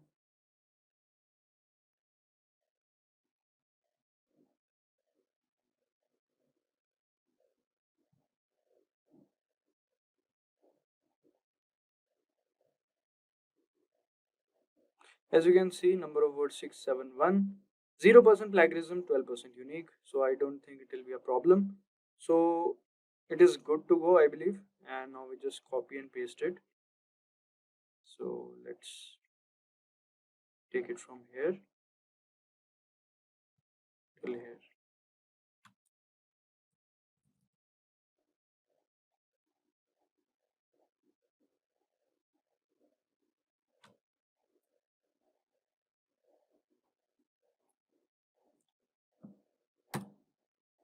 Alright, so this is our content now. So our content was not plagiarized, but let's just say if it is plagiarized and is not unique. So what should we do? Then we can simply put a prompt in ChatGPT that make it non-plagiarized or make it unique or rephrase it. But let's say that plagiarized checker, the duplicate checker, mentions the particular lines of where there is plagiarism. So you can select that line, put into ChatGPT, and ask them to rephrase or make it plagiarism free. By doing this, you can make the complete content plagiarism free. It is very easy. Or else you can use a prompt from AIPRM. As I told you, all you have to do is to just type plagiarism free content writer and a particular prompt will come. You can just put your content in that prompt and the rest ChatGPT will take care of. All right. Now to boost your SEO strategy, you must focus on EEAT, that is expertise, authoritativeness, and trustworthiness, and keep that human element strong. Use ChatGPT to improve your content with interesting verified facts and relevant examples. Create a FAQ section to answer common questions and look for any missing information to fill in. These steps will help you make high quality content that connects with your audience and ranks better in search engines. So for that, we'll write a prompt to ChatGPT to include the what we call FAQs and the statistics. If you want to make use of statistics and FAQs and include it in our content, so how should we do that? Let's just understand it. Let's come to our ChatGPT again. Now here what we'll do is we'll write a simple prompt saying no. First we'll go to the new topic. Now here, because otherwise it will keep on writing in that prompt itself. Alright, we'll write please add to what we call stats, or you can write statistics, and one analogy and a FAQ section with answers to this content draft to increase engagement. Alright, now you want to if you want to paste a particular section of your content, you can also do that, or else you can paste the entire content. It's as per your choice. So let me just paste a particular section. Let's just paste this one, and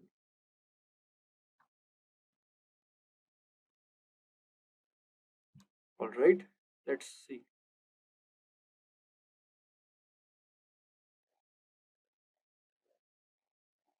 All right, so as you can see, statistics. Studies show that engaging in just 30 minutes of moderate physical activity each day can reduce the risk of chronic disease like heart disease. So these are the statistics and these are the analogies, and this is the FAQ section that you can include in your content or a particular section of the content. Usually these statistics are included in the introduction part to make it more interesting, so you can make use of it and do that. Alright, moving forward, let's understand the ChatGPT prompts for meta titles and descriptions. So crafting meta titles and descriptions is essential for drawing readers' attention. So it is necessary that we should use that. Alright, so now we'll be writing a particular prompt for it. For that, for the content part, I'll be leaving the space content here and create a meta description and title for this content. Here this means this one, alright, including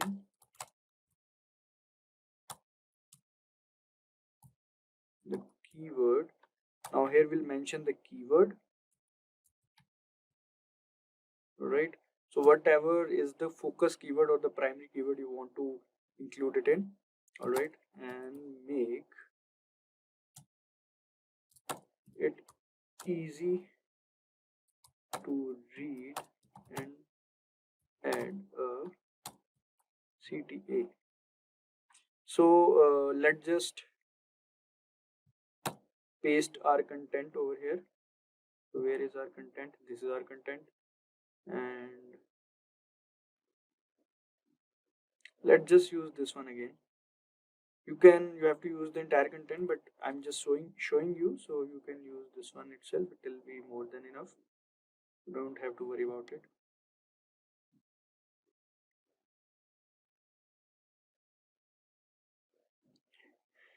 And the focus keyword is healthy lifestyle. Alright, so this is it. Now all we have to do is to wait, we've done something wrong. Here we'll paste the healthy lifestyle.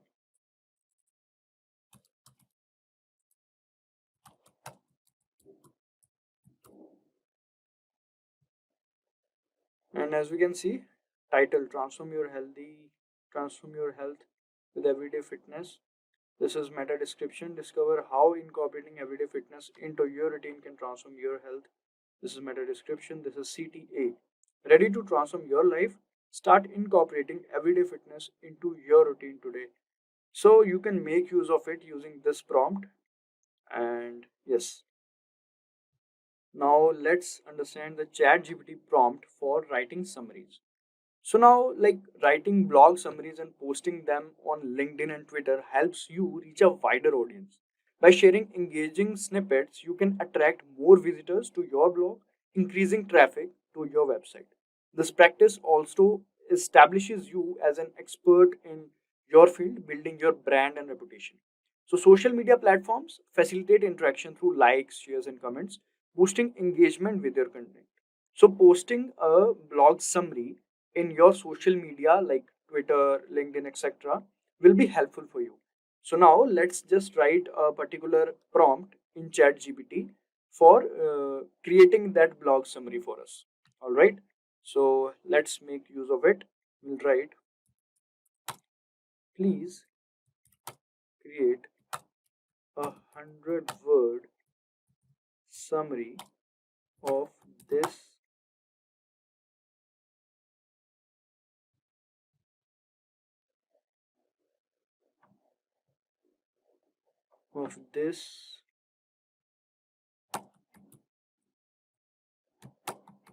post optimized for Twitter.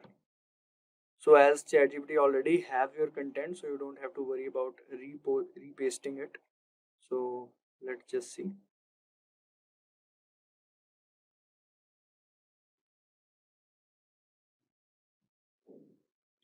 Alright, as we can see, looking to improve your health without spending hours at gym, everyday fitness is the key. Incorporate physical activity into your daily routine for profound effects on your physical and mental well-being. Just 30 minutes of daily activity can reduce chronic disease risk by 30% and boost mental health. So yeah, it has included all the things that we wanted from our content or blog to this. And it also has mentioned the hashtags, hashtag lifestyle, hashtag everyday fitness, hashtag wellness. You can easily post this on Twitter and drive traffic from there. And you can also post this on other social media handles as well. Alright guys. On-page optimization, as the name suggests, is the practice of optimizing web pages to rank higher and get relevant traffic from the search engine. On-page optimization includes both content and HTML source code optimization. Search engine optimization can be very complex. So when you're trying to understand it for the first time, I find it very easy just to break it up into general concepts that you might already have an understanding of. When you look at the hundreds of signals that go into SEO, they can be broken up into either relevancy or, because sometimes it's both, popularity. So relevancy and popularity. Out of all these signals, they fit into one of these two things. We're going to break all the signals we have into these two areas. In this section, we're going to talk about the on-page factors. That's because these are the factors that you have direct impact upon. And you can make a small tweak and have a big impact with organic traffic with your on-page relevancy factors. The primary on-page relevancy factors that I'll cover in this lesson are title tags and meta descriptions, header tags, which are used for headlines and subheadings, website URLs and URL structure, image alt text, internal links, keyword usage, and sitemaps. Let's start with one of my favorites, and that is the title tag. This is also called a page title. The page title is not shown on the page. Now rather, it is displayed on the browser tab. And this is what makes it highly important, is that in addition to being displayed on the browser tab, it is also the title tag or the page title that is shown on the text in the Google search results as the link to the page. The page title influences both the click-through rates and people's first impressions of our website. Next up, we have the meta description. Now, the meta description can be a bit confusing. The meta description is in the code, and it does not influence rankings, but it does influence clicks. People will see your snippet or your page information in the search engine results. That gray text is the meta description. If you don't have a meta description, then it may pull information from the page. You can affect this and improve the chances of your meta description appearing if you write a short descriptive phrase of the content or the purpose of the page. And just because we edit these elements does not guarantee that they will show up. I often say that we affect the change, but we cannot control it. This is because the search engine may override your changes and show different content in these areas. Sometimes it may help and it might be a better description, but many times it's not. Now let's go to the next element, the header tags. These are also referred to as the heading and subheading. And this is how HTML was built when the web was first created. It enables a logical hierarchy of content. So starting with the headline, then displaying a subheading, and then subheadings after that. The idea here is that you're establishing a hierarchy of information. So you start with the H1. Like a newspaper, there's only one main headline per page. It describes the main purpose of the page. Then, a subheading, the H2. This is how you break the subcontent into subcategories. Obviously, you'll want to use a keyword in there as well. You see, by describing the purpose of the page in the headline, and then again in a subheading, you're naturally going to use your primary and secondary keywords because you're going to associate them with the product or the purpose and the benefit. The key is to keep it short. You see, after the headline are the subcategories, the H2s, and then your H3 is typically used as a paragraph heading. Now, putting the keyword in these headings alone does not make your page optimized. Remember, the purpose is to provide a quick reference for people to find the content they need within seconds. So short, explanatory heading and subheadings, paragraph headings are very effective. And naturally, you'll be using keywords to help people locate the information that is most important to them. Now, if we go back to the search engine results page, the SERP, there is another element in that listing. The page title is the large blue text. The meta description is the gray text. Now, the green text is the URL of the page that is listed. This is the address of the page. Just like the address for your home, the internet knows that the URL is the address for that page. This is extremely important for SEO for a variety of reasons. The most important, though, is your keyword usage. I like to make sure that I have at least one relevant word in the URL. Now, also, here, keep it short. One of the worst things you can do is have a URL full of keywords, or even worse, hyphenate them all. And remember, people use these URLs. They provide context for the page. People also copy and paste URLs into mobile messages, emails, and social links. So it is extremely important to keep these short, succinct, and I like to say readable. Now, I've just briefly touched about the importance of the URL, and now let's look at the URL structure. First, let's start with the primary core of the URL, the domain name. In the example with the URL I have here, example.com, that's the domain name. So this is the first thing that people see with your online business. Now, beyond the internet, this is going to be what's in all of your ads, emails, brochures, business cards, and online, your social profiles.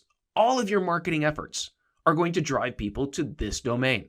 There's a lot of advice about buying or using domains that have your keywords in them. And unfortunately, domains have been being sold for decades, so there's less chance of finding a domain with the keywords you want.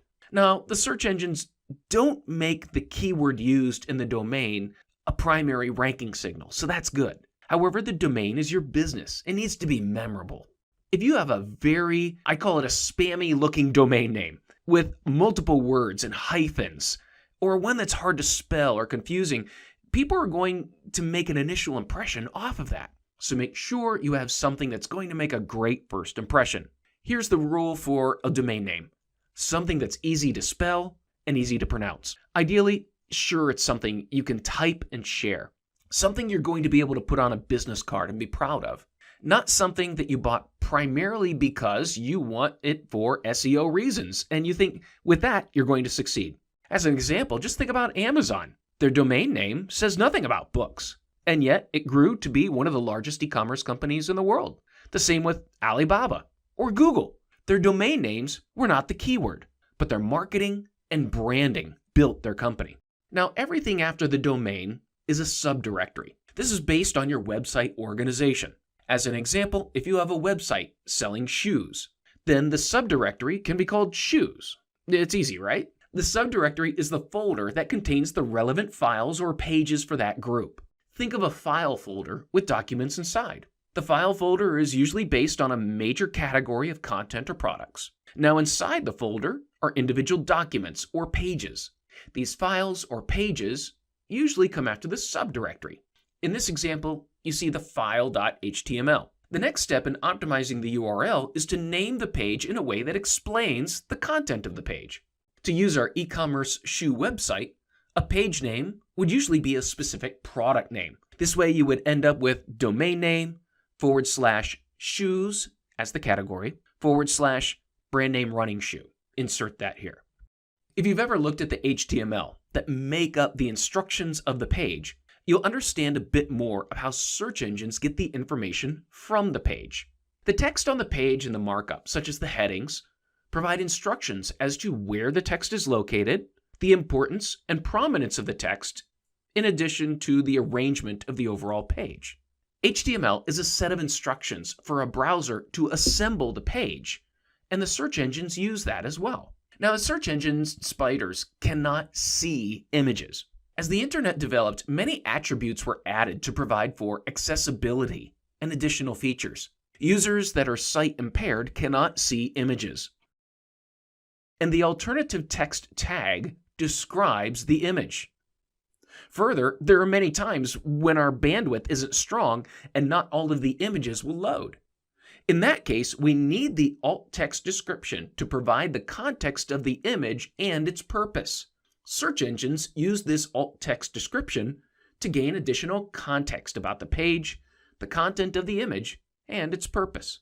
Now, we have an entire section on links, but at this point, I just want to cover internal links. An internal link is a link from one page on your website to another page of your own website. Now, this is important from a relevancy perspective. You'll see internal links in your main navigation. You'll likely have a link that says Home, one that says Contact Us, or About Our Company. What you're showing to search engines and to humans is that this section, if you click on this link, is about our company. Or this is where you find our contact information. You see, these links are not votes like external links. However, they provide relevance and context to the information on your own website. Let's dive in a little more on keywords. When a search engine crawls and processes your website, it doesn't simply look for the instances of specific keywords. It's a lot more complex than that. It's using a technology called natural language processing. Natural language processing uses algorithms to try to understand the meaning of text. You see, search engine processing is attempting to be human. This is the same way that people see and hear the words, and we're using the words to find the meaning expressed in the words. Similarly, when a search engine goes to your website, it may seek keywords, but it's looking for the context of those words. You may say football, but just having the word football repeated throughout your website isn't going to help you rank specifically for football. What you need to do, and what is more common in actual human conversation, happens very naturally. When we talk about football, we use naturally additional words such as goal and referee and World Cup. You see, Google and the other search engines are going to take these into account. By usage of other synonyms and other common words, you present the context of a bigger, broader idea for your website. The next site signal that we have is sitemaps. Now, there are two kinds of sitemaps. There's the sitemap that is for humans, and there is the sitemap that are for search engine robots, crawlers, or spiders. The one that is for human is called an HTML sitemap. You've probably seen these before. The link is generally in the footer of a website. If you click on it, it shows you the major sections of the website, provides some search functionality, but looking at it as a human, it shows you the hierarchy of the website and where to find important information. It shows how everything fits together. Now, there's something else that exists called an XML sitemap. It's not linked from any page of your website, but exists as an independent file on your server. Now, this is something you can see, but it is formatted for search engine spiders.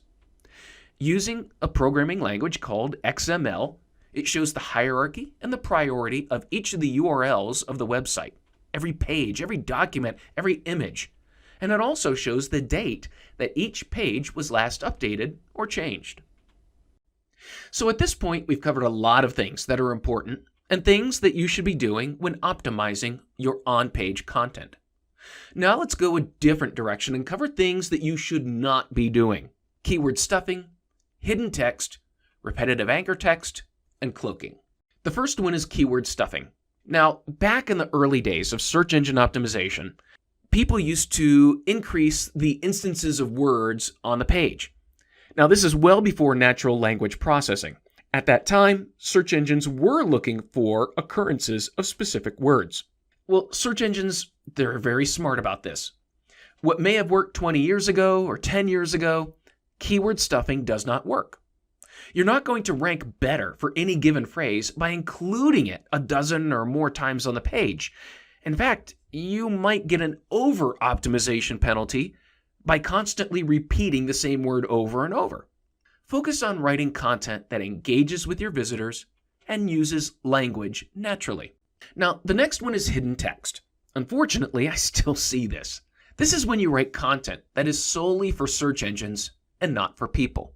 Now, typically it is attempted by writing a lot of repetitive keywords as text, coloring it white, and placing it against a white background.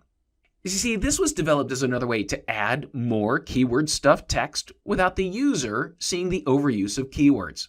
Now, it didn't work too well in the past, and it definitely does not work today. This tactic backfires in two ways. First, search engines can tell when it's white text on a white background. It's easy to tell from a computer science point of view. Search engines read the HTML, and in the HTML are the instructions for colors. When you hide text, modern search engines are smart enough to figure it out, probably better than a human. Now, secondly, it's done to hide repetitive keyword stuffed text, which is the second thing against you. These outdated, unprofessional tactics will most likely get a website penalized by the search engines. The next one is repetitive anchor text. You may have followed a link to a page when looking for a business or information, and instead of the information you want, you get a page that doesn't feel like it was written for people. Every sentence is redundant, repetitive, and almost every keyword is linked even when there doesn't need to be a link. It confuses the flow of the information on the page. Now, again, this used to be a tactic that sometimes would work, but it's no longer helpful. Search engines and their natural language processing algorithms have advanced significantly. They can tell when something's not readable. When something is probably intended for machines and rankings but not for people, search engines will figure it out. Please don't waste time on redundant links trying to inflate the relevance of your links and pages. The last thing to cover here is cloaking. Cloaking is the idea of showing one thing to the search engines and something entirely different to humans. Now, this is related to the rest of the tactics I just covered. It's something that used to work, but it was expressly against the search engine guidelines. While it may have worked if the search engines discovered it on your website, you could have been penalized or dropped from the search engine results entirely. Now we've covered all of the most important on-page optimization factors. Let's take a look at what the theoretically perfectly optimized page would look like. In this example, we can see many of these elements being used together. You can also see that the base key phrase, digital camera, is being repeated, but always included with a specific context. First, at the top of the page is the URL, which has digital cameras in the address. The page title follows using the context of the information and adding the word reviews. You can also see at the top of the page that the main navigation and secondary navigation, also called the breadcrumb navigation, provides context of the page's location within the entire website and natural keyword usage. The H1 headline is the key phrase, but also happens to simply be the best title for the content of the page.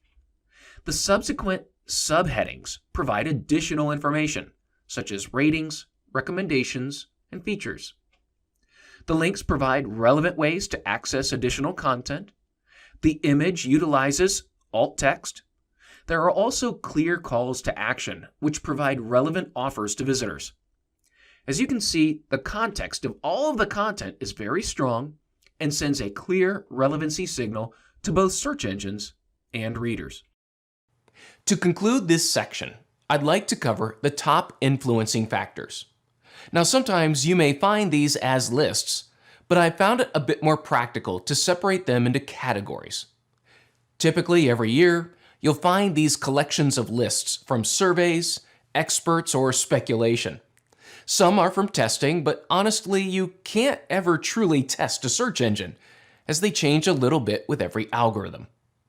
So the best thing is to take from these lists these factors that are the tried and true factors over the years that have worked consistently. Also, those tactics that not only make your website more effective with users, they tend to do well with search engines. So if a tactic serves that dual purpose, it's a good tactic. So these are not exclusive and have-to lists for every situation, but guides and indicators for you to use.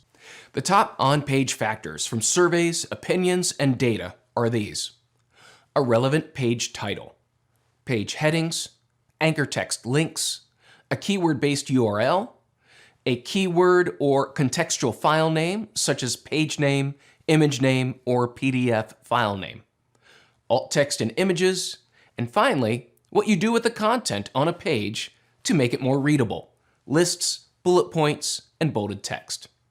The top factors for off-page linking tend to contain these items: the total number of domains linking to you, the number of highly influential domains linking to you, the number of unique domain IP addresses, the total backlinks without nofollow limits, the total relevant anchor text in links to you, and finally, the types and context of keywords in anchor text links.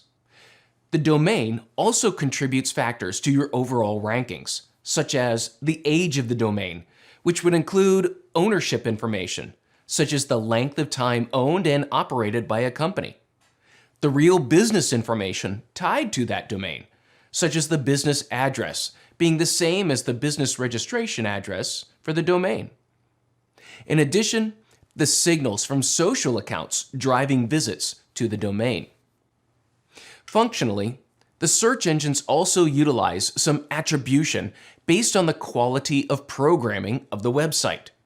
For instance, taking care of the basic search engine protocols of the robots.txt file, XML sitemap, and HTTPS protocol. Websites that implement these features have shown that they are familiar with search engine guidelines and protocol. Now, one of the changes over the past few years has been the implementation of page speed as an increasing ranking factor. Slow loading pages with a lot of extraneous code that slow the delivery of the page will be penalized as they take away from the user experience.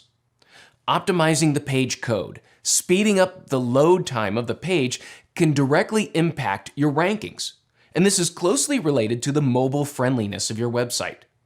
If your website is not mobile friendly, it will be limited in visibility, as Google's primary index is focused on mobile devices and mobile delivery. Behavioral factors are the newest factors, and with the advent of artificial intelligence, it is making determining the intent and is making determining easier for a search engine to derive a judgment of relevancy based on interaction. While the extent of these signals is not fully known, it is suspected that they are minor but growing in importance. These include the amount of users that search for a brand name, business name, and go to that result, showing brand awareness. Also, the amount of direct visits, bypassing search. Time on page, pages per session, which is also called the depth of visit. And lastly, the behavior of a searcher from the results page.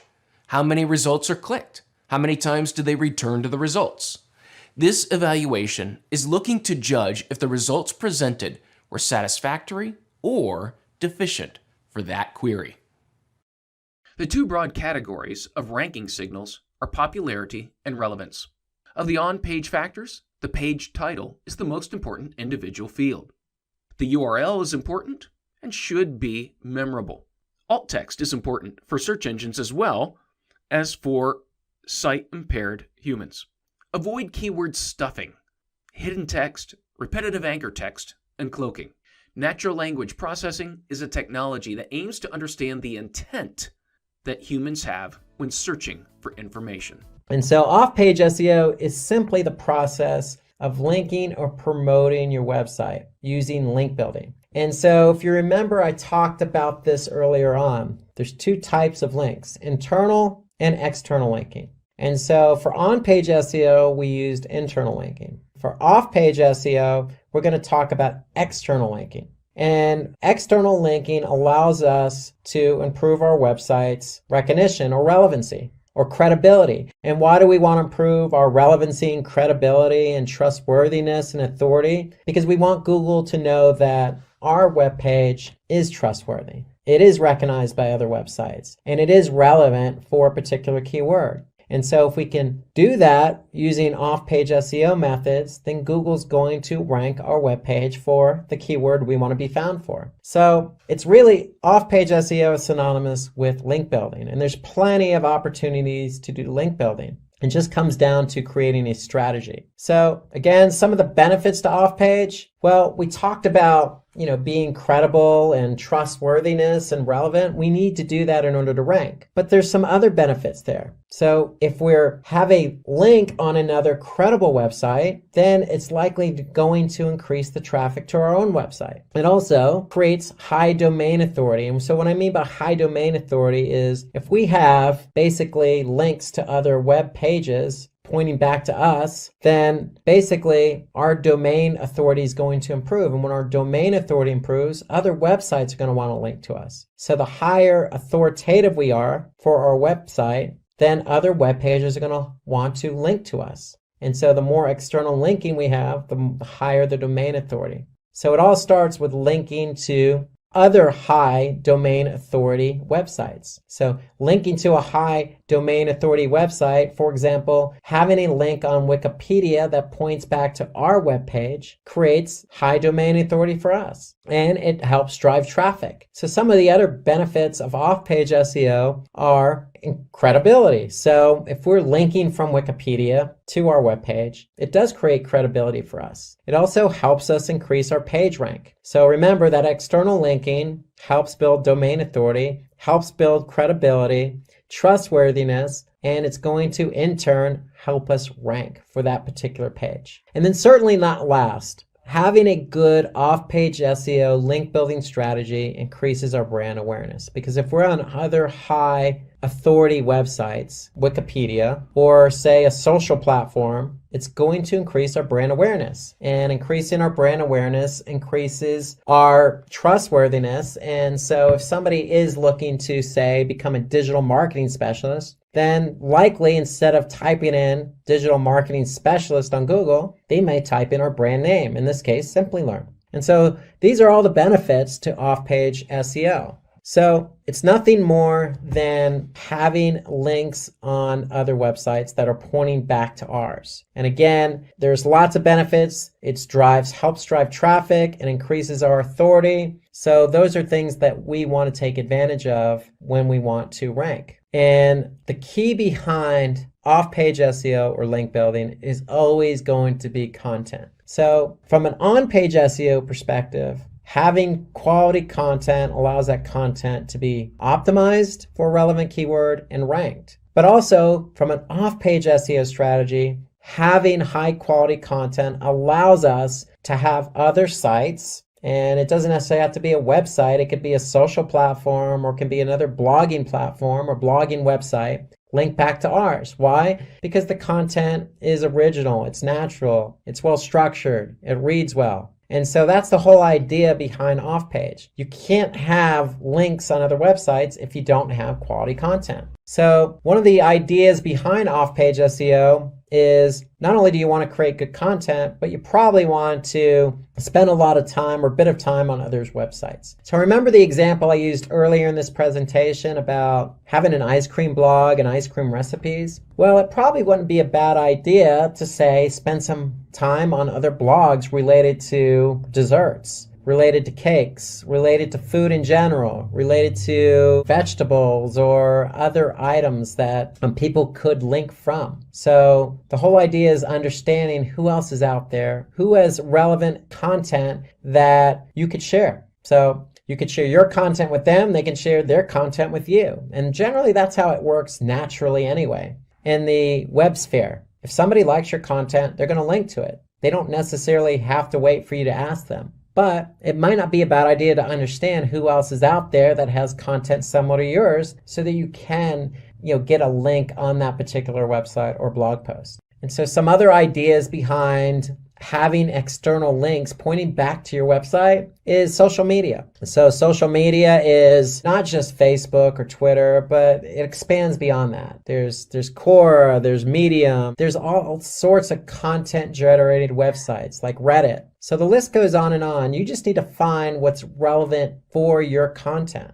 If it's relevant for your content, then it's worth putting or trying to get the external link on that social media platform. And then again, going back to my ice cream blog recipes blog post, if you find a particular blog that you want to have an external link on, there's nothing wrong with reaching out to that particular blogger. In some cases, very flattering, but in other cases, if the content is relevant, then why not? It's only going to help your end user experience. If you add somebody who has, say, a blog about cakes, having their link on your blog post. So there's nothing wrong with it because it also adds to the user experience. And if you're going to ask somebody to put an external link on theirs, you might want to be open-minded and make sure that you are able and willing to put an external link on your blog post or website pointing to their content. That's how the web works, especially if the content's of quality, relevant, and of good nature. Did you know that 75% of product launches fail due to poor market planning?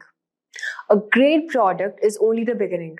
Without a solid go-to-market strategy, even the most innovative ideas can get lost in the crowd. The good news, with the right GTM strategy, you can ensure your product reaches the right audience, stands out from competitors, and drives your business forward. Today, AI and generative AI are transforming how businesses craft and execute GTM strategies. From automating customer insights to creating targeted marketing content, AI is helping businesses launch faster and smarter. These technologies enable you to gather market insights, predict trends, and automate large parts of marketing funnel, leaving your team free to focus on more strategic moves. Take Dropbox, for example, competing with giants like Google Drive and OneDrive. They used a product-led growth strategy and a referral program to grow their user base without massive ad spend. Now imagine how faster they could have scaled with AI-powered analytics and generative AI for personalized messaging. AI is reshaping digital marketing and making GTM strategies more effective than ever. By the end of this video, you will understand key GTM strategies, how to define your market, and execute your plan like a pro. So let us first start by understanding what is a go-to-market strategy framework. In simple terms, it's a step-by-step process for bringing a product or service to market. It answers key questions like who we are selling to, how do we reach them, and how do we stand out from competitors. For example, let's say you're launching a new project management tool. Your GTM framework would help you identify your target market, maybe small business or startups. Figure out how to communicate the benefits of your tool and decide whether you'll focus on inbound marketing or outbound sales to get the word out. We will understand inbound marketing and outbound sales in the upcoming topic. The GTM framework aligns everyone on your team and gives you a clear plan to follow from start to finish. Now, first, we have to understand how to define your market. This is all about figuring out who you are selling to. A common mistake businesses make is trying to sell to everyone. But in reality, you need to narrow down your target market. Let's say you have developed a new fitness app. Instead of targeting all fitness enthusiasts, you could define your market as busy professionals who want quick, effective workouts.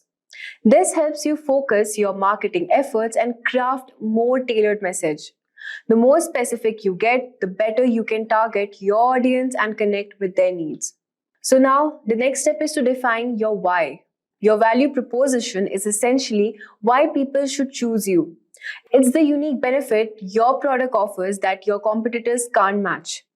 Let's go back to the fitness app example. Your value proposition might be we help busy professionals squeeze in a 15-minute workout that's just as effective as a full hour in the gym.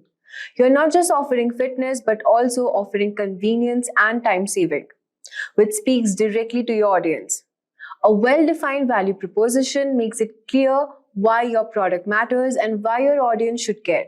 Let's go back to the fitness app example. Your value proposition might be we help busy professionals squeeze in a 15-minute workout that's just as effective as a full hour in the gym.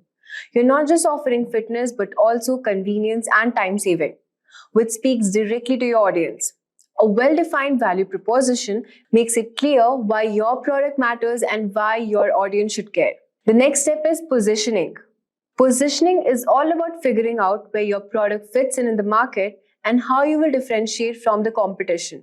Let's say you're launching a premium skincare line. Your positioning might focus on the high-end natural ingredients you use, which differentiate you from the mass market products. Your positioning helps set the stage for your pricing, branding, and overall market strategy. So what are the 5 go-to-market strategies? When it comes to launching a product or entering a new market, there are 5 primary go-to-market strategies, which businesses typically use. The strategy allows you to choose which depends on your product, target market, and overall business goals. Let's break down each strategy with examples so that you can see how they play out in real life. The first is inbound marketing. So this marketing attracts customers by creating valuable content that addresses their needs and pain points. Over time, potential customers find your content organically through search engines or social media. For example, HubSpot mastered inbound marketing by providing free resources like blogs and webinars. Their content is optimized for search engines, leading small businesses to their site, where they eventually convert to customers. This marketing is best for companies which is investing in long-term content creation and SEO to attract organic leads. The second is outbound sales. Outbound sales involve directly reaching out to prospects through cold calls, emails, and demos. This approach is more direct and aggressive, targeting high-value clients. For example, Salesforce uses outbound sales by targeting decision makers at large enterprises with personalized outreach, scheduling demos, and closing deals through direct interaction. This type of marketing is best for B2B companies which target enterprise clients that require personalized engagement. The third is product-led growth. In product-led growth, the product itself drives growth. A freemium model lets users try the product for free, with upgrades to premium features based on the product's value. Example, Slack, which offers a free version of its platform, allowing teams to experience its benefits before upgrading to a paid version for more features. So this type of marketing is best for software as a service companies, which is focused on user experience and self-serve onboarding. The fourth is channel sales. Channel sales rely on third-party partners, resellers, distributors to sell your product, which allows you to reach market you couldn't through direct sales alone. For example, Microsoft partners with resellers to sell products like Office 365, bundling their software with other services to reach more customers. So this type of marketing is best for companies which is looking to scale quickly through third-party networks. Fifth is account-based marketing. Account-based marketing focuses on targeting high-value accounts with personalized marketing and sales efforts. It is a tailored approach designed to build deep relationship with key clients. Example, Snowflake targets large enterprises like finance and healthcare companies, crafting personalized content and outreach to address their specific needs. This type of marketing is best for B2B companies, which targets large enterprises where personalization is key to closing deals. Now that we have discussed the top 5 marketing strategies, let's now talk about important step, which is understanding the competition. Knowing your competition is crucial to understand the successful go-to-market strategy. You need to ask who else is solving the same problem and how they're doing it. Once you understand your competition, you can figure out how to differentiate yourself. For example, if you are selling a new project management tool, you might find that the competitors offer more features, but they are too complicated for small businesses. So your strategy could be offering more simpler, user-friendly tool specifically designed for startups and small businesses. The next step is messaging. Your messaging is how you communicate your value to your audience. It's important to keep your message clear and consistent across all the channels. Think of messaging as the story you tell about your product. What makes your product special? How will it improve your customer's life? This messaging needs to come across in your website, email, ads, and even in sale conversations. For example, if your value proposition is about saving time, your messaging might say, get fit in just 15 minutes a day. No gym required. This directly speaks to your audience pain point of not having enough time for long workouts. Next step is execution. Now it's time to put everything into action. You have defined your market, crafted your messaging, and figured out how to stand out from the competition. Your execution could involve inbound marketing like content, social media, and SEO. Outbound sales through cold outreach or email campaigns. Partnerships with other businesses that reach your target audience. For example, if you're using inbound marketing, you might create helpful blog posts or videos that address your audience's pain points and lead them to your product. If you're using outbound, you'll want a highly targeted email campaign that resonates with potential customers. Imagine you started a small business, but it feels like no one knows it's there. That's tough, right? But today, we are going to help you change that. In this tutorial, I'm going to show you how to use MailChimp, a tool that helps you connect with customers through email. So, what is MailChimp? It's a popular platform that helps you send emails to your customers, make simple web pages, and even set up automatic replies, all without needing any tech skills. MailChimp is used by many businesses around the world because it's easy to use and help you reach more customers. Today, I'll take you step by step through how to use MailChimp, how to get customer contacts, create an email campaign, and set up automatic emails to keep your customers interested. And by the end of this video, you'll know how to use MailChimp to grow your business and make sure your customers always remember you. So let's dive in. You'll find the link to get started with MailChimp in the description below. So let's get started with our MailChimp tutorial. First, just go to the Google and type MailChimp.com login and just simply click on login from here. If you have an account, it's good. If you don't, then you have to sign up. Since I already have an account, I just need to log in here. Enter your username and password as well. And just click on login from here. So as you can see, we are directed to our MailChimp's dashboard here. So this is our dashboard and we have opted for the free plan. So I'm using the free plan here. So this is the navigation bar as you can see. So after we have logged into this website, we'll go to the audience section here and just select sign up forms from here. And we'll start this tutorial first by creating a sign up form. So you can also change the audience settings from here. So this is our audience dashboard here. So you can import the contacts. So we'll start this first by looking at the audience section here, where you can manage all your contacts. You can import them, manually add them, or integrate them from another service as well. So if someone emails you to update their profile, like suppose changing a birthday or promotions, you can also do that here. So if you want to add your contact here, you can just simply click on add your contacts and you can set up your audience just by adding your contacts here. So this is how you can add your contact. You can do it from your SMS also, or you can import contacts using a CSV, this TXT file. So just skip this option for now. You can do it if you want to. So the next step is creating a sign up form. So we'll just simply click on sign up forms here and then we will select this option, create new form. So we want a landing page here to be created. So we'll just simply, you have all these options here. You can use form builder, embedded forms on your website and share them on social media.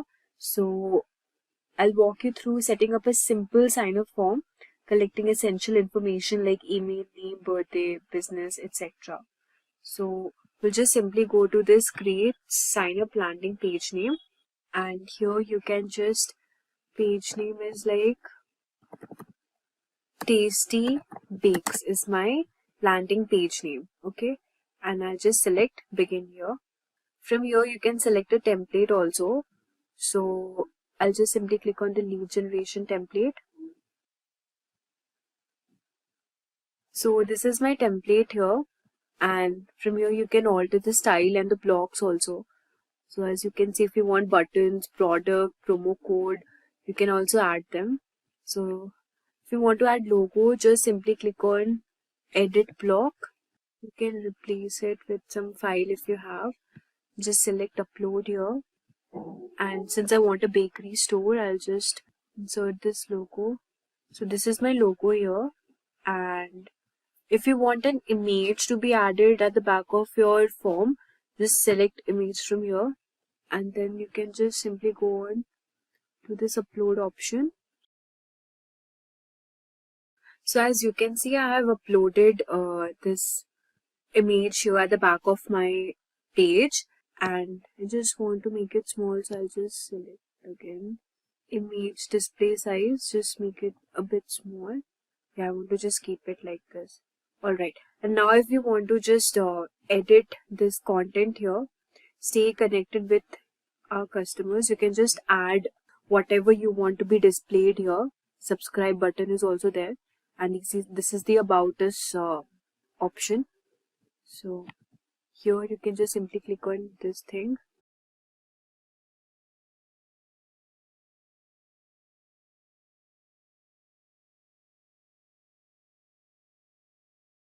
So from here you can just simply write something like sign up today with and indulge in the world of delightful tasty bakes. And this is my heading here. Okay, just want to edit the style. So you can just simply click on style here and select color as well. This color is not visible, so the text style also you can change it accordingly. And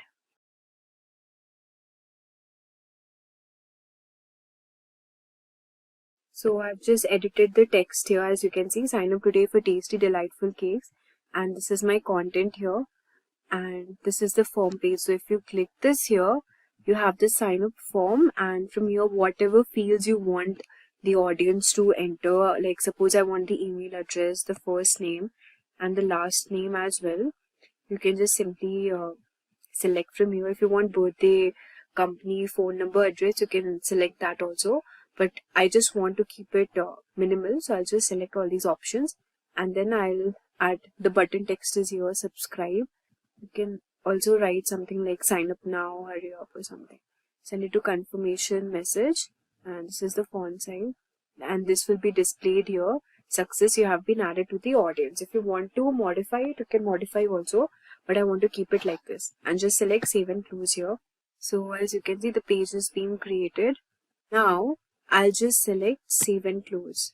So as you can see that our landing page is now ready. So if you want to publish it, you can also publish, and this is the page title and the site icon. And if you want to edit the social share preview, you can edit here also. And this is the URL for our page, and the audience and the tag also. If you want to edit the audience, you can keep it the audience bakery store, or if you want whatever audience.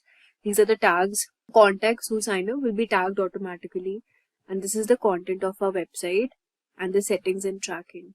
So I think it's good to go, so I'll just click on publish here. So as you can see that our landing page is now ready. So we'll just simply, we can share a page also. We can just simply click here to our page, and we will be redirected to our page. So as you can see, this is the page we have created. You have to enter your email address, first name and the last name, and just click on subscribe. So this is the page we have created here. Like let's suppose you are entering your email address name, and just you click on subscribe. So this thing will be shown here, success, you have been added to the audience. And now we'll just go back to our page again here. So as you can see, this is the recent form which we created, the bakery store. So now that we have a landing page ready to capture customer details, let's send them some deals. Go back to the main MailChimp page and then click create. So we'll just go back to the main MailChimp page, which is this, and we'll just select on create. And now we will create a regular email here, and we'll just select on this email, create regular email. You can enter your internal email name. Suppose I want it to be Tasty Bakes, and we'll just select on begin here. So now you can edit the name also. This is the internal mail we have. So as you can see, to whom are you sending this mail? You can add recipient. So this is, as you can see, to whom are you sending this mail? You can add recipients here also. From, suppose I subscribed to my form using this email ID which is shown here, and subject is also there. Since now we do not have much audience here, so it's like this. You can also send the time and the subject and write the content as well. So you can add recipients, whomever you want to, or suppose a group of people or contacts, you can just import it from here. And you can add subject also, the subject name if you want to be good. Suppose the subject name I want it to be good cake deals for today, and the preview text should be something like hungry exclamation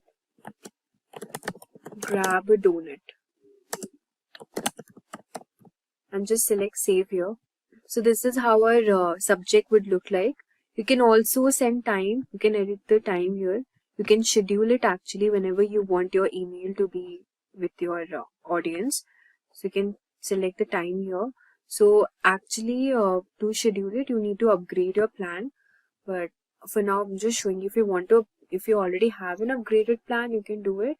You can just select on upgrade now, and the plans are not that expensive. For standard, it's just around 500 contacts for 575 rupees annually. I mean, you just have to pay 1150 per month. So if you want it, you can just upgrade the plans, and premium you need to pay 11,500, which is for 12 months, and standard plan is 575, and these are the benefits offered here. So let's close this, and yeah, if you want to send them now, I'll just select on send now and click save here. Next you have this content option. You can design your email. So we'll just select on design email here, and then you can select a template, your email purpose, style, and the industry. The industry type is food and travel, and style, whatever style you want, basic, minimalistic, designed, colorful. I want it colorful, so I'll just select this. Email purpose, newsletter, whatever you sell, products, thank you, welcome, you can do it accordingly. Suppose you want a welcome template, you can click on this welcome also. So we'll just go with the newsletter one, and here you can see that this is a free template here, and we'll just select apply, wait for a few seconds, and this is our newsletter template. You can actually customize this, set a logo. We'll just set the same logo here. Just select on the logo cake, and from here you can add images, upload image, and then just select on this donuts. I want this donut to be displayed as an image. So this is the donuts which I have displayed here, and you can type the content design if you want to. Tasty donuts,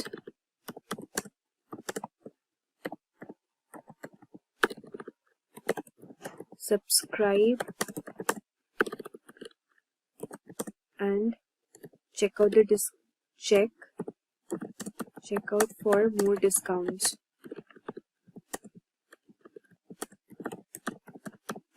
And you just select colors also. You can select here whatever you color you want it to be. Suppose I want to keep it minimalistic, so I'll just go with this. And then I think our newsletter email is ready now. So from here you can just click on save and exit. So this is how we have designed our first email here. And if you want to send this mail, a regular mail, newsletter, you can do it. This is our email link here. You can also click and edit your custom URL. And if you want to add a social post, you can also add connect to Facebook or your Twitter and Instagram as well. And you can just send this email to the audiences you want to. And this is our newsletter email here. And we'll just click on send. So this is how we do it. So as you can see, we have learned about how do we set up our audience, and then creating a land page, and also setting up a regular mail, how to create mail. So let's now see what other options are there. Now let's move on to the automations here. So you can also choose automations, just simply you can email tagged customer. These are the pre-built journeys, as you can see. If you want to build from scratch, you can also do that. So we'll just click on build from scratch, and you can just provide a name, the internal name.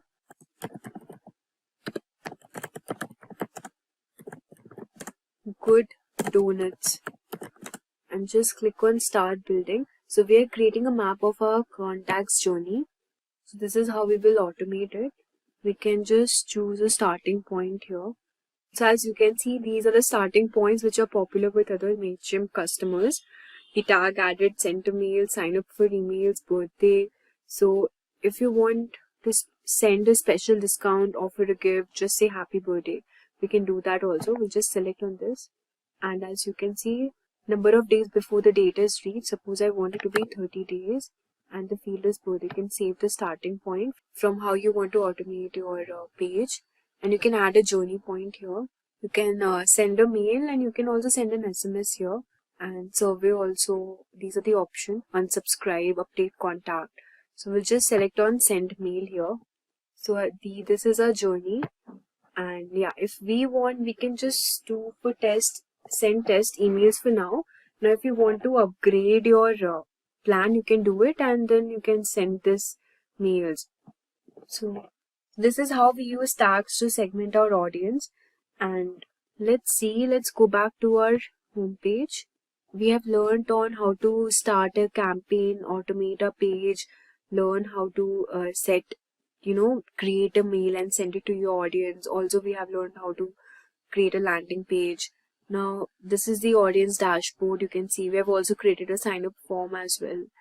And this is the analytics. Let's move on to the analytics option and check what is there.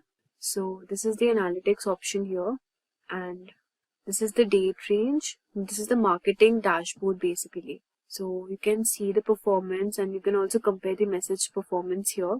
This is the performance all over the time, how your web page is performing, and the conversions as well, the delivery, total number of deliveries. So it's pretty good, but if you want to access this dashboard, you need to upgrade to standard plans. Let's move on and see how we can create reports also. So just select on report here. So see, this is a report here, and the bakery store, 1 total contact, 1 email subscriber. Since we do not have much number of subscribers and contacts here, it's just showing this much. And view by status, ongoing, completed, types. These are the types: ads, postcards, surveys. You can check it by emails. You haven't sent an email. We haven't sent an email yet, so this is how it's showing. So this is our landing page. As you can see, we can check and view the report also of our page. So as you can see, this is the page, this is the URL, it was published on this much, the audience and the tags here. So 1 visit, 1 click, 1 subscribe. Since we just made this website now, we won't be getting much audience here. So let's go back again. You can also send emails here. Let's see if we haven't sure we can create an email. Tasty Bakes, and just click on begin here. So we had already learned about this. Let's go back to the main page.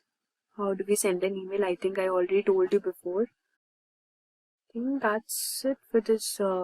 We have this audience. We have already gone through this audience section here. Analytics as well. Let's check on the website. What do we have in website? So you can also create your website, or you can connect existing Wix website as well. So if you want to create your website, you can set up your site here. You can also start selling products and offering services, but for this you need to connect it to your store. So let's see what do we have if you want to set up a site. Just simply click on this option.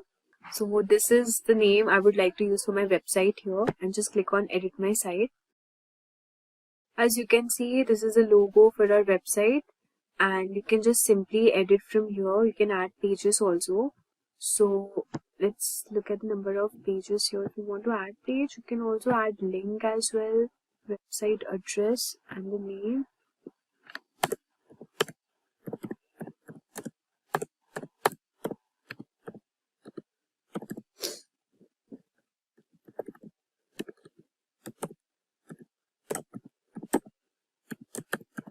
So as you can see, we have added a link over here. This is a website page. You can manage your site, and you can also talk up to your brand. You can edit this accordingly. If you want to edit, you can also edit this. We have the styles also. So paragraph text, the button and everything. If you want to change the button like this, or you want to make your website heading something like this, you can also do it accordingly. And I want to keep it like this only. So I'll just select this font from here, and the colors as well. The colors I like this one more, but you can keep it like this. I think white looks better, so let's keep it white as only. Then we'll just click on preview here, and now you can edit your page. This is the Tasty Bakes, and this is the logo. If you want to keep your discount option for your food, then you can just simply write here something like 70% discount for first time users.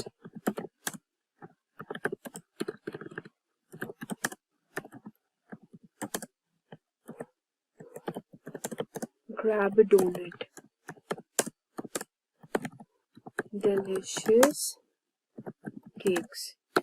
So whatever you wanted your content to be displayed, you can just write here. I think the spelling is wrong. And you can just edit this also if you want it to be like this color. You can, if you want to apply a link, you can also apply a link here. If you want to add a link, you can also do that. So this is how we can make a website using MailChimp as well. Like, I think it's really amazing. You can do a lot of stuff using this tool. And now we just click on done and we'll just select publish here, accept the terms and condition. So as you can see, we have a website ready. You can edit your site whenever you want to. And this is our website address, web address, and this is the traffic highlights you get. So we have learned everything now, how to create a page, write an email, organize campaigns, automations, audience, surveys, analytics, website as well. Let's check out what is there in Content Assistant. So from here, custom designs in just a few clicks. You can just enter your website URL. And if you want to import a brand, you can just do it. Or if you want to set up your own brand, you can also do that. For this, you have to just simply click on set it up, and let's see what we have got. You can upload your logos. Just simply click on add logo, and now you can just select on continue. You can add your colors. Just click on next. You can choose your fonts also. Just click next here. Your brand kit is complete. So this is how we can also create a brand kit. These are the email templates here. And then we also have the integrations at last. So you can connect your apps and integrate it. So you can create, we have already learned how to create a website here. Also you can do a lot of stuff using this, and you can also import your site by using the Shopify store if you want to sync Shopify customers' products to MailChimp and create highly targeted campaigns. You can also do this. You can connect your store with MailChimp as well. Just simply you have to click on get started, and if you want to do it, you can just do it accordingly. So yeah, so we have covered a lot today, from setting up email campaigns, creating automation, building a website, and also scheduling appointments. But for that, you need to have an upgraded plan. Imagine being able to market your business faster, smarter, and without burning a hole in your wallet. Well, that dream is about to become a reality. I get it. Marketing can be overwhelming. The pressure to create compelling campaigns, figure out what your audience wants, and get the right results can leave you stressed. But what if there was a tool that could make this process a lot easier? What if you have an assistant who can generate fresh ideas, write content for your ads, social media, and emails, all in a matter of minutes? Well, ChatGPT can help you do all of this. This AI tool can simplify your marketing efforts. So whether you're trying to write Facebook or Instagram ads, or create social media posts, or craft email campaigns, ChatGPT can help you do it faster, smarter, and more effectively. And trust me, you don't need to be a marketing pro or tech expert to use it. In this video, I'm going to show you how to use ChatGPT for digital marketing, from Facebook and Instagram ads to content creation and email marketing. And by the end, you will be able to create engaging Facebook and Instagram ads, generate high-quality social media posts in no time, write compelling email campaigns, and boost your content marketing efforts with fresh ideas and engaging copy. You'll also learn prompt engineering to unlock the full potential of ChatGPT. It all comes down to one thing: knowing how to use ChatGPT the right way. By asking the right questions and using the perfect prompts, you will unlock a treasure trove of marketing ideas and content. This skill is called prompt engineering, and it's the secret to getting the most out of ChatGPT. Businesses that don't get it right will end up with poor quality marketing that leads nowhere. But the smart entrepreneurs who master prompt engineering, they'll dominate their industries. So let's get started. So let's kick off things with Facebook and Instagram ads. As we know that running ads can actually get attention and drive conversions in a challenge. You need the right words, the right message, and the right tone. And that's where ChatGPT comes in. You can use it to create catchy ad copy in just minutes. So here's how you can get started. First, you need the right words that will grab your audience attention. So for this, you can type a prompt, something like, what are some powerful or evocative words associated with, you can enter your product or service name. Suppose my service name is pizza delivery. So I have mentioned it here and just simply click enter. So here, as you can see, ChatGPT has given us some powerful and evocative words which are associated with my. So these are some words like hot, crust, melted, sizzling, cheesy, toppings, delivery, and so many words are there. So let's say you're promoting quick pizza delivery. So words like delicious, steamy, toppings, sizzling, all these are words that trigger strong emotions and get people excited about your offer. And words like steamy, fresh, delivery are also good because they appeal to the desire for something familiar and comforting. So, why have we started with words? It is because the words are the foundation of any ad. Some words resonate emotionally with your audience and inspire action. Using the right words can significantly increase your chances of getting more clicks and conversions. So once you have your list of impactful words, you need to decide what angle your ad will take. So whether you're solving a problem or are you satisfying a particular desire. For example, a quick pizza delivery solves the problem of hunger and the desire for convenience. So in order to decide what angle your ad will take, you can give prompt something like, what problems which might quick pizza delivery solve for its customers who are busy professionals. So let's see what pain points it is giving for us. So as you can see here, ChatGPT has given us all the several problems for busy professionals: time constraints, convenience, stress relief, cost effectiveness, energy boost, reliability, family friendly, all of these things. So why are we mentioning this and looking for these keywords and problems? Because this is how we will curate our content in that way so that it will attract and target directly to our audience. So from here, you can identify the pain points like lack of time, hunger after a long work day, and this is where ChatGPT can help you get more specific. It will analyze your product and customer type and suggest specific pain points you might have missed. So now that we have created our ad, we will give prompt something like, focus on the problems or desires you want to highlight and then write 5 compelling Facebook ad headlines for quick pizza delivery. Our ideal customers are busy single professionals and the offer is a 2-for-1 pizza special for the first time customers. So we'll just simply click enter here. Let's see what headlines ChatGPT will generate for us. Okay. So it is giving us headlines something like, busy day, grab a 2 or 1 pizza, deal delivered fast to your door. Don't have time to your cravings, work hard, eat well, double the pizza, double the convenience. So that once ChatGPT generates these headlines, you'll be able to pick up the best ones. According to me, I think I like this one, work hard, eat well, because if you're working in a corporate or if you're a working professional, you'll be quite, so suppose if you're a working professional or working in a corporate, so, such kinds of headlines will grab your attention and look at what kind of ads is it generating for you. And you can also ask ChatGPT on the ad copy using different frameworks that are proven to drive conversions. So you can see just with few prompts, you can have a whole set of ads ready to go. So now that we have got the basics of Facebook and Instagram ads down, let's take things a step further, which is video ads. Because video is one of the most engaging type of content, and if done right, it can really boost your sales. Let's see how ChatGPT can help you write video scripts that can convert. So video ads are awesome for showing off your product in action, but writing a video script can be tricky, especially if you don't know where to start. And in this case, ChatGPT can help you quickly turn your ad headlines into full video scripts.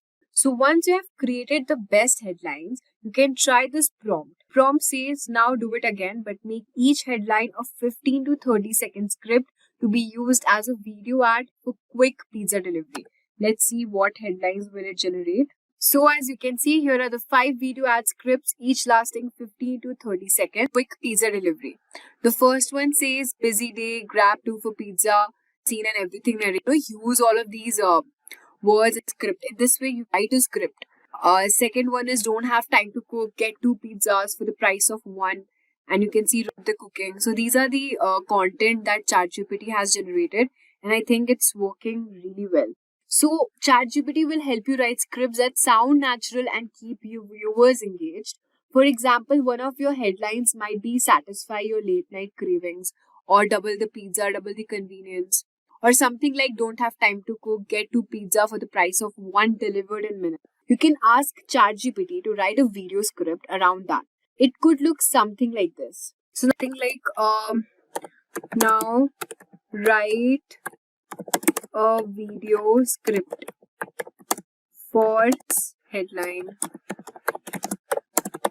So now it is giving us a complete script, like long day, we get it, you've been working hard, but when was the last time you treated yourself? Don't let hunger slow you down. So you can just remove all of these cutting scenes and you can just mention these lines because delicious, your well-earned break is just a click away. So as you can see, this is very simple to use. ChatGPT makes it easy to generate ideas, write script that keep your audience hooked. Once the scripts are done, all you need to do is record it.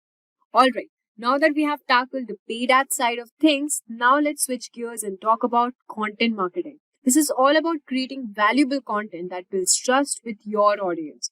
ChatGPT can help you come up with ideas, outlines, and even entire articles. Content marketing is the long game. It's all about providing value and engaging your audience over time. But brainstorming topics for blogs, videos, or social media posts can be tough. That's where ChatGPT comes in. So you can start by brainstorming topic ideas if you run a small business accounting service. And here's an example. Suppose you can give a prompt, something like give me a 20 unique blog ideas related to small businesses accounting in a clickbait style. Let's see what answer is it generating for us. So as you can see, it has given us the 20 clickbait style blog titled Small Business Accounting. Something like the 5 accounting mistakes, the shortcuts, why businesses fail, 10 accounting tips.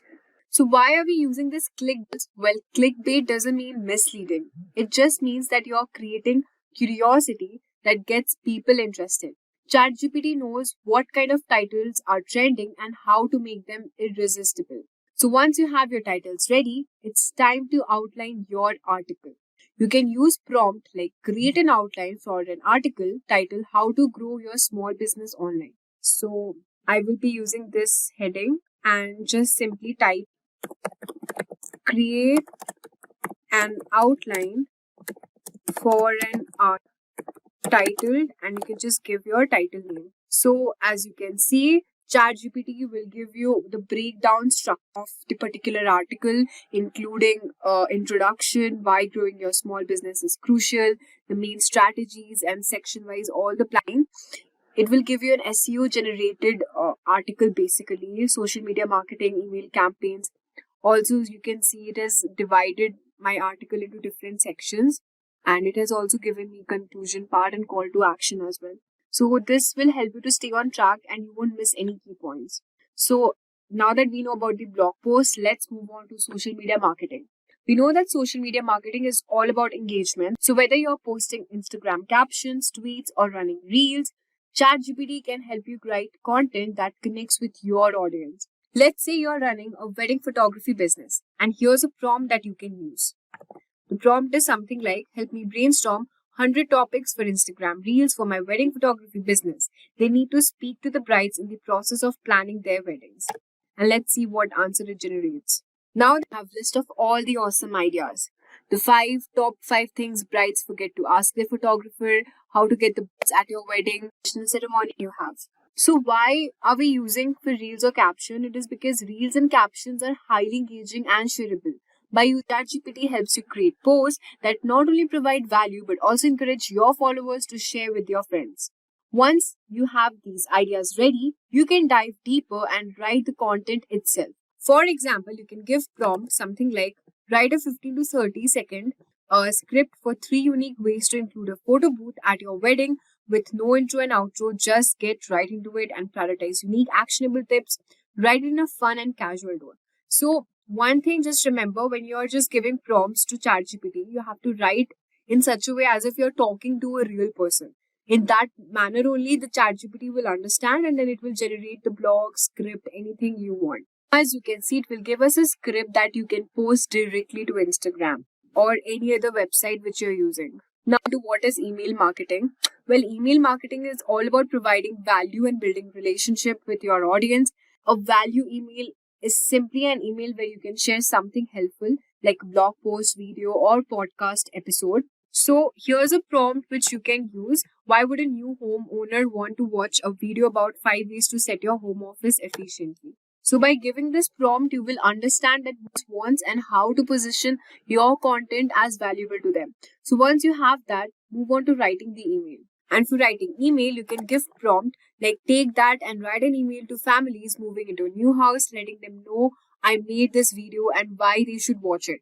Make it short, to the point, and personable in tone. Don't give everything away.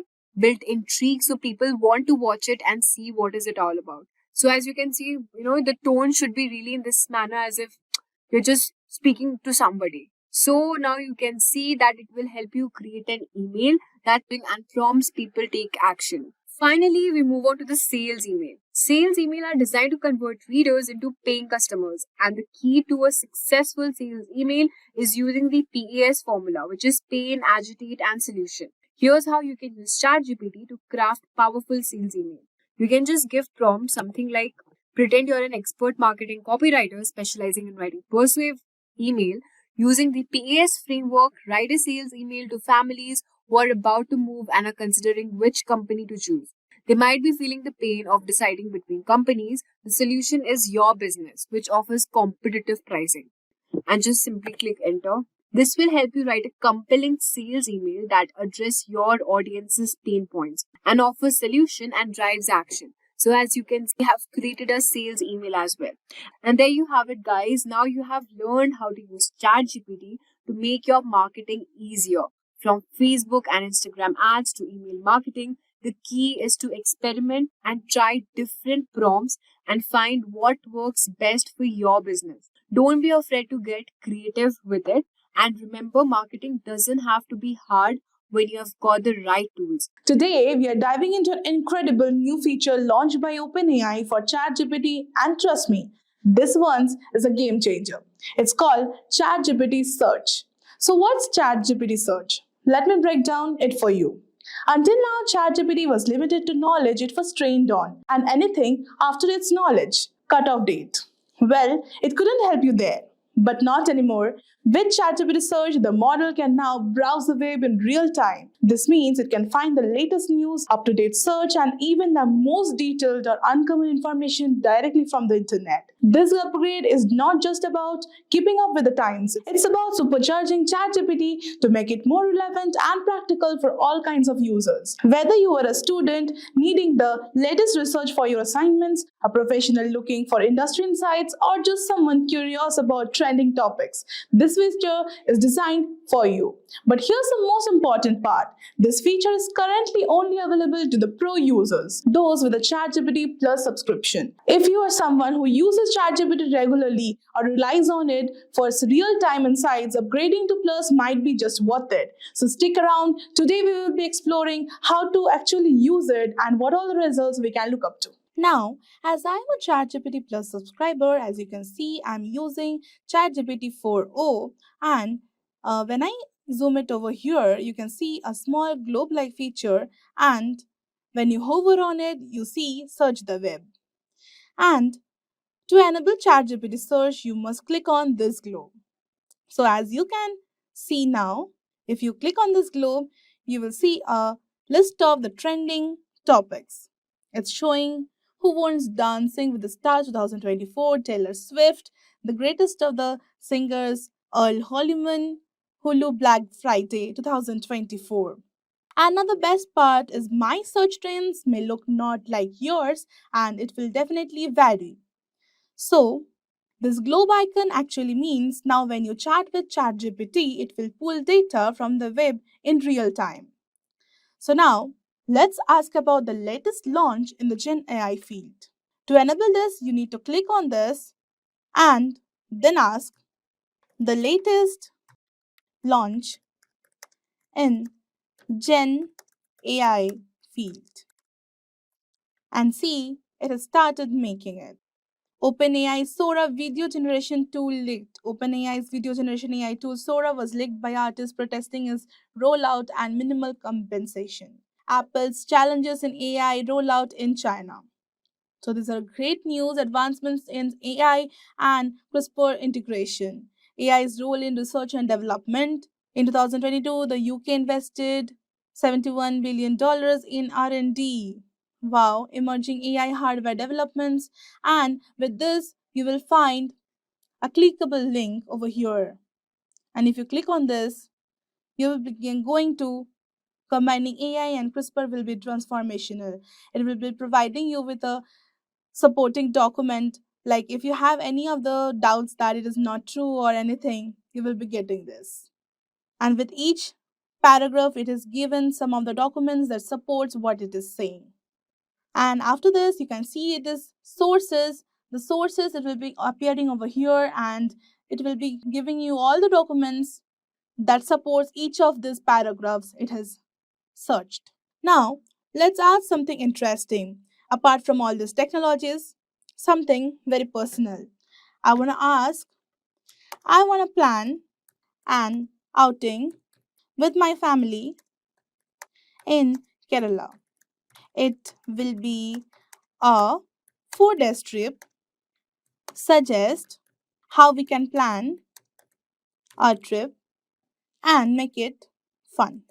This much prompt is fine, I guess. Let's see what it answers. So, it has basically divided each day into morning, afternoon, and evening. Wow, it's nice. And let's see. Planning a 4 day family trip to Kerala offers a delightful mix of natural beauty, cultural experience, and relaxation. So, arrival in Kochi, it is suggesting to arrive in Kochi morning. You check into your hotel. Afternoon, the Fort Kochi, known for its colonial architecture. Wow, street art. St. Francis Church. This is nice. This is very famous, I guess. Kochi to Munnar, then Munnar to Thekadi, Alipi, and departure. Some additional trips, the accommodations, transportation. So it has even suggested that hire a private car for flexibility and comfort. Obviously, like you will be doing everything in time on your particular choice, and local cuisine, cultural etiquette. So it has even give the sources. So these are basically travel planners. If you click on it, you will be getting the best place. So this is task travel. This is a basically a planner where you can plan your trip. You have to give your date of arrival, number of days, hotel category. Okay, these are also having options. Basically, it's nice. It's even you don't even have to do the hard work of finding all these things. You will be getting directly from ChatGPT. Let's go back. Now let's ask something very important. Is there any deal on flights from Bangalore to Delhi? As the flight tickets prices are going so high, so let's see if they have any of the things over here. As of now, several airlines and travel platforms are offering deals on flights. So they are giving Make My Trip, Go Ibibo, Air India, Skyscanner, and some additional tips. So let's see. Okay, it has giving direct access to the particular website, and it's nice. And even it is giving uh, to write this code and you will getting flat 10% discount. So basically it's nice. You can even go and have a research on this and then book your flights and get a discount in your next flight ticket maybe. Now let's ask locate some good coffee shops near me in maps. I want the exact location. So see, it's just a competition to the Google search, honestly. Getting a map to locate where the place actually is. So basically, here are some options. You can even map, you can list. You will get a list of this. Third wave coffee, this is very popular, I guess. Blue Tokai coffee roasters, and everything. And even it has directions, website, and even the call number over here, just like you get in this Google search. It's basically a competition, a tough competition, honestly. Now, making it a bit interesting, I want to ask, what is NVIDIA price? Now let's see. Hey, wow. It has even given a chart that we can even point out ups and the downs, the highs and the lows. I can even view it on various days, 1 day, 5th day, 1 month, 6 months, yesterday, 1 year, or 5 years, anything. And even you will getting here the $0.83 plus 0.61% November 26. This is actually nice. Even if you're getting a summary of this, this is truly nice. You can even find out at particular date and time, 6 months, 1 month, and everything in just your fingertips. And that's ChatGPT search. So with this, we have completed our SEO full course. If you have any doubts, you can ask them in the comment section below. Thank you for watching. Staying ahead in your career requires continuous learning and upskilling. Whether you're a student aiming to learn today's top skills or a working professional looking to advance your career, we've got you covered. Explore our impressive catalog of certification programs in cutting-edge domains, including data science, cloud computing, cybersecurity, AI, machine learning, or digital marketing. Any of our programs and set yourself on the path to career success. Click the link in the description to know more.